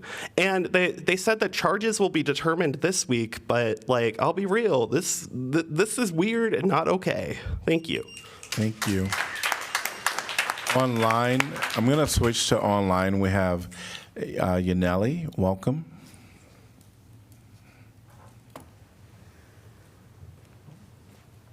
Hello, I'm Yaneli Canellis from Iowa City. Again, just to reinforce the statements that we had earlier tonight, that on behalf of Escucha Mi Voz and its members, we would like to request a line item in the fiscal year 25 budget to increase affordable housing for immigrant workers. Thank you. Thank you. Welcome. Hi, my name is Zoe. I'm from Iowa City. I grew up in Iowa City. I've lived here. I came back here. I would like to stay here. It is absolutely disgusting that I sit through this entire city council meeting where we talk about, Mo, you talk about all the roofs that need to be repaired in Iowa City. We talk about affordable housing. We talk about Polly-I's building being taken down. And we mention affordable housing, but when we have a moment to reallocate budgeting to go towards that, I'm assuming tonight that you will vote against that. And I want you all to know that we will remember that. And I urge you not to, because genuinely, I'm going to stand up here and list all of the things that I think this budget could go to instead, right? Off of the top of my head, I have no notes. It could go to public parks, like Emma said, cleaning up the creeks. We talk about our public schools that are being closed in Hills. I see, right? Do we remember that? We talk about the city pool, for example. You could expand that budget. You could literally do anything but increase the budget of the police department. You could, let's see, there are all of this road construction that needs to be done. There is more prairies, for example. I love that idea. There is, for example, food security, right? Currently, our community pantry is overwhelmed. There's, for example, we talk about discounting the water bills for low-income people. In our community. That is another example of where this budget could go to, right? We talk about, for example, parking meters. We talk about parking ramps. We talk about all of these things that the police are not involved in. And why do we insist on increasing the budget over and over and over and over? Why do we insist on putting guns, men and women and people with guns in situations that they should not be in? I will just tell you briefly that there recently, the house next to where I live, very recently, the house next to where I live was suspected of having an unhoused person having gone into that building. 2 police officers with guns showed up outside of my home. And there was nobody there. So that is an example of how our police are spending their time, which is hunting down unhoused people who instead could be, that budget could be allocated to housing those people and providing them with secure food, secure perhaps mental health services, drug and addiction services. Thank you. Thank you. Welcome. My name is Harry Monaluga. I'm from Iowa City. I'd like to start by saying all praise to God, only the mistakes are mine. That being said, it's my mistake for commenting on this during the non-agenda item. But it's an honest mistake considering that listening to the people's will about defunding the police has never been a priority to the city council. So I'll keep it brief. I am exhausted. I am so fucking exhausted by the fact that I have to come here year after year and beg you to be competent at your jobs. I've seen the people of this city rise up and find some semblance of the people's power, only to have this city government, led by you, Mayor Bruce Teague, and you, City Manager Joff Fruin, to use disgraceful political tactics to undermine people's power. I have been tear gassed. I've walked till my legs and hips ached. I've screamed until my throat hurts. I have been charged for nothing but fighting for my right to health care by any means necessary. And year after year, you weak-ass politicians vote to give these people more money when you could be giving money to the gay house up just north of College Green that needs money right now. A drop in the bucket of $500 million, and you can't give a shit about them. How fucking pathetic is that? Now, with everything I've been through for this shit, like experiencing a war crime, getting wrongfully arrested, I have served my fucking country. I have served the working class people of this city that make this place special. I cannot say the same on this topic for any of you except for Maza here and Laura. All the rest of you are useless. Bruce, you're useless. Megan, you're useless. Sean, you're useless. Josh Mo, you weren't here in 2020. I'm still getting to know you. Joff, you're useless. Like, none of you do your jobs, which is to protect people, to care for people. So I'm telling you, I am demanding that you listen to the voice of the people, the fact that the people have been telling you for years, year after year, to defund the police, and you do the opposite. I am begging you to find God and listen to your constituents. I am begging you to find God, because every time you vote to give the police more money, you go further away from God's light, and you grow further to hell because of the harm that these police officers do to this community. Fuck y'all. Thank you. Welcome. Please state your name and city you're from. Hello, my name is Vicky Thurthani. I am from Iowa City, and yeah, this police budget it doesn't help people. It is detrimental to people's health. I have had mental health crises where police were involved, and I did not feel safe then, and I will not feel safe now if I have another mental health crisis and police arrive there. They have done nothing but terrorize, brutalize, torture, humiliate people in my community, and to aid and abet that, and that is aiding and abetting when you increase their budget. You are responsible for everything that happens when incidents with the police go wrong. You have to have some level of shame. You have to have some level of humanity to understand that. And ultimately, what purpose is this police budget going towards? It is a detriment to the city's health. It is destructive, and you are all complicit in this if you choose to do this. And I don't know how you can live with yourselves with the blood on your hands.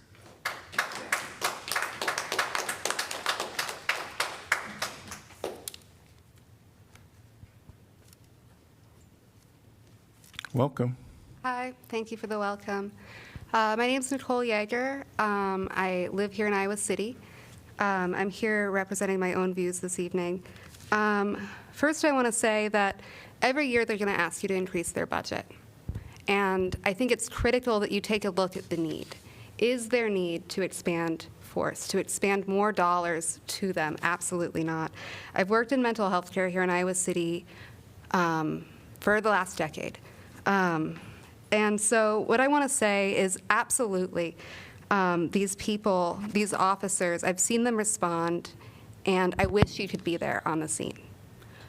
They respond truly with force. There is something about carrying a gun into these situations that escalates and makes it so much worse. And so I ask you to truly stand with communities, stand with housing, stand for everything possible for people. I want to add a few different things because, yeah, I wrote about this way too much. I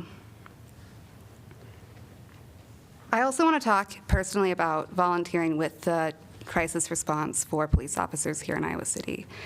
After watching them engage with teenagers and children and being pretty stunned with the force that they used with them, I thought, okay, I'm going to step up. I don't see myself as someone that supports the police, but I want to take a look at this. And so they gave me a script in which I was to play this incredibly awful, just trope of someone with borderline personality disorder with 5 or 6 children.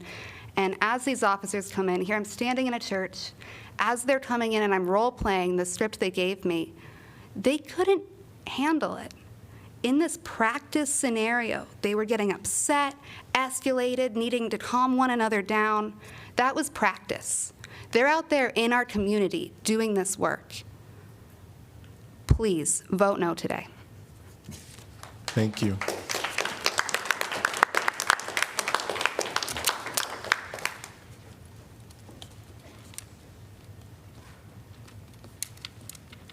Welcome. Hello, my name is Lisa Martinsick, and I live here in Iowa City. I looked at the Safety and Wellbeing Action Plan, and I was a little stunned that so much of it was infused with police presence, especially the violence intervention. I'm wondering whose violence they're supposed to be intervening in. Is it their own? We've heard again and again that cops do not make people safe. At least one study showed that police who were trained to react better, given DEI and similar initiatives to modify their behaviors, had no effect on police violence. What did affect it was being given the order to no longer fire upon people who were fleeing and were unarmed. That cut police violence in half. And if you think ICPD is not similar, police systems are police systems. And if there's one bad cop in a shop, they're all bad. So please reconsider funding them and give that money to something like buy the Pagliai's house, make it, fill it with affordable housing, keep the restaurant. I mean, do something that will help people's lives. Thanks. Thank you. Welcome. Monty, Iowa City. Before I forget, I wanted to thank Mayor Pro Tem Sella for voting no on rezoning and not facilitating the pollution of my neighborhood. I appreciate that very much. I don't have my notes. This might be a little slapdash. You should listen to what they say. They literally just said it, all of them. I can say that I don't believe that there is also, I also just don't believe that there's any other department in which this would be, like, not laughed off the table. Like, I'm sorry, what? Like, sanitation workers are going to come up and be like, oh, yeah, we need, like, $460,000 more dollars because of, like, pensions. It seems kind of outrageous, personally, that is the priority here of making that, I don't know what, like padding their pockets or something, while there's actual harm that is happening in our community and desperately needs funding. I'm sorry, like GuideLinks never has any beds open. It's not, I mean, there's money here. We just have to put it in the right places. And no, I don't think the police department is going to make us any safer. Please vote no on this. Thank you. Welcome. Hi, Justin Comer of Coralville. I just want to reiterate and emphasize some things that my friend Dan Cobble spoke about a few minutes ago. Those of us who live and work in this city are subject to the actions of many different police departments, Iowa City Police Department, University of Iowa Police Department, Johnson County Sheriffs, Coralville has their own, University Heights. State Patrol, as those of us who were tear gassed back in 2020 can certainly recall. You only have, budgetary authority over one of those, the Iowa City Police Department. But they do collaborate with all of the other law enforcement agencies in the area, as Dan's example illustrates. Dan is being accused of ridiculing a University of Iowa detective, Ian Mallory, on the internet. And that detective did not like that, and he got the Iowa City Police Department and the Coralville Police Department to collaborate with him in order to retaliate against my friend Dan. This concerns me personally, as I ridicule that same man frequently on the internet. And I ridicule a lot of people on the internet. Many of you are ridiculed on the internet frequently. I'm sure you're aware of this as public officials. Do you think it's appropriate to take a man's phone for doing that? It seems extreme to me, and to involve 3 different police departments in that retaliation, like this is what they're doing with the resources that they already have. It seems like they've got time on their hands. And the trial of Tara McGovern was also brought up during tonight's public comment. And again, to reiterate something that Dan said, Tara had been monitored by this University of Iowa detective for several years because of things that Tara was saying at public meetings like this one. So everybody who spoke in here tonight is potentially subject to surveillance by a University of Iowa detective. What does he have to do with this? Or with a Johnson County meeting about the sheriff getting a certain vehicle? Years later, Tara is charged with the crime, due in part to that years-long surveillance. And I, as a close friend of Tara, by the way, I viewed a lot of body cam footage of that night. There was a Iowa City Police Department presence at the protests where those charges originated. I have video of one officer, I don't have his name, but referring to this crowd of people exercising their First Amendment rights, he called them all fucking idiots. If you have any interest in that, I can give you the clip. Thank you.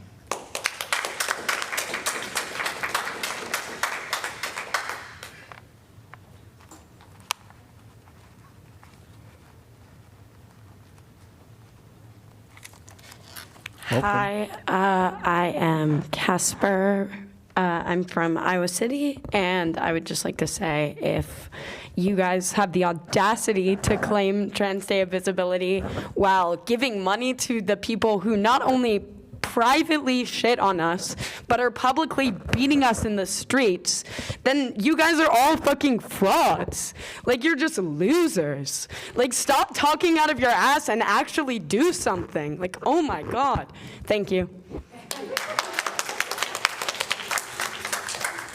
Anyone else like to address this topic?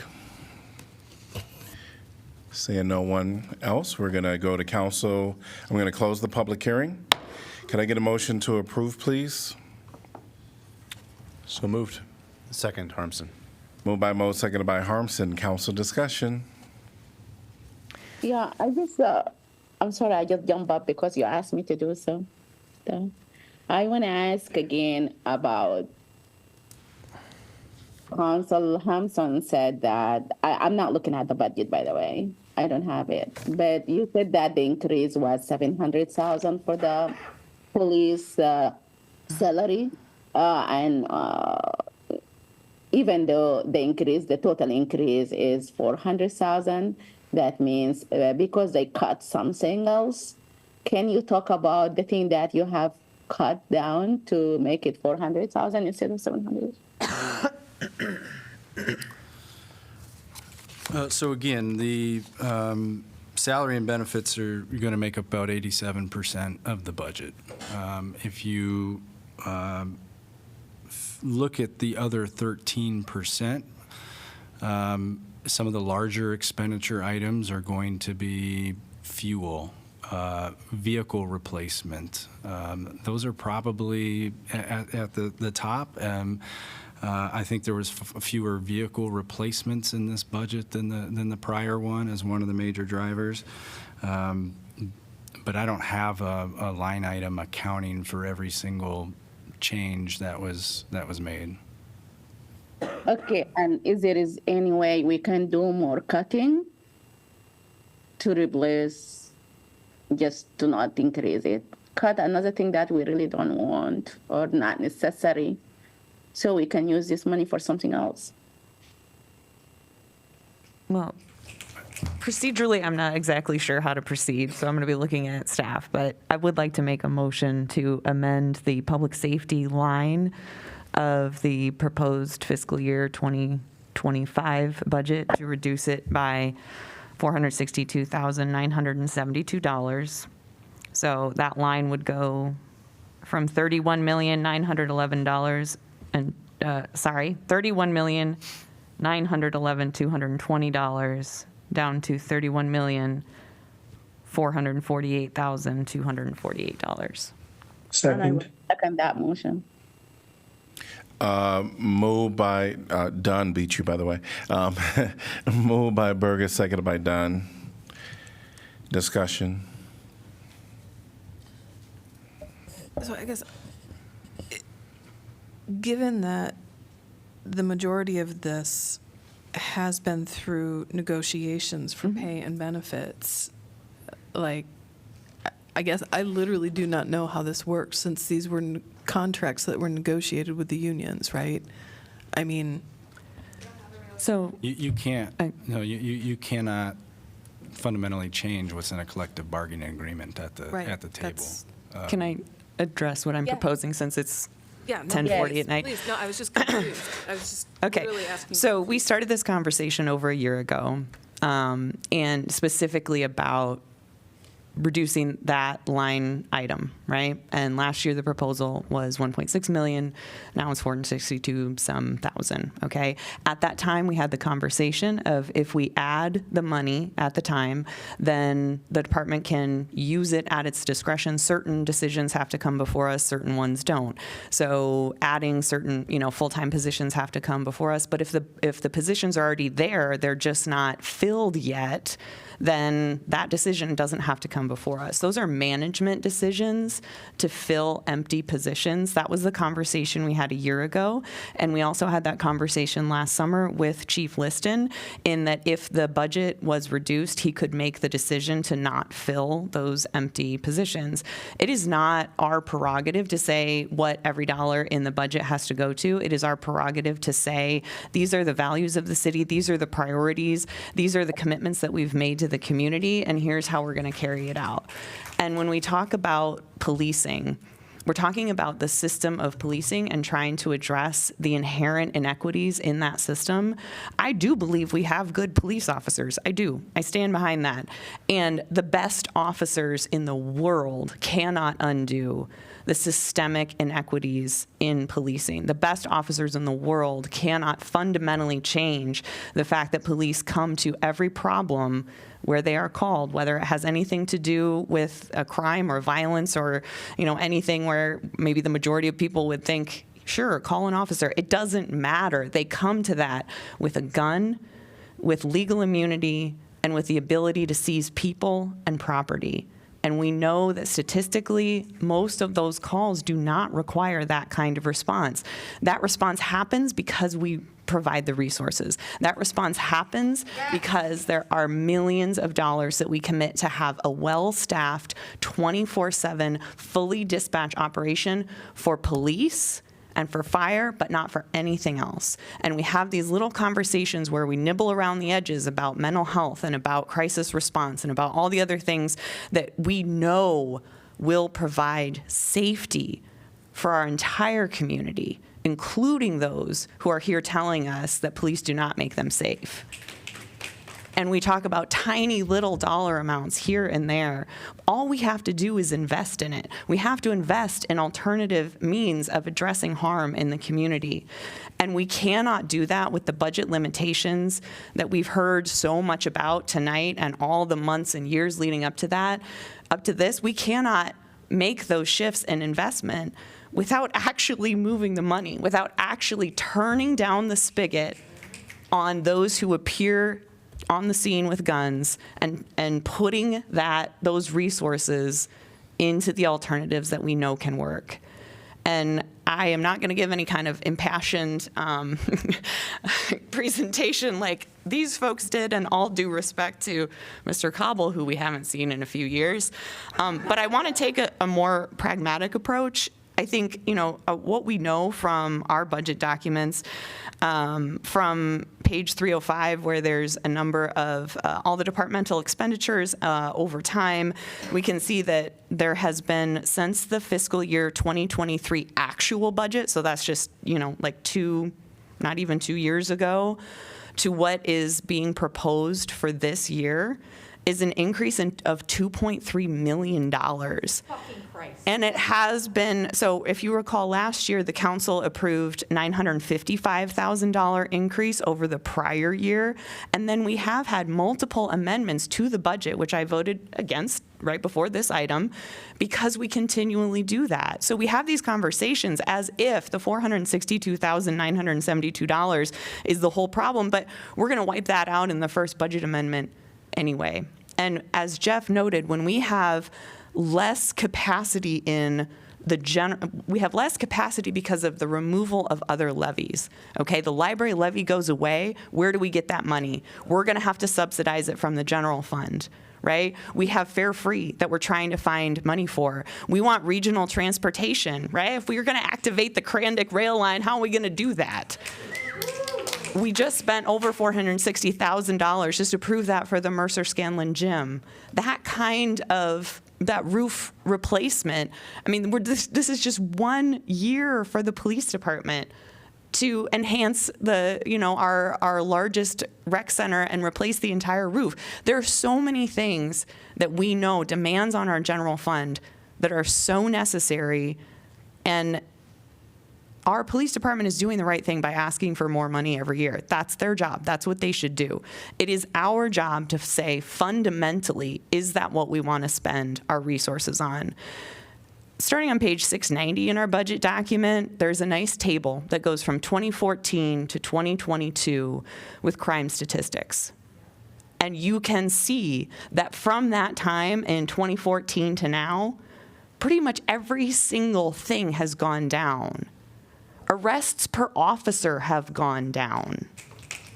Crimes overall in almost every category have gone down. Calls for service this last year went down.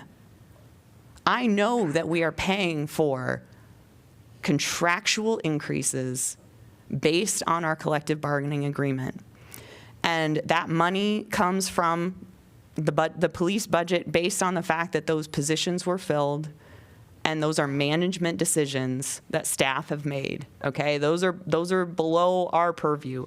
Our purview overall is to say, what is this budget? The reason that I say reduce the public safety line, it's not even the police line, is because it's all just smushed together in this one-page document that we send to the state of Iowa. So these are blunt instruments that we have. And I would ask you to vote yes on this amendment, and then we can pass the entirety of the budget. Otherwise, I will be voting no on the entirety of the city budget, like I did last year.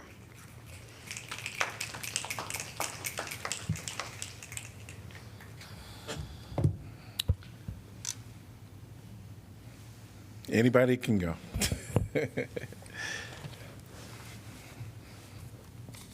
You and I have had a lot of conversations, many walks, and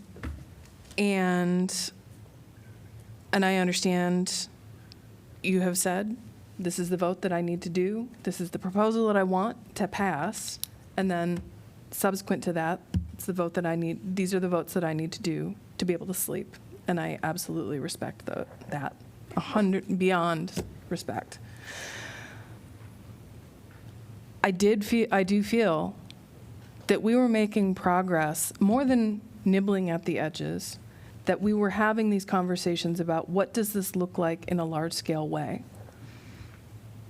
And so at the same time, I 100%, I'm like, your logic is there, and this is absolutely consistent. It is difficult to say, here we are once again at budget time, and we're in a place where you're saying, this is the line in the sand for me, when in fact I thought we had been moving the needle along to discuss these larger things, and that it wasn't going to come to 11:15 at night discussion. And the larger things require resources that we know we don't have. So, as I did a year ago, I'm asking to shift those funds so that we will have them to use.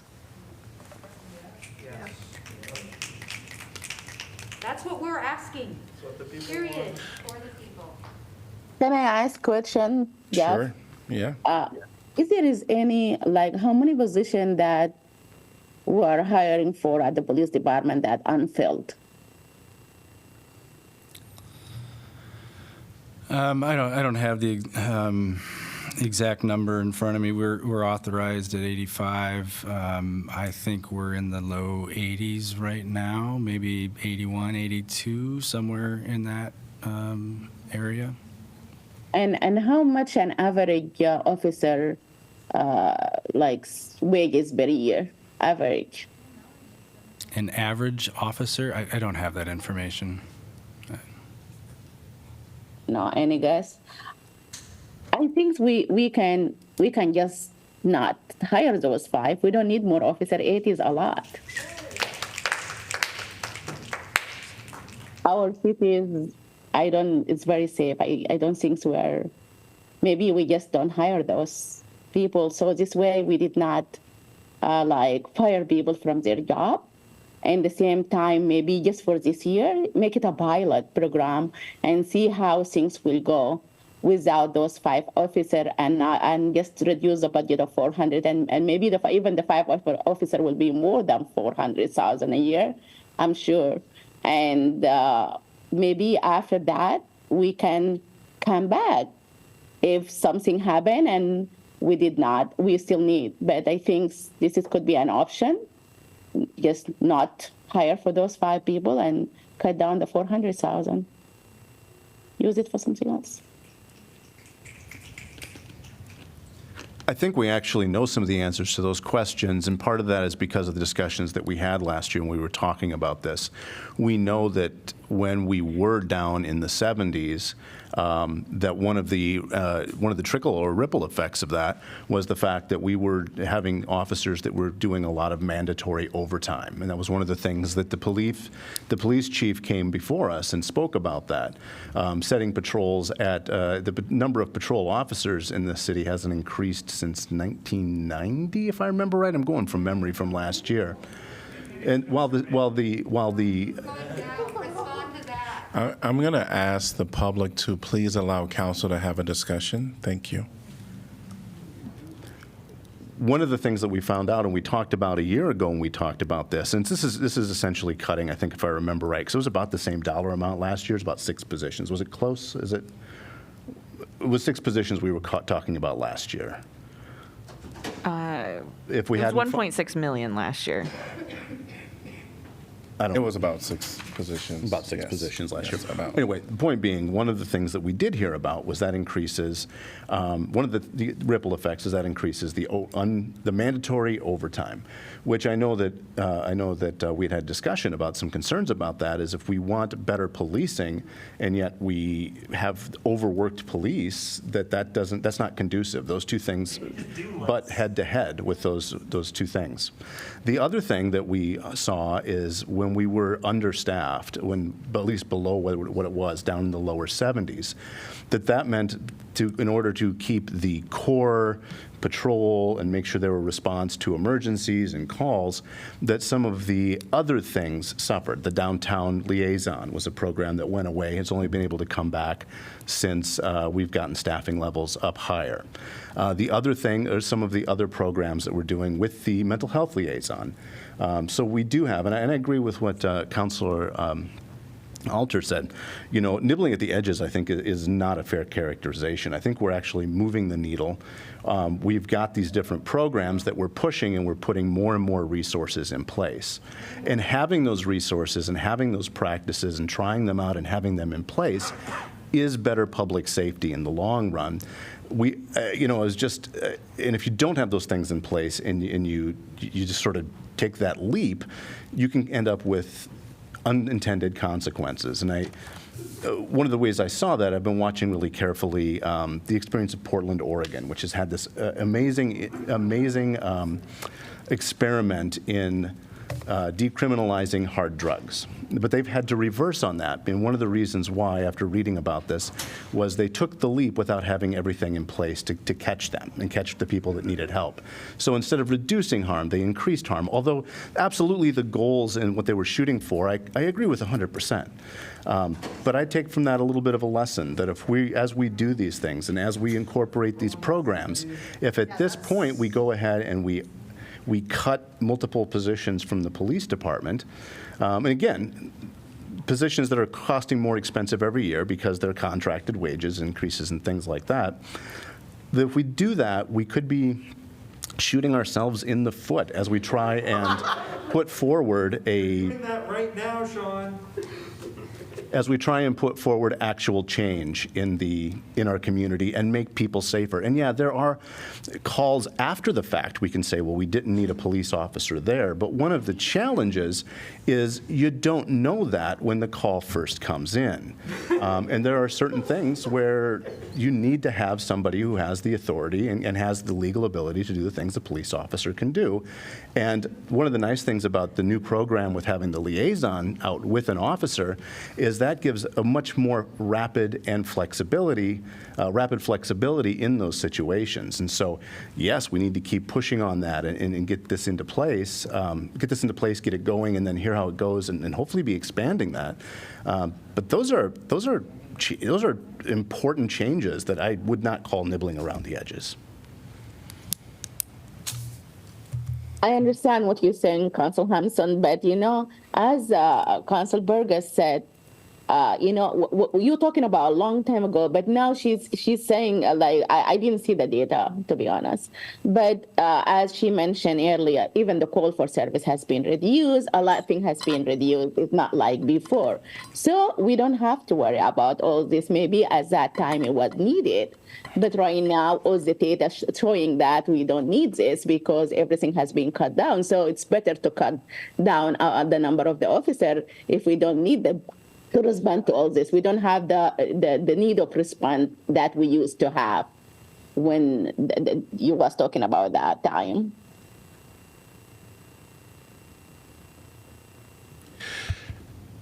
So respectfully, this number I just learned about today, and this proposal today,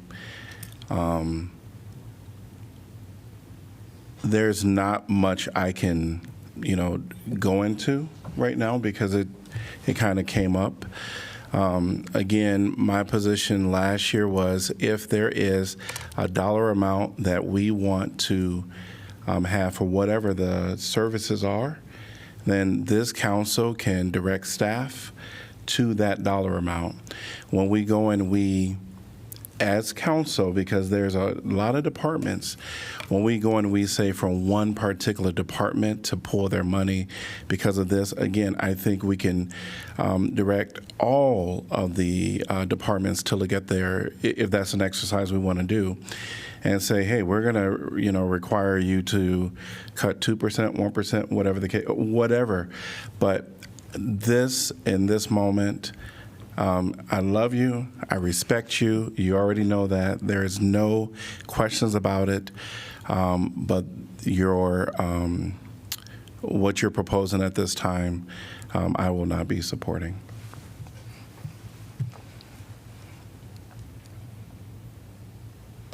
What about, I'm sorry, but what about just start the process, start reducing it instead of cutting since nobody's a lot of people in favor of cutting the 400 and we have 5 officers that they need to be hired. What about not hiring the 5, hiring 2 and do some cut and just see, and maybe next year we can cut on it gradually.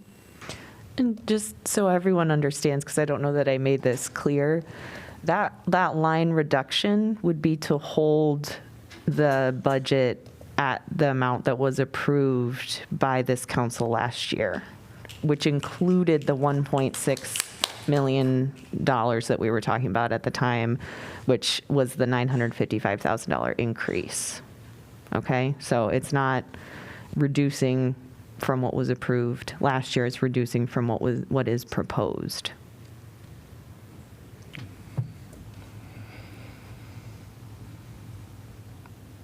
these are the tools we have in front of us at this time, and I appreciate what you said, Mayor. I understand your position. I respect it. I think fundamentally, we're never going to reach agreement if the impasse is policing is the right way to solve all of these issues, right? I think because then... That's a mischaracterization of what I said. I said it is important in many issues. Can I please finish? I wasn't trying to put words in your mouth, okay? But we are continuing to fund police as the primary response instead of shifting, right? And Jeff and I have had dozens of hours of these conversations where ultimately we agree on the vast majority of things. It's the speed with which we can attain it. And so from my policy seat, I have an opportunity to actually make a significant change that cannot be done at the management level, cannot be done at the department level, and is based on my fundamental beliefs about our obligation to provide safety to the community. And that's why what you were saying, Mayor, of the department by department, absolutely we could do that. And for me, this is a fundamental moral issue about providing safety and what that looks like for the entirety of our community. And I want to continue having that conversation. I'm concerned about the fact of finding out the data that when we've had responses through community and through the Mobile Crisis Center, that over half of the people who have been in contact with community refuse service. So they should be arrested? No, no. It's not. No, Laura. Okay. Well, we're talking about the police budget. Yeah, I know that. We're talking about the police budget. I understand that, but I'm saying in the same way that I had a concern, you're saying, let's put it somewhere else. Mm-hmm. Where? Well, same as I said last year, let's put it in a reserve until we can do it. I mean, I've made multiple proposals, which I'd be happy to make again. So additional funding for mobile crisis, putting a crisis counselor in the dispatch center. We could fund the mobile integrated health system that the county is doing. We had proposals this evening for more permanent supported housing or other innovative community health programs. We are having those conversations. I'm trying to fund them. I'll make this last comment. I'll make this last comment because this community, I hear a lot of individuals that say being in this community, they feel loved and they feel accepted. Now, there are some things that maybe individuals talk about the police not making them feel safe, but overall, this community has been a safe haven for a lot of individuals. And I believe this council, and I believe that this council, has looked at opportunities, and we funded opportunities for some of the services in our community. And I know you're not discounting that, but I just wanted to make mention that when I look and talk to other people, not just in the state of Iowa, but across the nation, Iowa City has some things that either other communities are just, big cities are just trying to do. So I'm not trying to discount, the need to do more. But I also wanted to take a moment to just acknowledge, not to pat ourselves on the back because we have a lot of more ground to go, but there are some great things that have come as a result of conversations. So why not do more? Any other comments before we call votes? All right, again, so this is the motion to amend the budget. This is a motion to amend the budget for the 400. Yes vote amends the budget. A no vote does not amend the budget. And again, I apologize because it's so late at night. I don't know what I said out loud or not, but just like last year, it would be to put it in a reserve so that it could be allocated to something else, not to change the ultimate bottom line of the budget. Okay. Is that everybody's understanding, whoever made the second? Yes. So again, as the city attorney stated, this is the budget, the proposal that's before is for the amendment of the budget. So if you agree with reducing the budget $462,972, then you would vote yes. If you do not, then you would vote no. So roll call, please. Very important piece of information from Well, finance. So we're reducing a line, we're keeping reserves that we already have. It's not setting up a new reserve, right? There's nothing in the budget to do that. As far as the budget form, there's no place where we could put that. We'd have to reduce Adding that it line. to reserve, just Well, shifting it's the just dollar amount, It'd just be in the bottom line, still there as fund balance. but not reducing the overall bottom line, correct? It would reduce the income or the loss for the year, right, and change the bottom line. It would increase the bottom line by the 600. Or it would be the whatever yes, the number the is fund at this point. balance, the money that's 462. still there. Would still be there. Thank you. Thank you. I'm sorry, friends. Again, you said the money is still going to be there, but going to be at the reserve, right? Correct. Yes. Okay. Roll call, please. Teague. No. Alter. No. Burgess. Yes. Dunn. Yes. Harmson. No. Mo. No. Salah. Yes. Motion fails through 3-4. Okay, we are back to our original motion to approve the fiscal year 2025 budget and council discussion.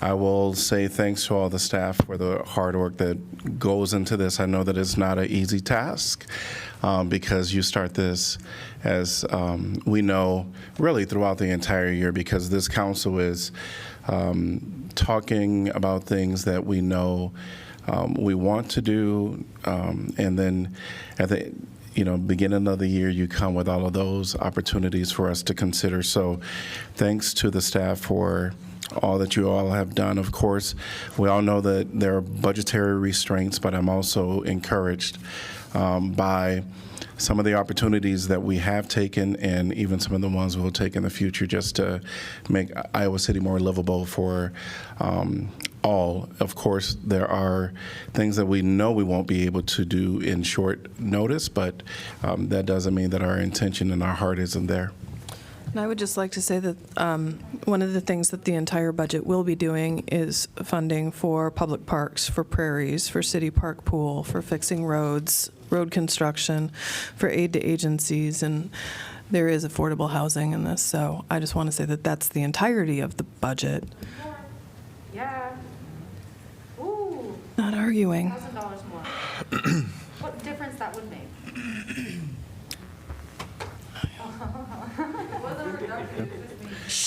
Any other comments? Any other comments from our two online?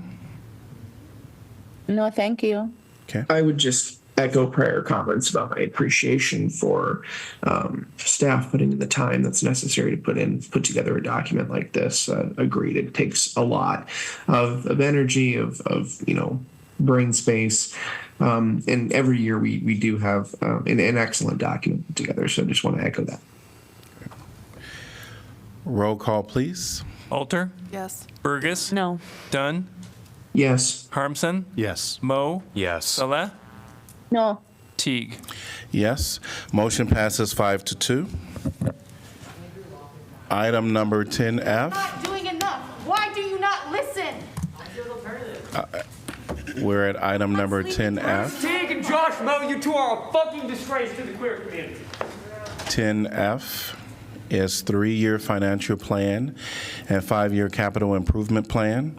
Resolution approving the 3-year financial plan for the city of Iowa City, Iowa, and the 5-year capital improvement plan. Could I get a motion to approve, please? So moved. Second. Moved by Mo, seconded by Alter. And anything on this item from staff? No. All right. Anyone from the public like to address this topic? You guys get to listen to your community. Seeing no one in person and no one online. Council discussion. Roll call, please. Burgess. No. Dunn. Yes. Harmson. Yes. Moe. Yes. Sella. No. Teague. Yes. Alter. Yes. Motion passes 5-2. Item 10G is Sheridan Avenue traffic calming. Resolution authorizing the installation of modified speed humps on Sheridan Avenue between Oakland Avenue and 7th Avenue. And could I get a motion to approve, please? So moved. Mo. Second, Burgess. All right, and welcome. Hi, Sarah Walls with Transportation Planning. Traffic calming, I had a little presentation I was going to do, but we're late at night, so I'll get things through, get through this quickly. The traffic calming program has been around since 1996. We adopted some new criteria in 2016. This whole process starts out with the neighborhoods. We get a petition from residents who live along a street or along a segment of a street.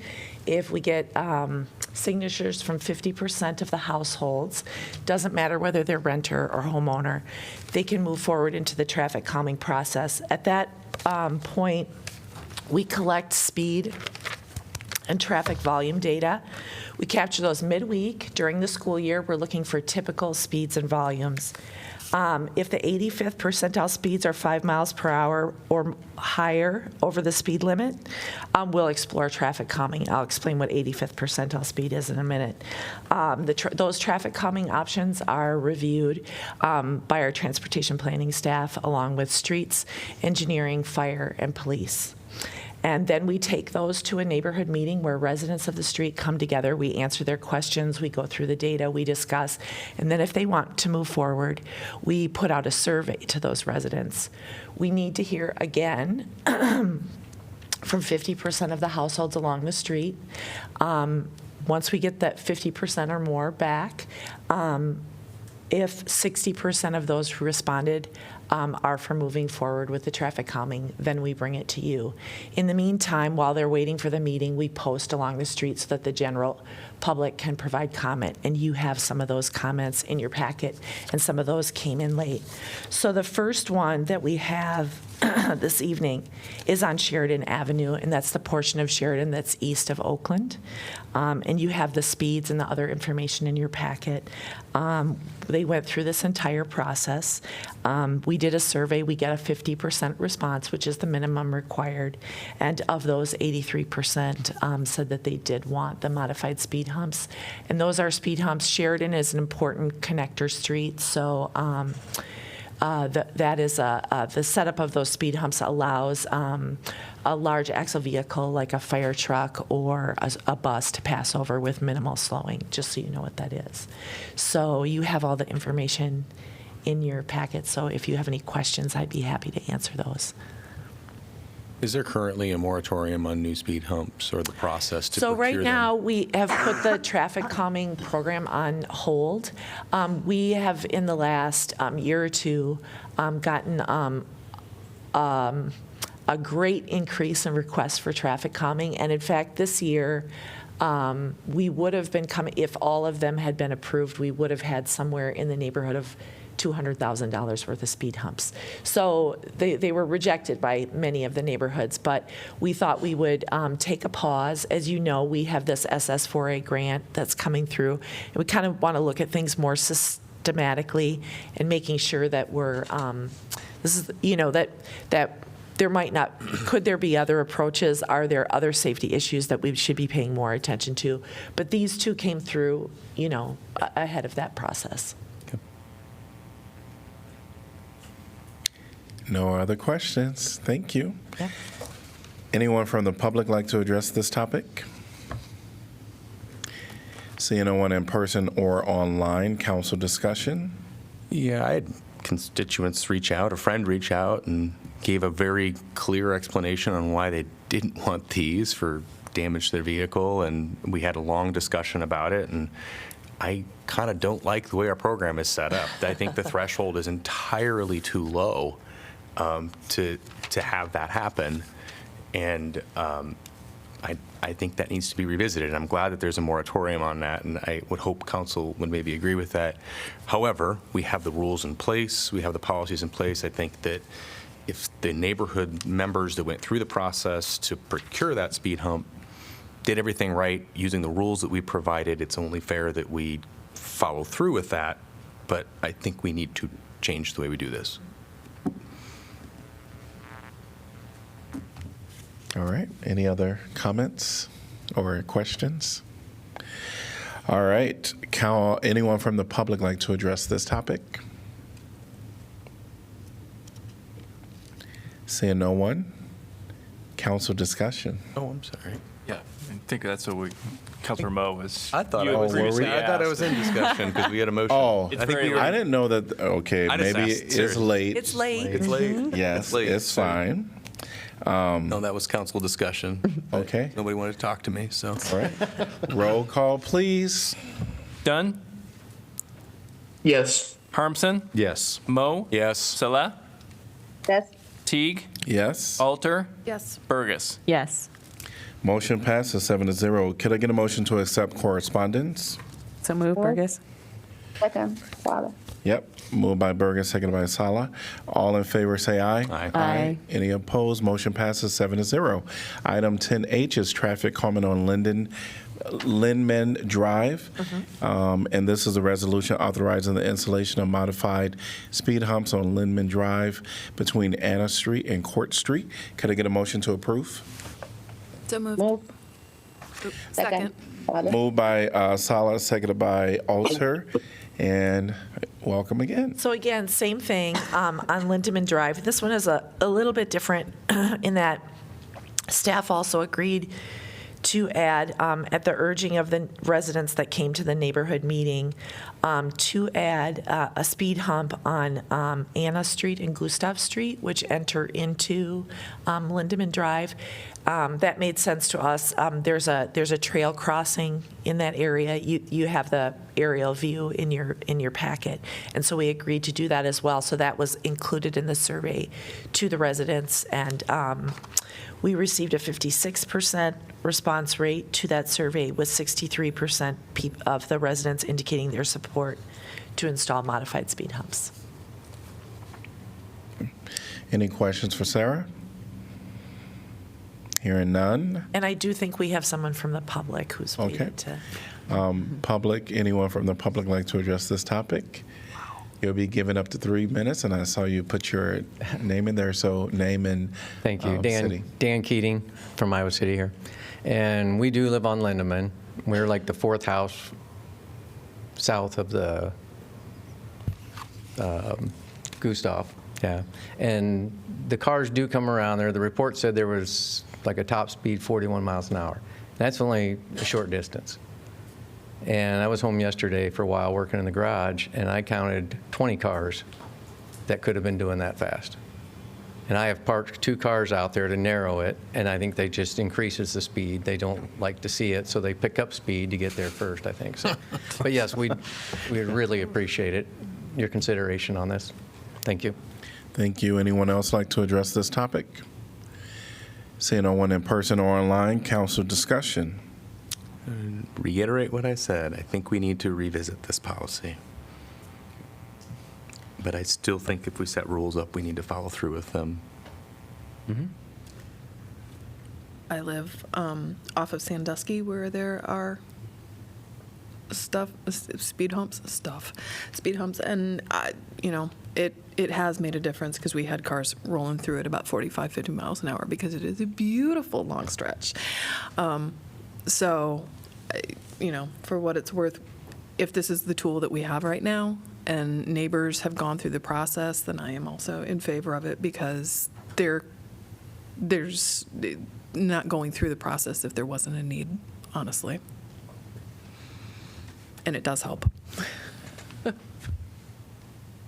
Hearing no other comments, roll call, please. Harmson, Yes. Moe, Yes. Salah, Yes. Teague, Yes. Alter, Yes. Burgess. Yes. Dunn. Yes. Motion passes 7-0. Could I get a motion to accept correspondence? So move, Burgess. Second. Father. All right. All in favor say aye. Aye. Any opposed? Motion passes 7-0. We are on to item number 11, which is council appointments. 11A is Human Rights Commission, one vacancy to fill an unexpired term upon appointment through December 31st, 2025. There is one male gender requirement, which we still have those requirements for this commission until May 20th, 2024. I want to appoint Abdullahi Idris. Did you say E? Abdullahi Idris. Idris Abdullahi? Yeah. I would also support that. I had a chance to speak with him and very interested in some of his passion and interest that he could bring to that commission. Yeah, I think I just wanted a quick shout out. Lots of great candidates. We are spoiled for good choices in so many of our commissions, and this is no exception. So, but yes, I could support this person. They've got a nice commentary and application. So, yeah. And also, like his age, I think will be good, diverse of age in the group. Yeah, we need young people voice as well. Yeah. Yes, and I also support Idris, but in keeping with what Mayor Pro Tem just said, someone that I think is of note was DeAndre Stager. I was very impressed by his his engagement and the fact that he's young as well. But I do not have an issue at all with supporting Idris. Yeah, and I guess I would also note Connor Hardick was also candidate that I saw, but Idris was also another one at the that I would also be willing to move forward as well. He introduces himself as E, just because it's a hard name to say. Yeah. Any other? I guess I only heard one nomination with just shout outs to other people. Yeah. Yeah. Is that what I understood? Yes, that's correct. Okay. Yep. All right. If I hear no other nominations, then it will be Idris Abdullah. That will be Abdullahi. Abdullahi. Yes. All right. Bless you. All right. So then we'll go on to the next one, which I will read. Well, you know what? Let's just do this one. Okay. All right. Can I get a motion to appoint Idris Abdullahi? So moved, Mo. Second, Burgess. Second. Everybody's excited. All right. So I'm going to give them a chance on the phone because, it's a little delayed, right? So we'll give it to Mo for the movement and then the second by Salah. And all in favor say aye. Aye. Aye. Any opposed? Motion passes 7-0. Could I get a motion to accept correspondence? So moved. Second. Moved by Mo, seconded by Burgess. All in favor say aye. Aye. Any opposed? Motion passes 7-0. 11B is going to be the Library Board of Trustees on vacancy to fill an unexpired term upon appointment through June 30th, 2029. This is one female requirement. Bonnie Boothroyd. I also would support that. She looks wonderful. I didn't hear the name. Bonnie Boothroyd. Bonnie Boothroyd. Okay. Bonnie. I was going to nominate two, Bonnie and Anna Stone, too. Anna Stone is also on my list. I think that they're such good candidates. It's a terrible choice. Okay. Well, as wonderful. Any other nominations? So we have Bonnie and Anna as the nominations. I know I was hearing some agreements for all of them. I don't know how we want to kind of end this. What do you think? It's 6 1/2 but I think somebody felt strongly enough about Bonnie to speak up right away. Yep. I mean, that's a good sign, right? All kidding aside, it's a good sign. So. Yeah. So it seemed like Bonnie Boothroyd has will be appointed to this commission. So could I get a motion, please, for Bonnie Boothroyd? So moved. Second, Harmson. Moved by Don, seconded by Harmson. All in favor, say aye. Aye. Aye. Any opposed? Motion passes 7-0. Can I ask a quick question, or maybe just something to put on our radar for next time? I know that the state law on the gender equity balance thing, but do we have the flexibility or ability as a city to still have a self-imposed? Like, it won't be a state law anymore, but. Right. When you say self-imposed, I assume that the end of that sentence is quota, and to which the answer would be no.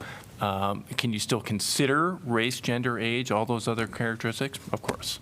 But you just would never want to be in a position after July 1st of saying, we need a woman, it's got to be a woman, or we need a man, it's got to be a man, that kind of thing. I'm trying so hard to keep a straight face now after that sentence.